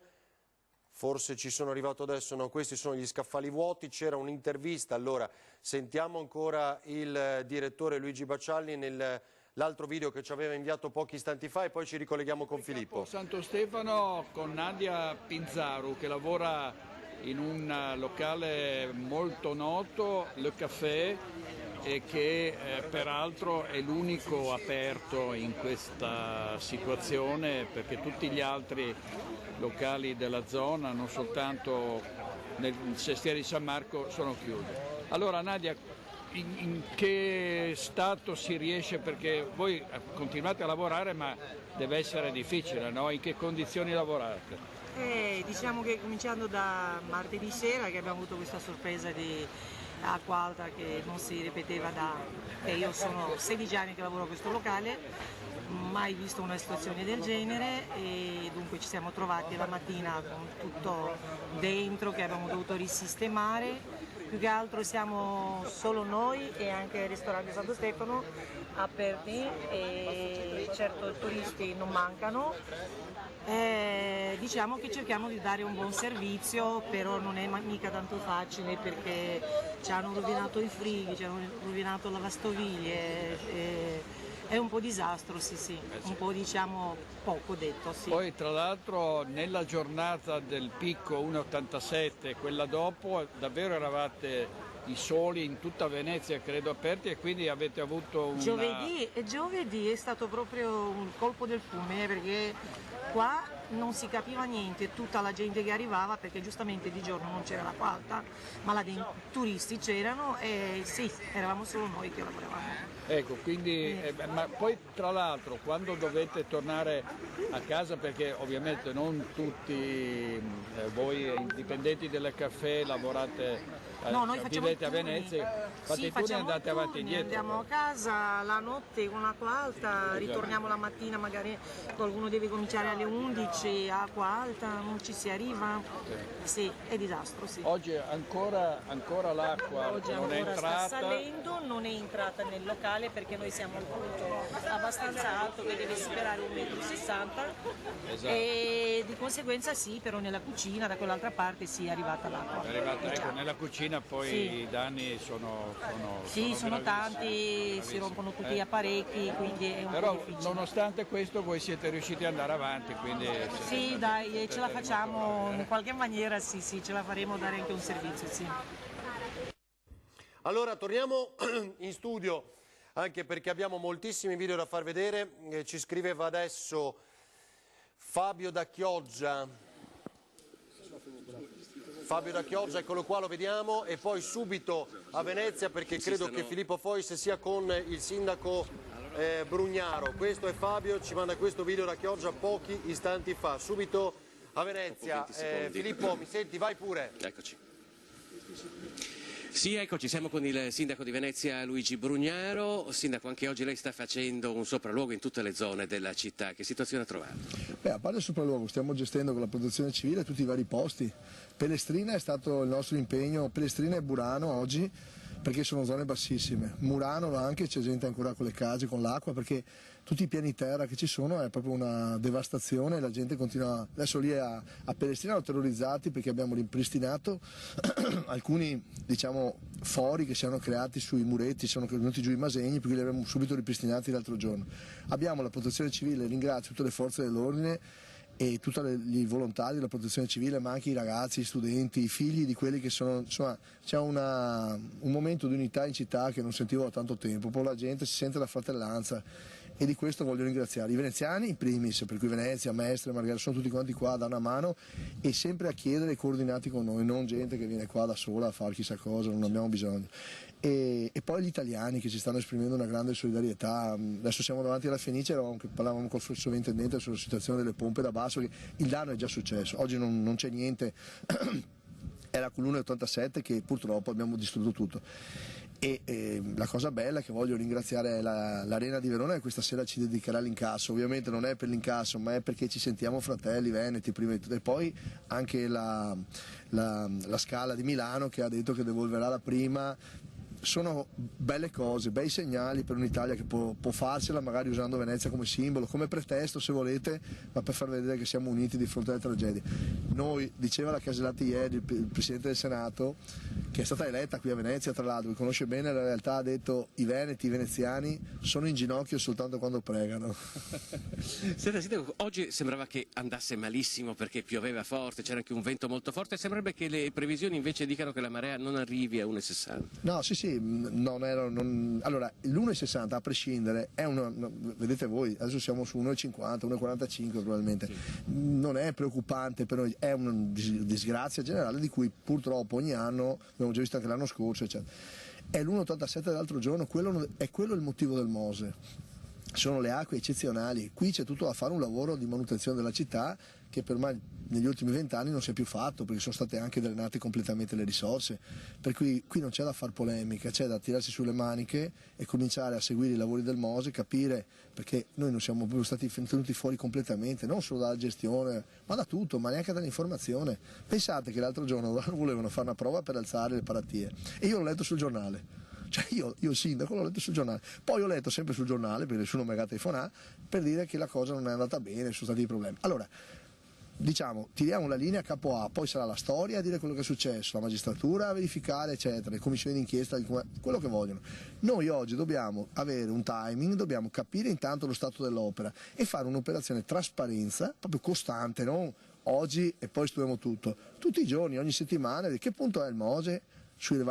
e spieghiamo, cominciamo a dire ai cittadini che il MOSE non sono soltanto le paratie mobili, ma c'è tutto il marginamento appunto di Pellestrina, delle isole, tutte le pompe che devono funzionare e devono funzionare sempre perché bisogna mettere gruppi di elettrogeni, bisogna prevedere una tecnologia più avanzata, più moderna, che sia in grado di sostenere anche magari con tubazioni più importanti cascate d'acqua come quelle che ormai si ripetono costantemente. E tu che è soddisfatto delle risposte che hai ricevuto dal governo in questi giorni? Sono molto soddisfatto perché non perché abbiamo finito nulla, ma perché sono venuti qui a vedere, è stato un gesto importante. Io da quando sono piccolo non ho mai visto una roba del genere, sono arrivati tutti, maggioranza e opposizione, ministri, ma sono venuti con un'attenzione e anche con la disponibilità a capire. Non è facile capire, le immagini ovviamente sono, come posso dire, sono impressionanti per le persone che ci guardano da casa, ma i danni non si vedono, per cui quando andrà via l'acqua sembrerà che sia tutto a posto, non lo è, perché è entrata l'acqua salata nei muri delle case, negli impianti elettrici. Allora farlo vedere ai ministri quando c'è, li ho visti veramente sinceramente colpiti e hanno fatto dichiarazioni importanti che rifinanzieranno la legge speciale, oltre adesso io sono stato nominato ieri a pomeriggio dalla protezione civile, ringraziando, voglio farlo ancora, il presidente Zaia che ha firmato l'accordo perché è lui che ha deciso che fossi io, perché è più vicino ai cittadini e cerchiamo di dare i contributi in maniera più veloce. Qui c'è una grande sintonia con la regione, lo dico perché che sia chiaro, sono sempre stati i nostri vicini e la protezione civile poi la nostra viene coordinata da quella regionale, perché c'è proprio, cosa stavo dicendo? Che nel momento in cui tu cominci a far vedere che ci sono queste prese di posizione non hai soltanto il finanziamento dei danni, ma hai anche una prospettiva per il futuro. Allora forse è in questo momento che bisogna ritrovare, per quanto siamo, come posso dire, sconsolati a vedere queste cose, però dobbiamo restare fedeli, fiduciosi, dobbiamo ritrovare la fede nel futuro. Molta fretta, per cui volevo, naturalmente avevo tantissime domande da fare. Lei ha parlato di più di 1 miliardo di danni. Ma tanto abbiamo tempo poi. Ne parleremo a lungo. Sì, sì. Senta, e i veneziani quando è che arriveranno secondo lei i primi ristori? Non ho capito. I primi risarcimenti, sono stati già stanziati 20.000 euro. Da domani? 20 milioni di euro. No, ma 20 milioni sono 20 milioni. No, ma 20 milioni sono soltanto per le passerelle, li avevamo già spesi probabilmente per ripristinare la funzionalità della città. Questo serve i 20 milioni e per eventualmente dover sostenere delle famiglie se dobbiamo fare degli sfollamenti in certe case dove non si può vivere. Da domani costruiamo la cabina di regia del commissario, la metteremo ovviamente in centro storico, apriremo dei punti anche nelle isole proprio perché le persone più anziane, ci saranno queste schede che adesso domani finiremo di costruire specifiche per Venezia, dove sia i privati che le imprese potranno compilare per poi essere in qualche modo risarciti. Ci saranno 2 settimane di tempo per tutti, faremo una conferenza stampa, spiegheremo i dettagli, adesso non abbiamo il tempo di farlo, spiegheremo ben tutto, assisteremo le persone. E avremo 30 giorni, mandiamo a Roma, io penso che un altro mese ancora, insomma io penso 2 o 3 mesi, per le parti piccole fino ai 5.000 e fino ai 20.000 dovrebbe essere abbastanza rapido con degli acconti che vanno direttamente nel conto corrente, ma lo spiegheremo con calma. Certo. Grazie Sindaco e buon lavoro. Grazie, buon lavoro anche a voi, grazie per l'informazione. Arrivederci. Ecco, allora per questo per ora è tutto, noi vi restituiamo la linea, però come vedete questa intervista è stata fatta di fronte al Gran Teatro La Fenice, per cui ci ricollegheremo tra poco anche per parlare di quello che sta accadendo qua dentro. Bravissimo Filippo con Sandro Ponchio, grazie. Burano, Marina, tantissimi video, ora cerco di farne vedere alcuni, 13:20 credo, pochi minuti fa, questa è Burano. Faccio rivedere, eccolo qua.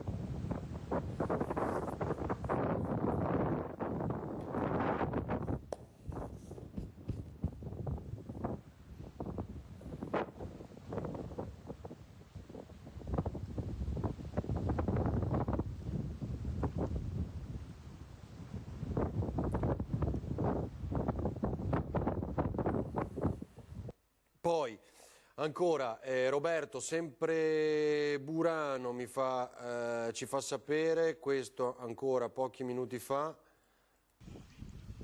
eccolo qua, biciclette sott'acqua.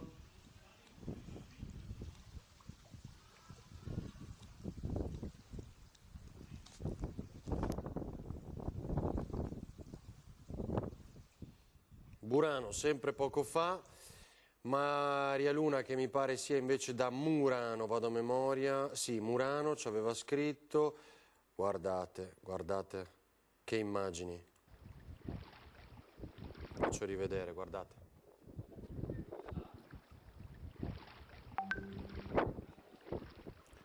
Intanto la marea, il picco è a 150 in questo momento, era previsto alle 13:30, manca meno di un minuto ed è a 150, quindi forse si ferma un po' sotto Caorle, ci manda una situazione a Caorle, vediamo, eccola qua, faccio rivedere questo video, ringrazio Paola mi pare, questa è la situazione a Caorle, ci scrive, inviando questo video, bravissimi, straordinari e grazie davvero. Sì, era Paola. Allora, scusate, questa è la situazione invece del Bacchiglione a Ponte gli Angeli a Vicenza, anche per capire cosa ci aspetta per le prossime ore.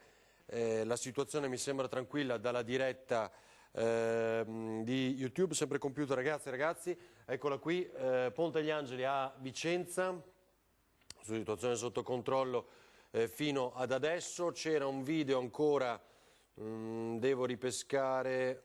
Eccolo qua, ne sono arrivati tantissimi, scusate vi faccio vedere, quello di Angelo, eccolo qui, Tencarola, Selvazzano, il Bacchiglione, questa è la situazione, avevamo visto anche una foto del sindaco Enoch Soranzo,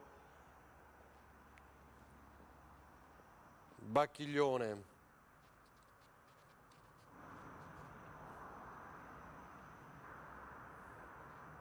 vi faccio vedere però il secondo in cui ci aiuta anche con qualche informazione Angelo Cimarosti. Questo è il fiume Bacchiglione a Selvazzano, nel punto in cui c'è il famoso Ponte Azzurro, è uno dei punti in cui si è rischiato per esempio nel 2010 che il fiume esondasse, era esattamente all'altezza in cui sono io ora, come vedete quindi c'è e toccava i fari che sono posti immediatamente sotto il piano stradale dove c'è il grigio sotto l'azzurro.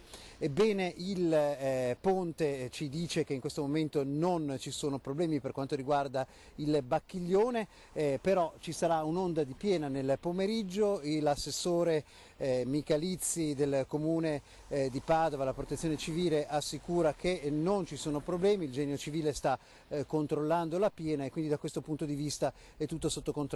Possiamo invece confermare che sono partiti dall'Alta Padovana i volontari della protezione civile, 23 persone che sono andati a dare una mano, questo è avvenuto circa un'ora fa, proprio a Venezia dove come sappiamo ce n'è un gran bisogno. Questo da Selvazzano e dal Bacchiglione è tutto e grazie a voi. Ecco, grazie ad Angelo Cimarosti per questo aggiornamento. Abbiamo il sindaco di Treviso Mario Conte in linea, ma chiedo di pazientare qualche istante. L'acqua alta sta calando a Venezia, dice un telespettatore, siamo però a 150 come vediamo. C'era un altro video sulla Basilica di San Marco, vediamo se lo trovo, un altro, questo è all'interno della Basilica, invece, ve lo faccio vedere. Sentiamo sempre anche l'audio ragazzi, vi prego. Eccolo qua. Sempre immagini esclusive perché in questo momento la zona è interdetta, ma ne avevamo un secondo dalla balaustra che credo sia questo. Sì, questo è il secondo. E un altro video in esclusiva dalla balaustra della facciata di San Marco. Ecco la situazione adesso.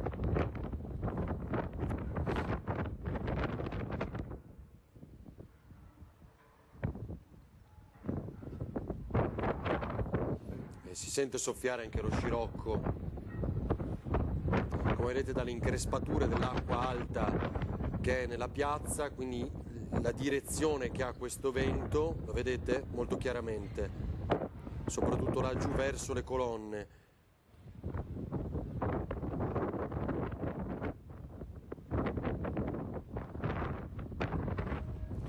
Allora, questo, l'altro video recapitatoci da Lorenzo Maier. Dunque abbiamo al telefono il sindaco di Treviso Mario Conte. Sindaco, buongiorno.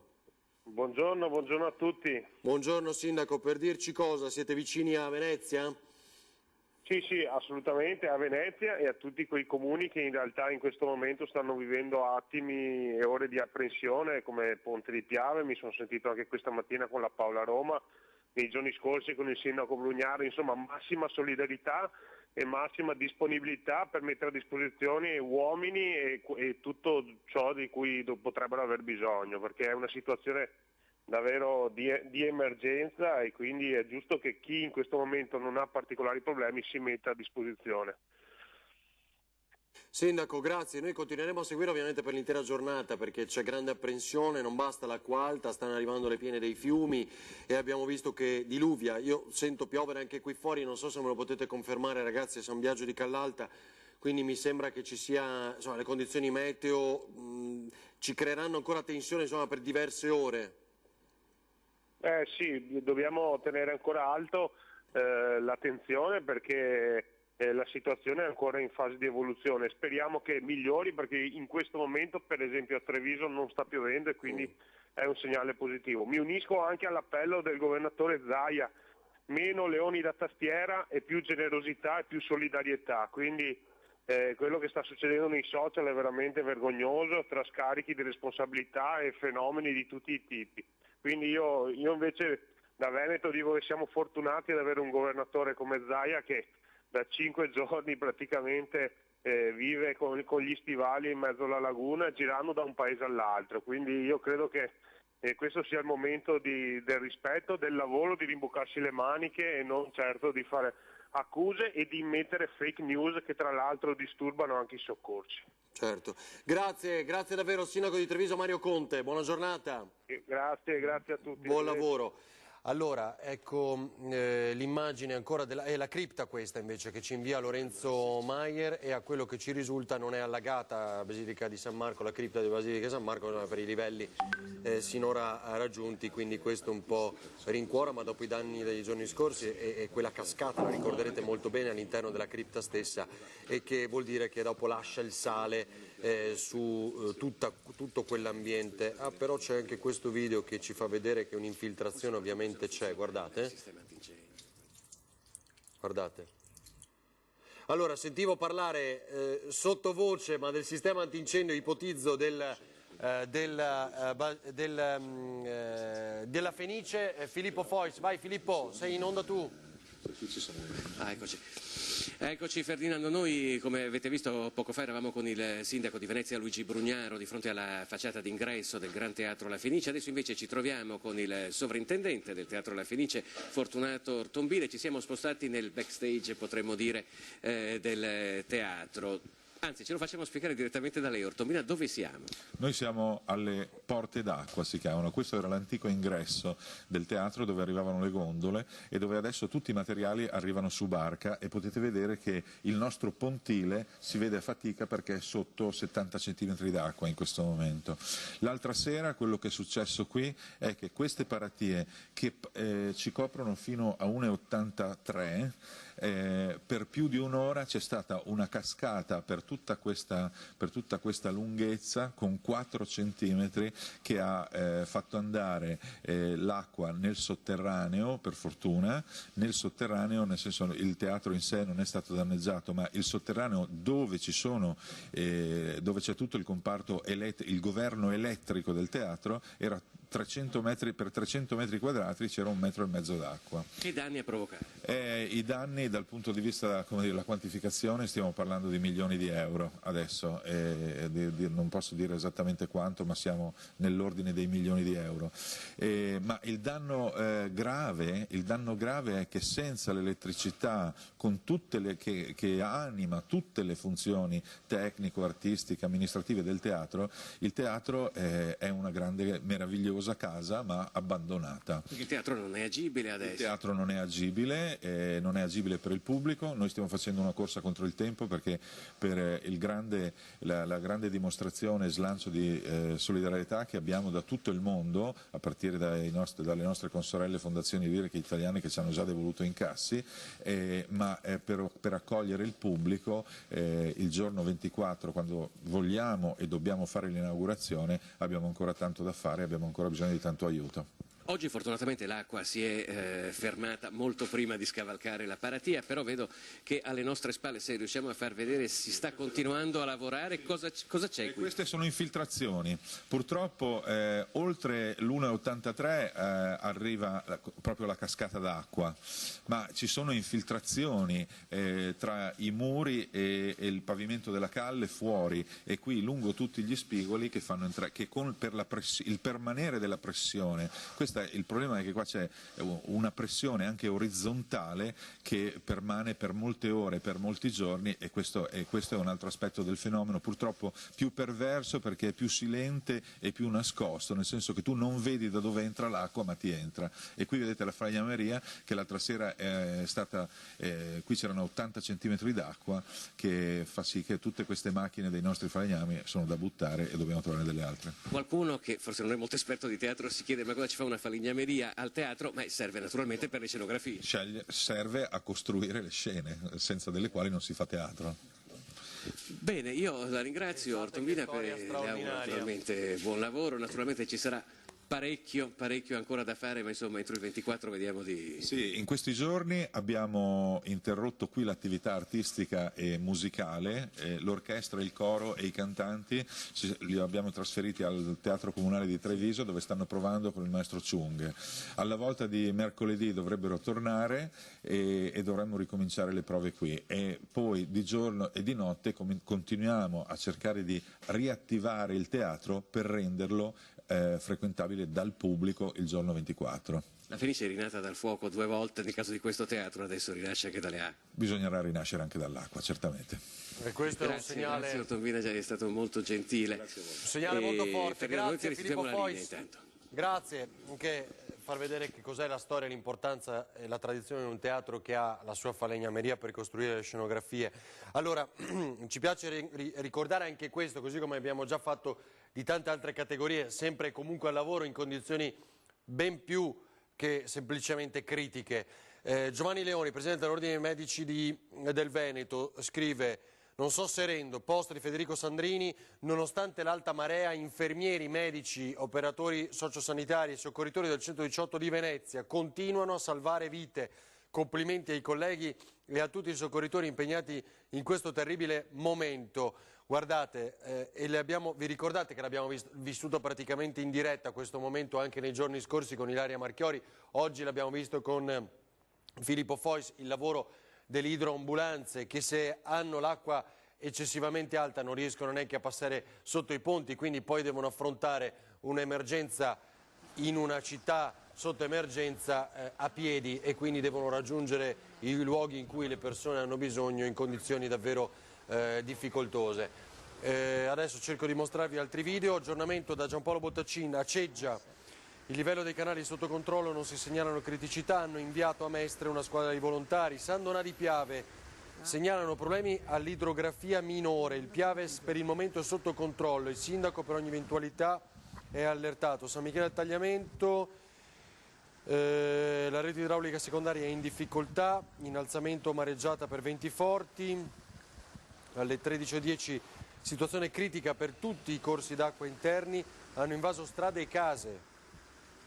A Bibbione la situazione è disastrosa. Nicola, ti faccio sapere, a Bibbione la situazione è disastrosa, le squadre stanno operando per vigilanza, posizionamento sacchi e chiusura strade. Gruaro, Cocca allertato, mai attivato, però il Taglio Veneto, scusate, in paese non c'è nulla, solo qualche casa ha chiuso i sacchi di sabbia e qualche scantinato. Cinto Cao Maggiore, il paese è sotto controllo. Porto Gruaro, operativa la polizia comunale per monitorare la situazione. Pra Maggiore, non si segnalano criticità. San Stino, era caduto qualche pioppo per forte vento, è bloccata la strada provinciale 79, la viabilità però è stata riaperta. I livelli sono alti, nulla di rilevante. Concordia Sagittaria, l'idrografia minore risulta sotto controllo. Caorle, unico che desta maggiore preoccupazione è Livenza, in acqua, in quanto respinge l'acqua, sta tornando indietro, si sta ingrossando, potrebbe creare problemi ai pescherecci, questo Caorle. E ora continuo a leggere il resto, ma questo più o meno è l'aggiornamento rapido dell'assessore Giampaolo Bottacin che segue appunto l'emergenza. Paolo, Porto Santa Margherita ci manda questo video, vediamolo insieme con l'audio. Le paratoie, le vedete?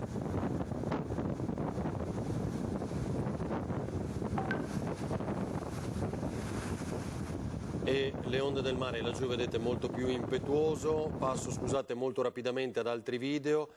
Silvia, Sant'Anna di Tambre, di fronte alla casa degli Alpini, un vento fortissimo. Qui è caduto un albero, vediamo. Sentiamo anche l'audio del vento molto forte.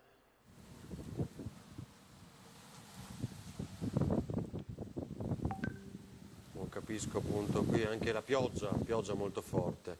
Allora aiutateci nello scrivere ovviamente la località sempre, perché noi ovviamente non abbiamo il tempo di verificare. Lido, Gran Viale, la signora Chiara che ci invia questa foto, immagino, vedete, alzato anche il ponticello dell'approdo, ma più sotto c'è un video e ve lo mostriamo, eccolo qua. Con audio, eccolo.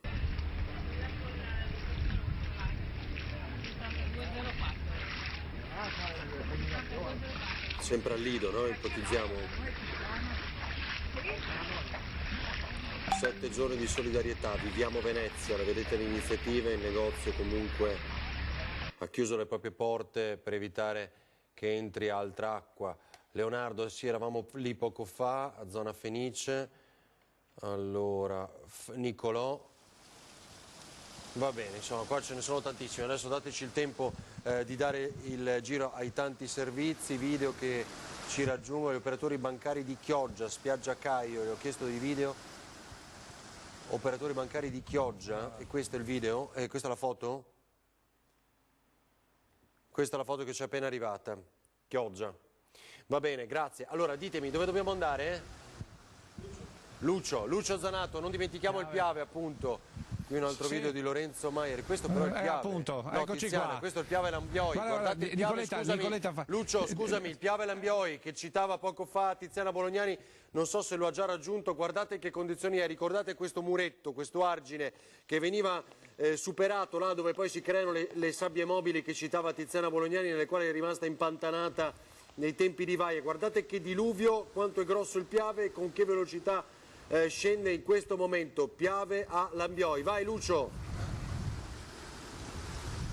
Allora invece questo è il Piave in diretta a Campo Solare, quindi siamo a Saletto di Breda di Piave, ma la cosa che volevo farvi notare, oltre al fatto appunto della velocità e della potenza e dell'altezza, perché noi siamo sopra di circa mezzo metro, è la portata di materiale che sta andando giù verso la riva. Noi siamo rimasti qui questi 10 minuti che stavamo aspettando il collegamento, viene giù di tutto, vengono giù tronchi, viene giù materiale vario, e una potenza notevole, tutto materiale che poi speriamo non vada a intasare i vari ponti, perché questo è il vero problema. Poi insieme all'altezza dell'acqua ci sono tutti questi detriti che come sempre poi potrebbero creare l'effetto diga, e non è cosa da poco tenendo conto della potenza dell'acqua, non so se si riesce a vedere. Poi, giusto per farvi vedere com'è la situazione, guarda Nicoletta, guarda quella lì, guardate, ecco, questi sono tutti tronchi che stanno viaggiando come vedete a una discreta velocità, e poi se trovano un ostacolo ovviamente si fermano, c'è l'effetto diga ed è notevole. Qui adesso in questo momento non sta piovendo, però per dimostrarvi quanto l'acqua, anzi quanto il territorio sia, come dire, sia intriso d'acqua, vieni un attimo con me Nico, vi faccio vedere questa zona qui siamo sui campi. Guardate, qui, ecco, questo per dimostrarvi come continua a scendere acqua ovunque. Quindi vuol dire che il terreno non prende più, e questa è tutta acqua che sta scendendo dai campi, dalle altre zone, e questa sostanzialmente è la situazione del Piave, che sicuramente fa fa pensare. Tanto è vero che poi qui a Camposolare, che è un punto diciamo così che viene utilizzato d'estate, c'è gente che viene a vedere ed è un po' preoccupata, e quindi abbiamo due persone che stanno guardando. Buongiorno, lei ha la suocera qui vicino, sì, giusto? Sì. E cosa succede? Cosa gli hanno detto? Le hanno allertata che porta la roba al secondo piano perché prevedono che si alzi l'acqua di più, hai capito? Insomma, siete un po' preoccupati? Sì, un po' preoccupati, ma non tanto. No, va meglio rispetto all'anno scorso? Meglio secondo me, secondo il confronto dell'anno scorso è tanto meglio dell'anno scorso. L'anno scorso vi è arrivata tutto sul colpo? L'anno scorso sono stati meno allertati di quest'anno. Ecco, quest'anno invece è stata gestita un po' meglio. Ecco, quello è quello che ci dicono tutti, sai Ferdinando.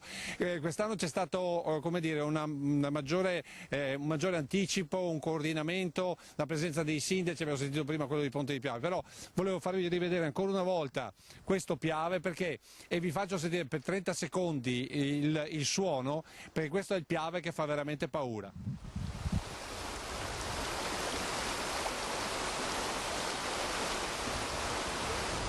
Ecco, con questa immagine qua, a questo punto io restituisco la linea e farei in modo di passare da un'altra parte, andrei a vedere a Fagarè quelle famiglie che abbiamo incontrato ieri, di cui abbiamo raccontato con un servizio come stanno vivendo questi momenti, e poi alle 15 avremo il presumo punto stampa con il governatore Zaia a Ponte di Piave. Esattamente quello che ti volevo ricordare, cioè il governatore sta venendo lì in quelle zone lì insieme all'assessore Bottacin per fare il punto alle 15, dunque dovremo seguirlo in diretta. Grazie a Lucio Zanato e Nicoletta Rizzetto. 1200 metri cubi al secondo vuol dire un metro quadro lungo 1,2 km che passa ogni secondo, come ci ricorda sempre anche la Protezione Civile, per darvi questo esempio. Quella è la portata che non so se a questo punto sia cresciuta, mi potete dare qualche dato in più, ma adesso abbiamo capito, Bibbione è un problema da quello che è reso conto dell'assessore Bottacin, quindi Christian Arboit da Jesolo, vi faccio vedere ancora un video di Christian, si sta spostando a Bibbione per documentare anche quello che accade lì. Vediamo ancora un altro video, uno degli accessi alla spiaggia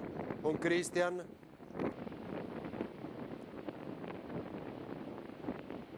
Il vento ancora fortissimo.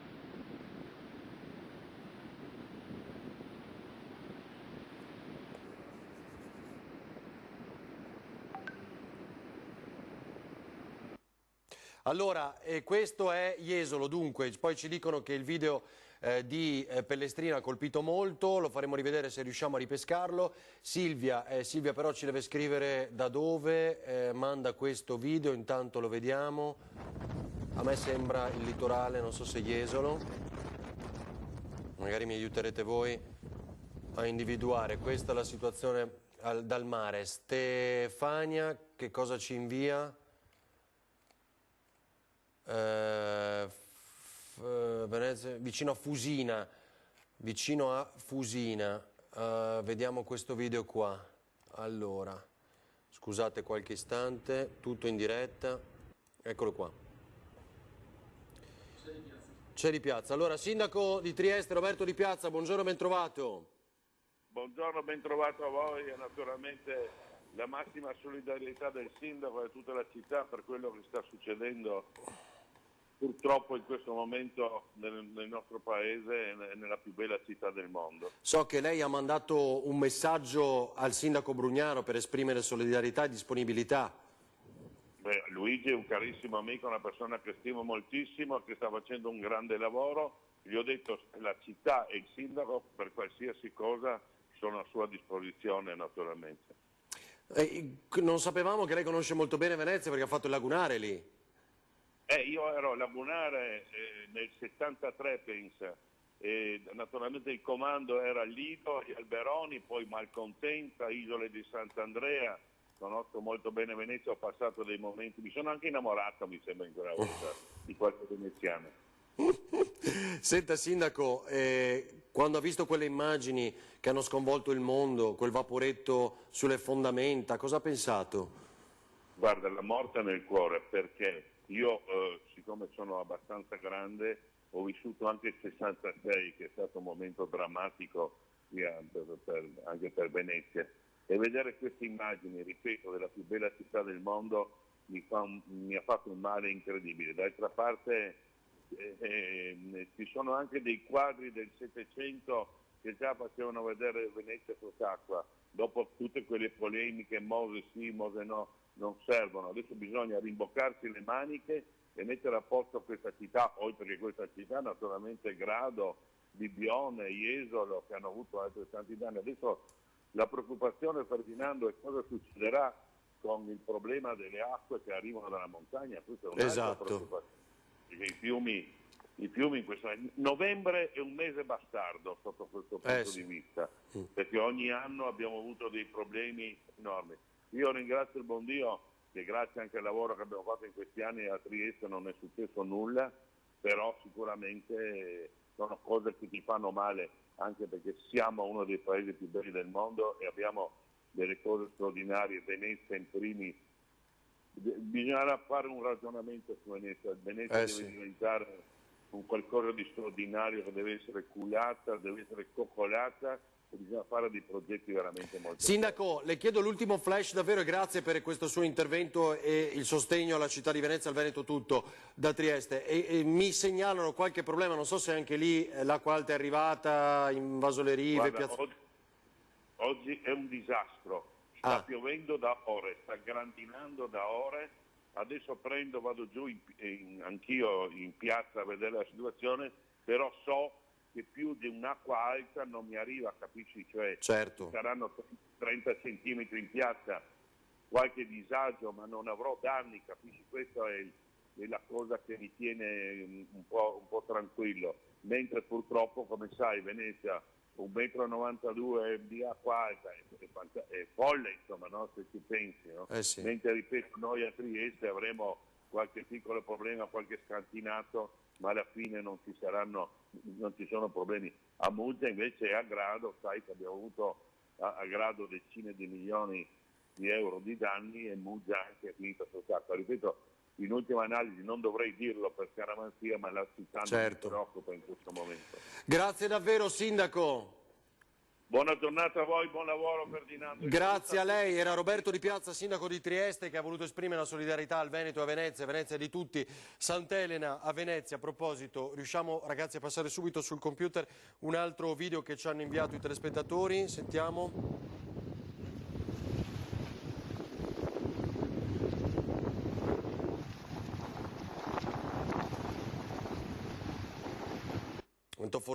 Vento fortissimo, era Davide, grazie Davide per aver inviato, guardate quanti ne abbiamo ancora da far vedere,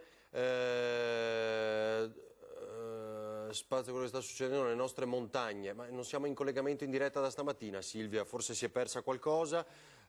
Chioggia, è il litorale di Sottomarina di Chioggia, vediamo, Marco ci manda questo video, Marco lo faccio rivedere, litorale Sottomarina, Chioggia.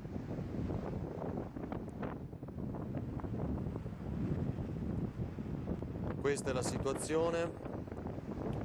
Allora, poi Silvia da Caorle, da Madonnina di Caorle, vediamo, guardate, è impressionante questo video, poi guardate che roba,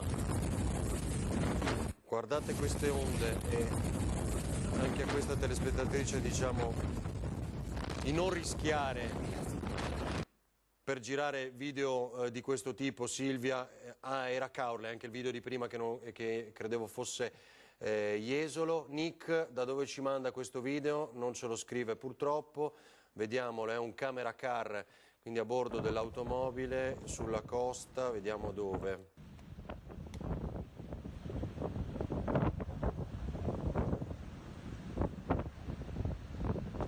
Va bene, allora ditemi se possiamo collegarci con qualcuno. Allora abbiamo una pubblicità più o meno da un'ora, vi ricordo, adesso la mandiamo, vi ricordo che dobbiamo, cosa sono questi? Jesolo, ancora Jesolo con Christian Arboit, il lungomare Katia Ricciarelli.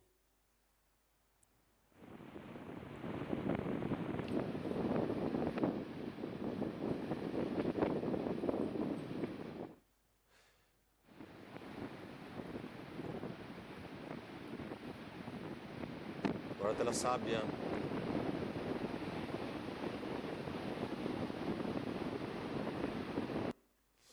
Io mi sono perso molti video, mi perdonerete. Ancora Jesolo, Pellestrina, il litorale, eccolo qui.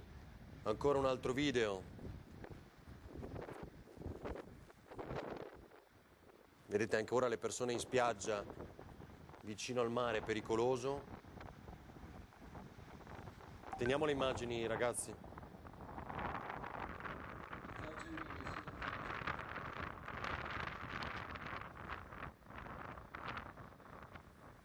Allora, Sindaco Valerio Zoggia, buongiorno, ben trovato, Sindaco di Jesolo. Buongiorno. Ci aiuta a Buongiorno capire a voi. qual è la situazione? Ma diciamo nella zona della Pineta quel po' di sabbia che era rimasta dopo l'altro giorno se n'è andata anche quella. Stamattina la situazione era molto preoccupante perché prima diciamo verso le 10 circa, 10:30 il vento era fortissimo e quindi cominciava dagli accessi al mare cominciava a entrare già dell'acqua dal mare con le onde. Poi per fortuna il vento si è attenuato per poi tornare verso l'una. Però nel frattempo la marea è un po' diminuita, quindi diciamo che a parte la sabbia, la spiaggia che non c'è più, in città non è entrata acqua salvo appunto all'inizio con quelle onde. Quindi ricordo sentite, 500, no, adesso non mi ricordo le cifre, ma comunque 5 milioni di danni solo l'altro giorno mi pare per quanto riguarda la spiaggia. Diciamo, l'altro giorno eravamo su 200-250 mila metri cubi, adesso non abbiamo un conteggio preciso, ma lo faremo domani, dopodomani, ma saremo almeno il doppio, quindi parliamo tra i 400 e i 500 mila metri cubi che tradotti in euro vuol dire 5-6 milioni di euro. 5-6 milioni di euro solo di danni nelle Senza spiagge. considerare poi i pennelli da rifare a mare, le passeggiate, i danni dei privati, l'abitazione, gli alberghi, eccetera, eccetera, ma quello ci vorrà un po' di tempo. È un novembre disgraziato ogni anno, dicevamo. Ma diciamo che quest'anno, anche perché secondo me era inaspettato una settimana di tempo così tanto, incredibilmente brutto, e quindi sì, ci aspettavamo il solito scirocco, le solite mareggiate, ma quest'anno è stato veramente tremendo. Cosa dobbiamo fare? Ci armiamo per ripristinare tutto nel più breve tempo possibile. Allora Sindaco, grazie per essere stato con noi. Valerio Zoggia, Sindaco di Jesolo, dovessero esserci Grazie a aggiornamenti, lo chiediamo anche a lei, torni a collegarsi pure con noi, va bene? Certo. Grazie. Grazie, buona giornata. Vicino alla Madonna della Salute, alla Salute a Venezia. Intanto volevo dirvi 144 centimetri la marea attuale a Venezia, quindi scesa, e questo è un video che ci mandano, dicono di essere un po' abbandonati in questo momento i nostri telespettatori che inviano questo video. Le paratoie qua sembrano fermare l'acqua, anche se lo vedete deve scaricare, quindi svuotare con le pompe l'interno dell'abitazione, dove vedete l'acqua c'è, l'acqua è arrivata, quindi pericoloso, energia elettrica, acqua, le prese e tutto quanto, sono nel momento in cui si devono attivare. Allora, dunque, Francesca, cos'è questo video ancora Pellestrina? Vediamolo, credo di sì. Situazione Pellestrina. La situazione di Pellestrina. Sembra essersi calmato lo sciopero rispetto ai video precedenti. La vedete la pompa che vedevamo poco fa in alcuni scatti molto eclatanti, guardate con che potenza e che razza di getto ha di acqua, quindi quanta ce n'è ancora da ributtare in mare, da ributtare in laguna. Va bene, allora un'ora fa circa dovevamo mandare l'unica pubblicità che c'era ancora, perché abbiamo sospeso praticamente tutto e così sarà per il resto della giornata. Vi chiediamo pazienza perché stiamo riattivando i collegamenti con Filippo Fois da Venezia, Lucio Zanato dal Piave, Cristian Arboit si sta spostando a Bibbione, dove abbiamo capito dalla regione, dalla protezione civile, c'è una situazione disastrosa, così viene definita, ma molto problematica. Tiziana Bolognani in montagna, lo ripeto ancora da stamattina alle 10, stiamo documentando tutto quello che sta accadendo, grazie anche al vostro lavoro da casa. Quindi un minuto di pubblicità, ricominciamo da qui aggiornandovi, a tra poco.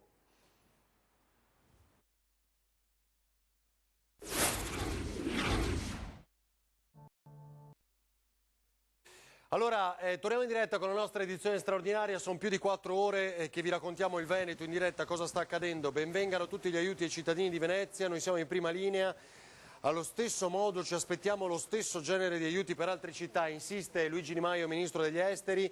Ieri ho sentito il sottosegretario Fraccaro che segue il dossier, dice il capo politico del Movimento 5 Stelle, nelle prossime ore porteremo in Consiglio dei Ministri gli stati di emergenza chiesti da altri comuni e regioni, c'è un'allerta meteo in corso con regioni che stanno gestendo difficoltà come in Campania, dice Luigi Di Maio. Vi faccio vedere, Chiara Gagnani ci segnala, previsioni meteo miglioramento, revocato lo stato di attenzione, Vicenza. Federico Fusetti, questa è Chioggia, eccolo qua, grazie ragazzi, questi sono alcuni scatti da Chioggia, vedete che anche qui mangiata la spiaggia. Le vedete queste foto, questi scatti di pochi minuti fa a Chioggia, questa è ancora Pellestrina, ora piano piano recuperiamo tutti i video. Va bene, adesso ritorniamo anche sulla diretta della pagina Facebook di Antena 3, vi ringraziamo Alessandro, Enrico, Marco, Chiara, Michele, Nick e tutti gli altri. Vai Lucio! Allora io sono in questo momento al Mulino della Sega, cioè dove i ragazzi del 99 hanno avuto il loro battesimo durante la Grande Guerra. Sono qui perché questo è uno dei punti sensibili del Piave, cioè qui quando va sotto sono guai. La notizia buona è che diciamo che non si andrà sotto, la notizia cattiva è questa, ve la faccio vedere, questo qui è un affluente, adesso poi ce la facciamo raccontare meglio. Questo è diciamo il corso normale, Nicoletta qua fai vedere a destra e a destra invece è l'esondazione. Perché c'è l'esondazione? Perché su quella chiavichetta lì da un anno, cioè da quando è capitata l'altra alluvione, un albero si è messo di mezzo ed è passato un anno e il risultato è che adesso per fortuna l'acqua è tutto sommato è relativa, ma se dovesse anche aumentare questo diventa un bel problema perché vedete sta esondando direttamente sui cavi, sui campi. Allora sono con il signor Spadari. Spadari è il fratello, se non sbaglio, il fratello delle signore che noi l'anno scorso abbiamo visto da sole, 75 anni, si sono rimesse a posto la casa solo, sono qui a 2 passi. Quest'anno ci hanno voluto segnalare questa cosa perché? Perché ci avete voluto segnalare? Tra l'altro questo non è Piave, questo è, diciamo, è un affluente. Sì, è il canale Piavesella in comune di Breda e canale Zero in comune di San Biagio. Qua il problema è che siamo all'interno del Piave e non è più di competenza del Consorzio Bonifica Piave, ma bensì del Genio Civile. Uno non fa niente e l'altro fa meno. Ecco, e questo è il risultato, per cui è vero che adesso siamo in emergenza, stiamo tutti quanti attenti, speriamo che le condizioni meteo migliorino, speriamo che da Busca la portata diminuisca, però è altrettanto vero che poi ci scordiamo delle cose e il risultato è questo. E quindi mi premeva far segnalare questa cosa, non dobbiamo dimenticarci di queste emergenze perché altrimenti poi tra un anno siamo ancora qui a parlarne. Lucio, però diciamo anche altre 2 cose. Intanto ricordiamo che 35 persone sono fuori da casa in attesa della piena proprio perché comunque il Piave arriva in golena. E la seconda cosa è che in questi mesi, dopo Vaia poi in particolar modo, si è fatto intanto qualcosa sul Piave con l'escavo, quindi con la pulizia e la rimozione di detriti nel letto del fiume, che è una cosa fondamentale dopo aver raggiunto i 2006-2007, qualcuno dice addirittura 2009 di portata a metri cubi al secondo durante Vaia, no? Sì, esatto, su questo non ci piove, anche se adesso anche qui non ci piove. C'è da dire che questi sono esempi invece dove dobbiamo veramente stare attenti, ma questo per il bene di tutti, quindi anche a volte un tronco, perché vedete basta un tronco per creare poi questo problema che diventa importante se aumenta la portata d'acqua. Questa era la segnalazione. Certo, è stato fatto molto, deve essere fatto ancora di più, almeno in questa zona qua, perché questo è il punto sensibile, uno dei punti sensibili di base. In ogni caso, il lato positivo di tutta questa situazione è che in questo momento non sta piovendo. Se Nicoletta vi fa vedere le nuvole si sono fermate, quindi il vento di scirocco almeno qui non si nota più e quindi è un altro lato positivo, vuol dire dire che il Piave riprenderà a scaricare di conseguenza, e però poi naturalmente noi torneremo a vedere quando qui sarà tutto asciutto se poi mettono a posto le cose prima che capiti un'altra volta un altro novembre e un altro Piave in piena. Grazie a Lucio Zanato, Nicoletta Rizzetto, torniamo da voi tra pochissimo. Piazza Aurora a Jesolo ci manda questo video un nostro telespettatore, vediamolo. Ore 13, condizioni abbastanza disastrate.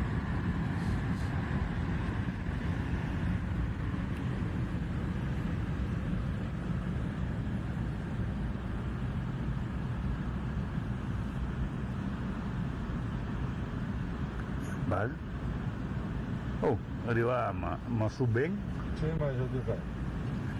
È sceso, era 10 minuti fa al massimo. È arrivata su bene. Pilota di drone che si offre, chi guida la barca si offre di trasportarci, grazie davvero a tutti. Non riesco a leggere tutti i messaggi. Marco Fabris sempre a Chioggia, vediamo anche questo video, è brevissimo, eccolo qua. Questa è Chioggia, ma come abbiamo detto la marea sta scendendo, è attorno a 140. Chiara da Burano ancora. Vediamo il video di Chiara Burano, è mai sfocato Chiara, eccolo qua, ora si sistema l'autofocus del telefonino. Questo immaginiamo ancora qualche minuto fa. Allora, Alessandra, vediamo Alessandra cosa ci manda.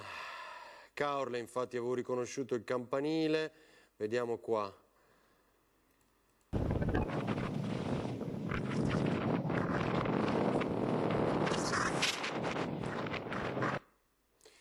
E allora vediamo se riesco a ripescare quel video di prima che ha colpito molti telespettatori, è molto più in giù, era tantissimo in giù. Federico da Pellestrina, quando sono arrivati in riva al mare, eccolo qua. Non è questo, questo è il secondo,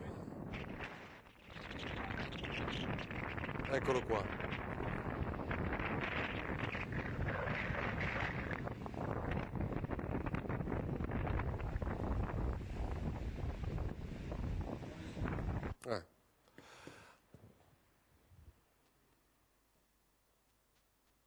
Che succede? No, vediamo questo video.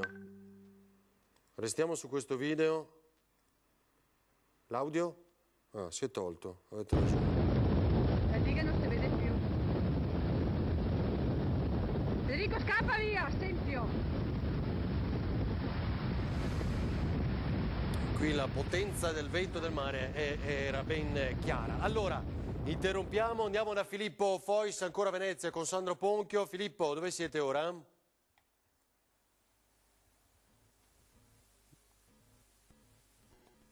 L'audio, non ti sentiamo. Intanto faccio vedere una foto misurina. Filippo, sì, non ti sento. Eccoci, adesso ci siamo. Ecco, vai. Non lo so. Ok, siamo in una calle del centro storico. L'acqua, siamo dalle parti di Campo San Bortolo, Campo San Luca, ecco, è il campo più vicino per chi conosce bene Venezia. Come vedete l'acqua in realtà, al di là di quello che può sembrare, sta scendendo e sta scendendo anche molto velocemente. Questa è una delle cose che ha colpito molto in questa ondata di acqua alta che c'è stata questa settimana, vale a dire la rapidità di salita e discesa dell'acqua, che prima aveva un afflusso, un deflusso molto più lento. Come vedete c'è qualche gruppo sparuto di turisti che continua ad aggirarsi, e poi in questo caso anche diversi negozi. Buongiorno, scusi, posso chiedere, siamo in diretta, posso chiederle semplicemente un bilancio di come è andata? Adesso sta calando l'acqua, per cui è terminata l'emergenza. Sì, è calata, speriamo che continui a calare, che non ritorni la prossima settimana. A lei è andata abbastanza bene qui? Beh, non ce l'aspettavamo e come tutti abbiamo avuto una serie di danni, però poteva sicuramente andare peggio. Noi siamo abbastanza alti, a 1,75 supera la paratia. Certo, grazie mille. A 1,75 come avete sentito ha superato la paratia un po' come dappertutto qua.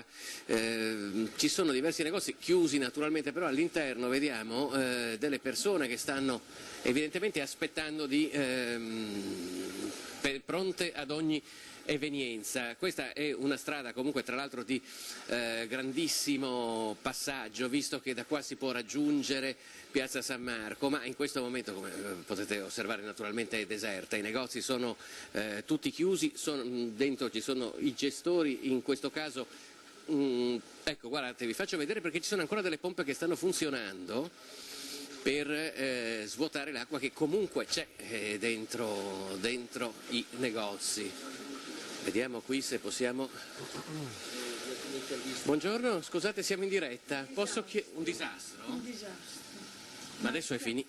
Adesso sarebbe finita, ma ci mancava poco, come l'altra sera che ci scavalcasse la paratia. E abbiamo fatto vasi comunicanti. In che senso vasi comunicanti? Logico, adesso siamo... la paratia, entra l'acqua e fa lo stesso livello. Certo. Quanto si è fermata questa volta? Oggi 1,50, l'altro giorno invece 1,58. La voi è entrata solamente nel caso del 1,87 m o anche in altre occasioni durante questa settimana? Beh, adesso ce l'abbiamo dentro. Sempre. Adesso ce l'abbiamo perché vedo che passa da sotto però. No, perché la pressione è talmente forte che non tiene la paratia. Guarda i muri, è venuta giù dai muri. È venuta giù dai muri? Sì, guarda. Abbiamo dovuto togliere le spine perché altrimenti eravamo anche senza luce e non potevamo attaccare le cose. Le prese elettriche. Guarda, aspettate un attimo che facciamo vedere allora anche a favore di... sì, faccia pure. Alessandro. Vuoi fare anche da là? Ecco. Si vede che in effetti scendeva giù dal muro, ma... Siccome l'altro negozio si riempie, sì, ovviamente dov'è che spara? Dove può uscire? L'acqua va dappertutto, esce dai water, da dove trova sfogo? Che noi non ne abbiamo. Sull'angolo lo stesso mi entra, perché c'è l'angolo, quindi spinge. Perché se tu sai i stivali, vieni di qua, li vedi. L'acqua va dove va. Certo. Ma adesso che è finita, che cosa? Adesso è finita, bisogna lavare, i mobili stanno andando, bisogna riprenderli tutti nuovi. Tutti i mobili nuovi, rifare tutto il cartongesso. Cioè praticamente tutto il negozio è andato, mi sembra di capire... L'altra notte con un 87 io avevo le mutande, mi scusi se... Certo. E vi è mancata anche la corrente, così? Perché si entra dentro le scatole. Lui non c'era, perché abbiamo detto, stiamo noi, tu vai pure a casa, che domani mattina vieni presto te, che si credeva appunto che ci fosse l'acqua. Invece lui a un certo momento non ha più comunicato perché senza telefono è venuto in taxi. Ho preso un taxi e mi ha fatto pagare. Però in Piazzale Roma la macchina l'ha mollata. L'ho mollata, gli ho detto che non pensate darmi la multa. Comunque è un disastro per Venezia, se non fanno qualche cosa. Io credo non funzionerà quel Mose. Non funziona, neanche non lo provano, perché se lo provano constatano che non va bene. Non funziona. E intanto prendono... Perché pensa tu, lasciare una macchina, fai un'ipotesi, metti una macchina in acqua a 10 metri. Sì. 4 anni si riempie di sabbia, di alghe, di molluschi che si attaccano. Come può funzionare un elemento del genere sulle cerniere a 10 metri? Dice una manutenzione continua. Una manutenzione continua. Io vi ringrazio e vi faccio in bocca al lupo perché adesso comincia la conta dei danni. Siamo in diretta su Antenna 3, grazie. Arrivederci. Ecco, anche qua vedete che sono in funzione altre pompe. Vediamo se qui c'è qualcuno. Buongiorno, scusi, lei preferisce? Perfetto. Ecco, vedete anche che c'è anche chi sta mettendo in salvo, forse non si vede, dei generi alimentari da uno dei bar che si trovano nella zona e li sta trasportando come vedete oramai tutti usano gli stivali che arrivano circa all'altezza dell'inguine, perché gli stivali che si usavano fino a qualche anno fa, che proteggevano fino a poco sopra il ginocchio oramai, non servono più. Fortunatamente, come vi dicevamo, l'acqua sta calando, non si è raggiunto il 1,60 m che era stato previsto ieri ed era stato confermato anche questa mattina, per cui diciamo i danni sono un po' più contenuti, ma si è trattata di una settimana veramente da questo punto di vista mai vista a Venezia. Adesso comincia la conta dei danni, il sindaco Brugnaro ci ha detto più di 1 miliardo di danni e naturalmente di questo parleremo anche nei prossimi giorni. Per ora intanto vi restituiamo la linea.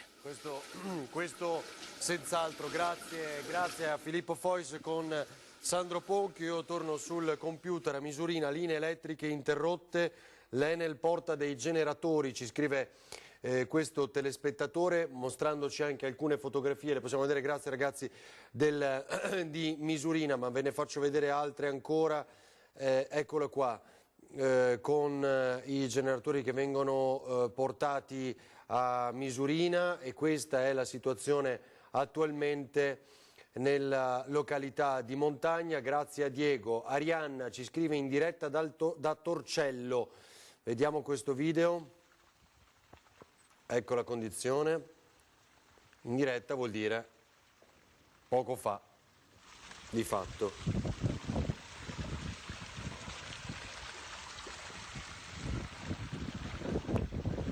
Ed eccolo qui. Andrea, cosa ci manda Andrea? Volevo ringraziare tutti i tassisti e qui ci manda la foto di una idroambulanza. Abbiamo ricordato già il loro lavoro anche tramite le parole del Presidente dell'Ordine, dei medici. Massimo Ferro però non so Massimo dove si trova qui. Jesolo mi sembra riconoscere?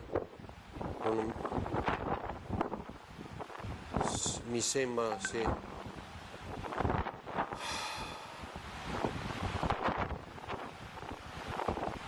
Va bene. Vi faccio risentire una cosa nel corso di questa mattinata, perché ce l'hanno chiesto in tantissimi e molte reazioni. Mandate questo video, gli angeli della protezione civile portano sacchi di sabbia ai commercianti. Ringraziamo la protezione civile e la Proloco che in questi giorni stanno facendo davvero di tutto. Chiara, hai ragione, ha perfettamente ragione Chiara, Lido di Venezia, e poi sentiamo di nuovo la telefonata a sfogo di Luca Zaia in diretta con Antena 3 oggi.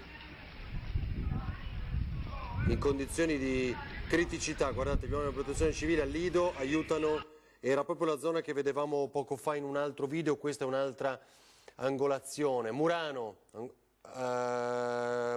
altro video di poco fa, con le pompe, vedete che scaricano l'acqua all'esterno sui canali, ma questa è la situazione di Murano. Mi ricordavano in effetti, ringrazio Francesco, che questa mattina 2 navi in questi giorni sono approdate a Trieste invece che a Venezia, e con l'acqua alta la stessa a Venezia chiaramente rende difficoltoso l'approdo, o meglio la toccata a Trieste degli stessi giganti delle navi bianche.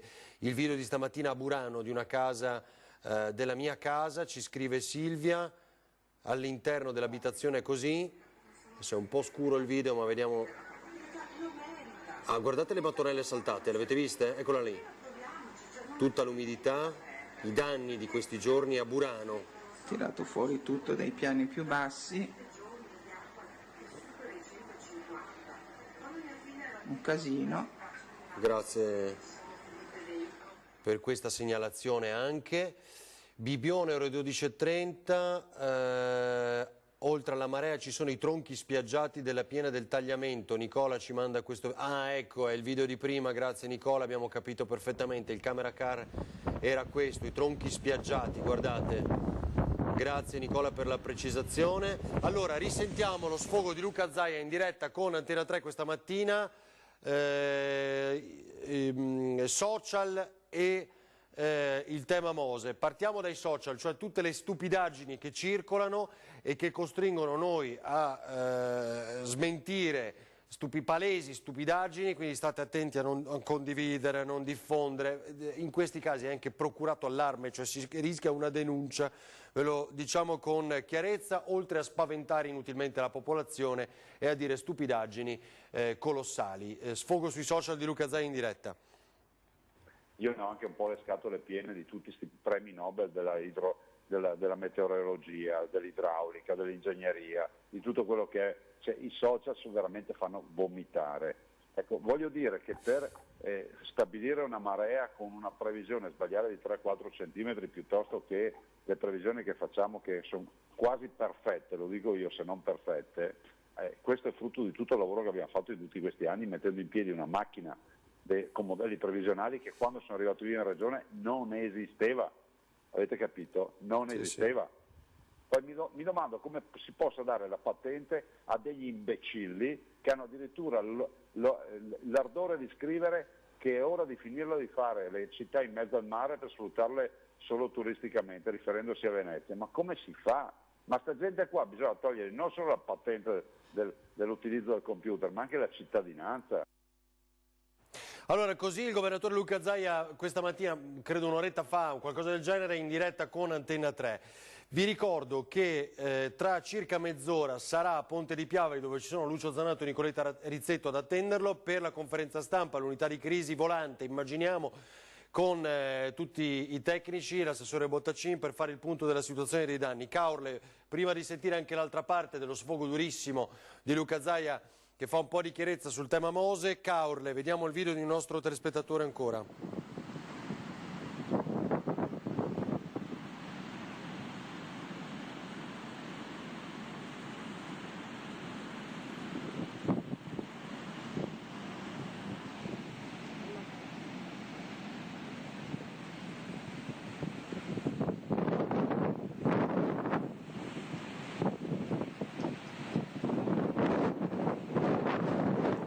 Sentite quanto forte soffia il vento. Qui a Massanzago è tutto ok, solo un po' di vento, ci scrive Cristian, grazie. Spiaggia Cuyaba, Lido di Venezia, ore 13, ma non ci è arrivato nulla. Giorgio, ma il video è storto, mi perdoni, non posso farlo vedere. Alice, cosa ci manda? Mi sembra sempre Murano, vero? Eccolo qua, ancora poco fa. E poi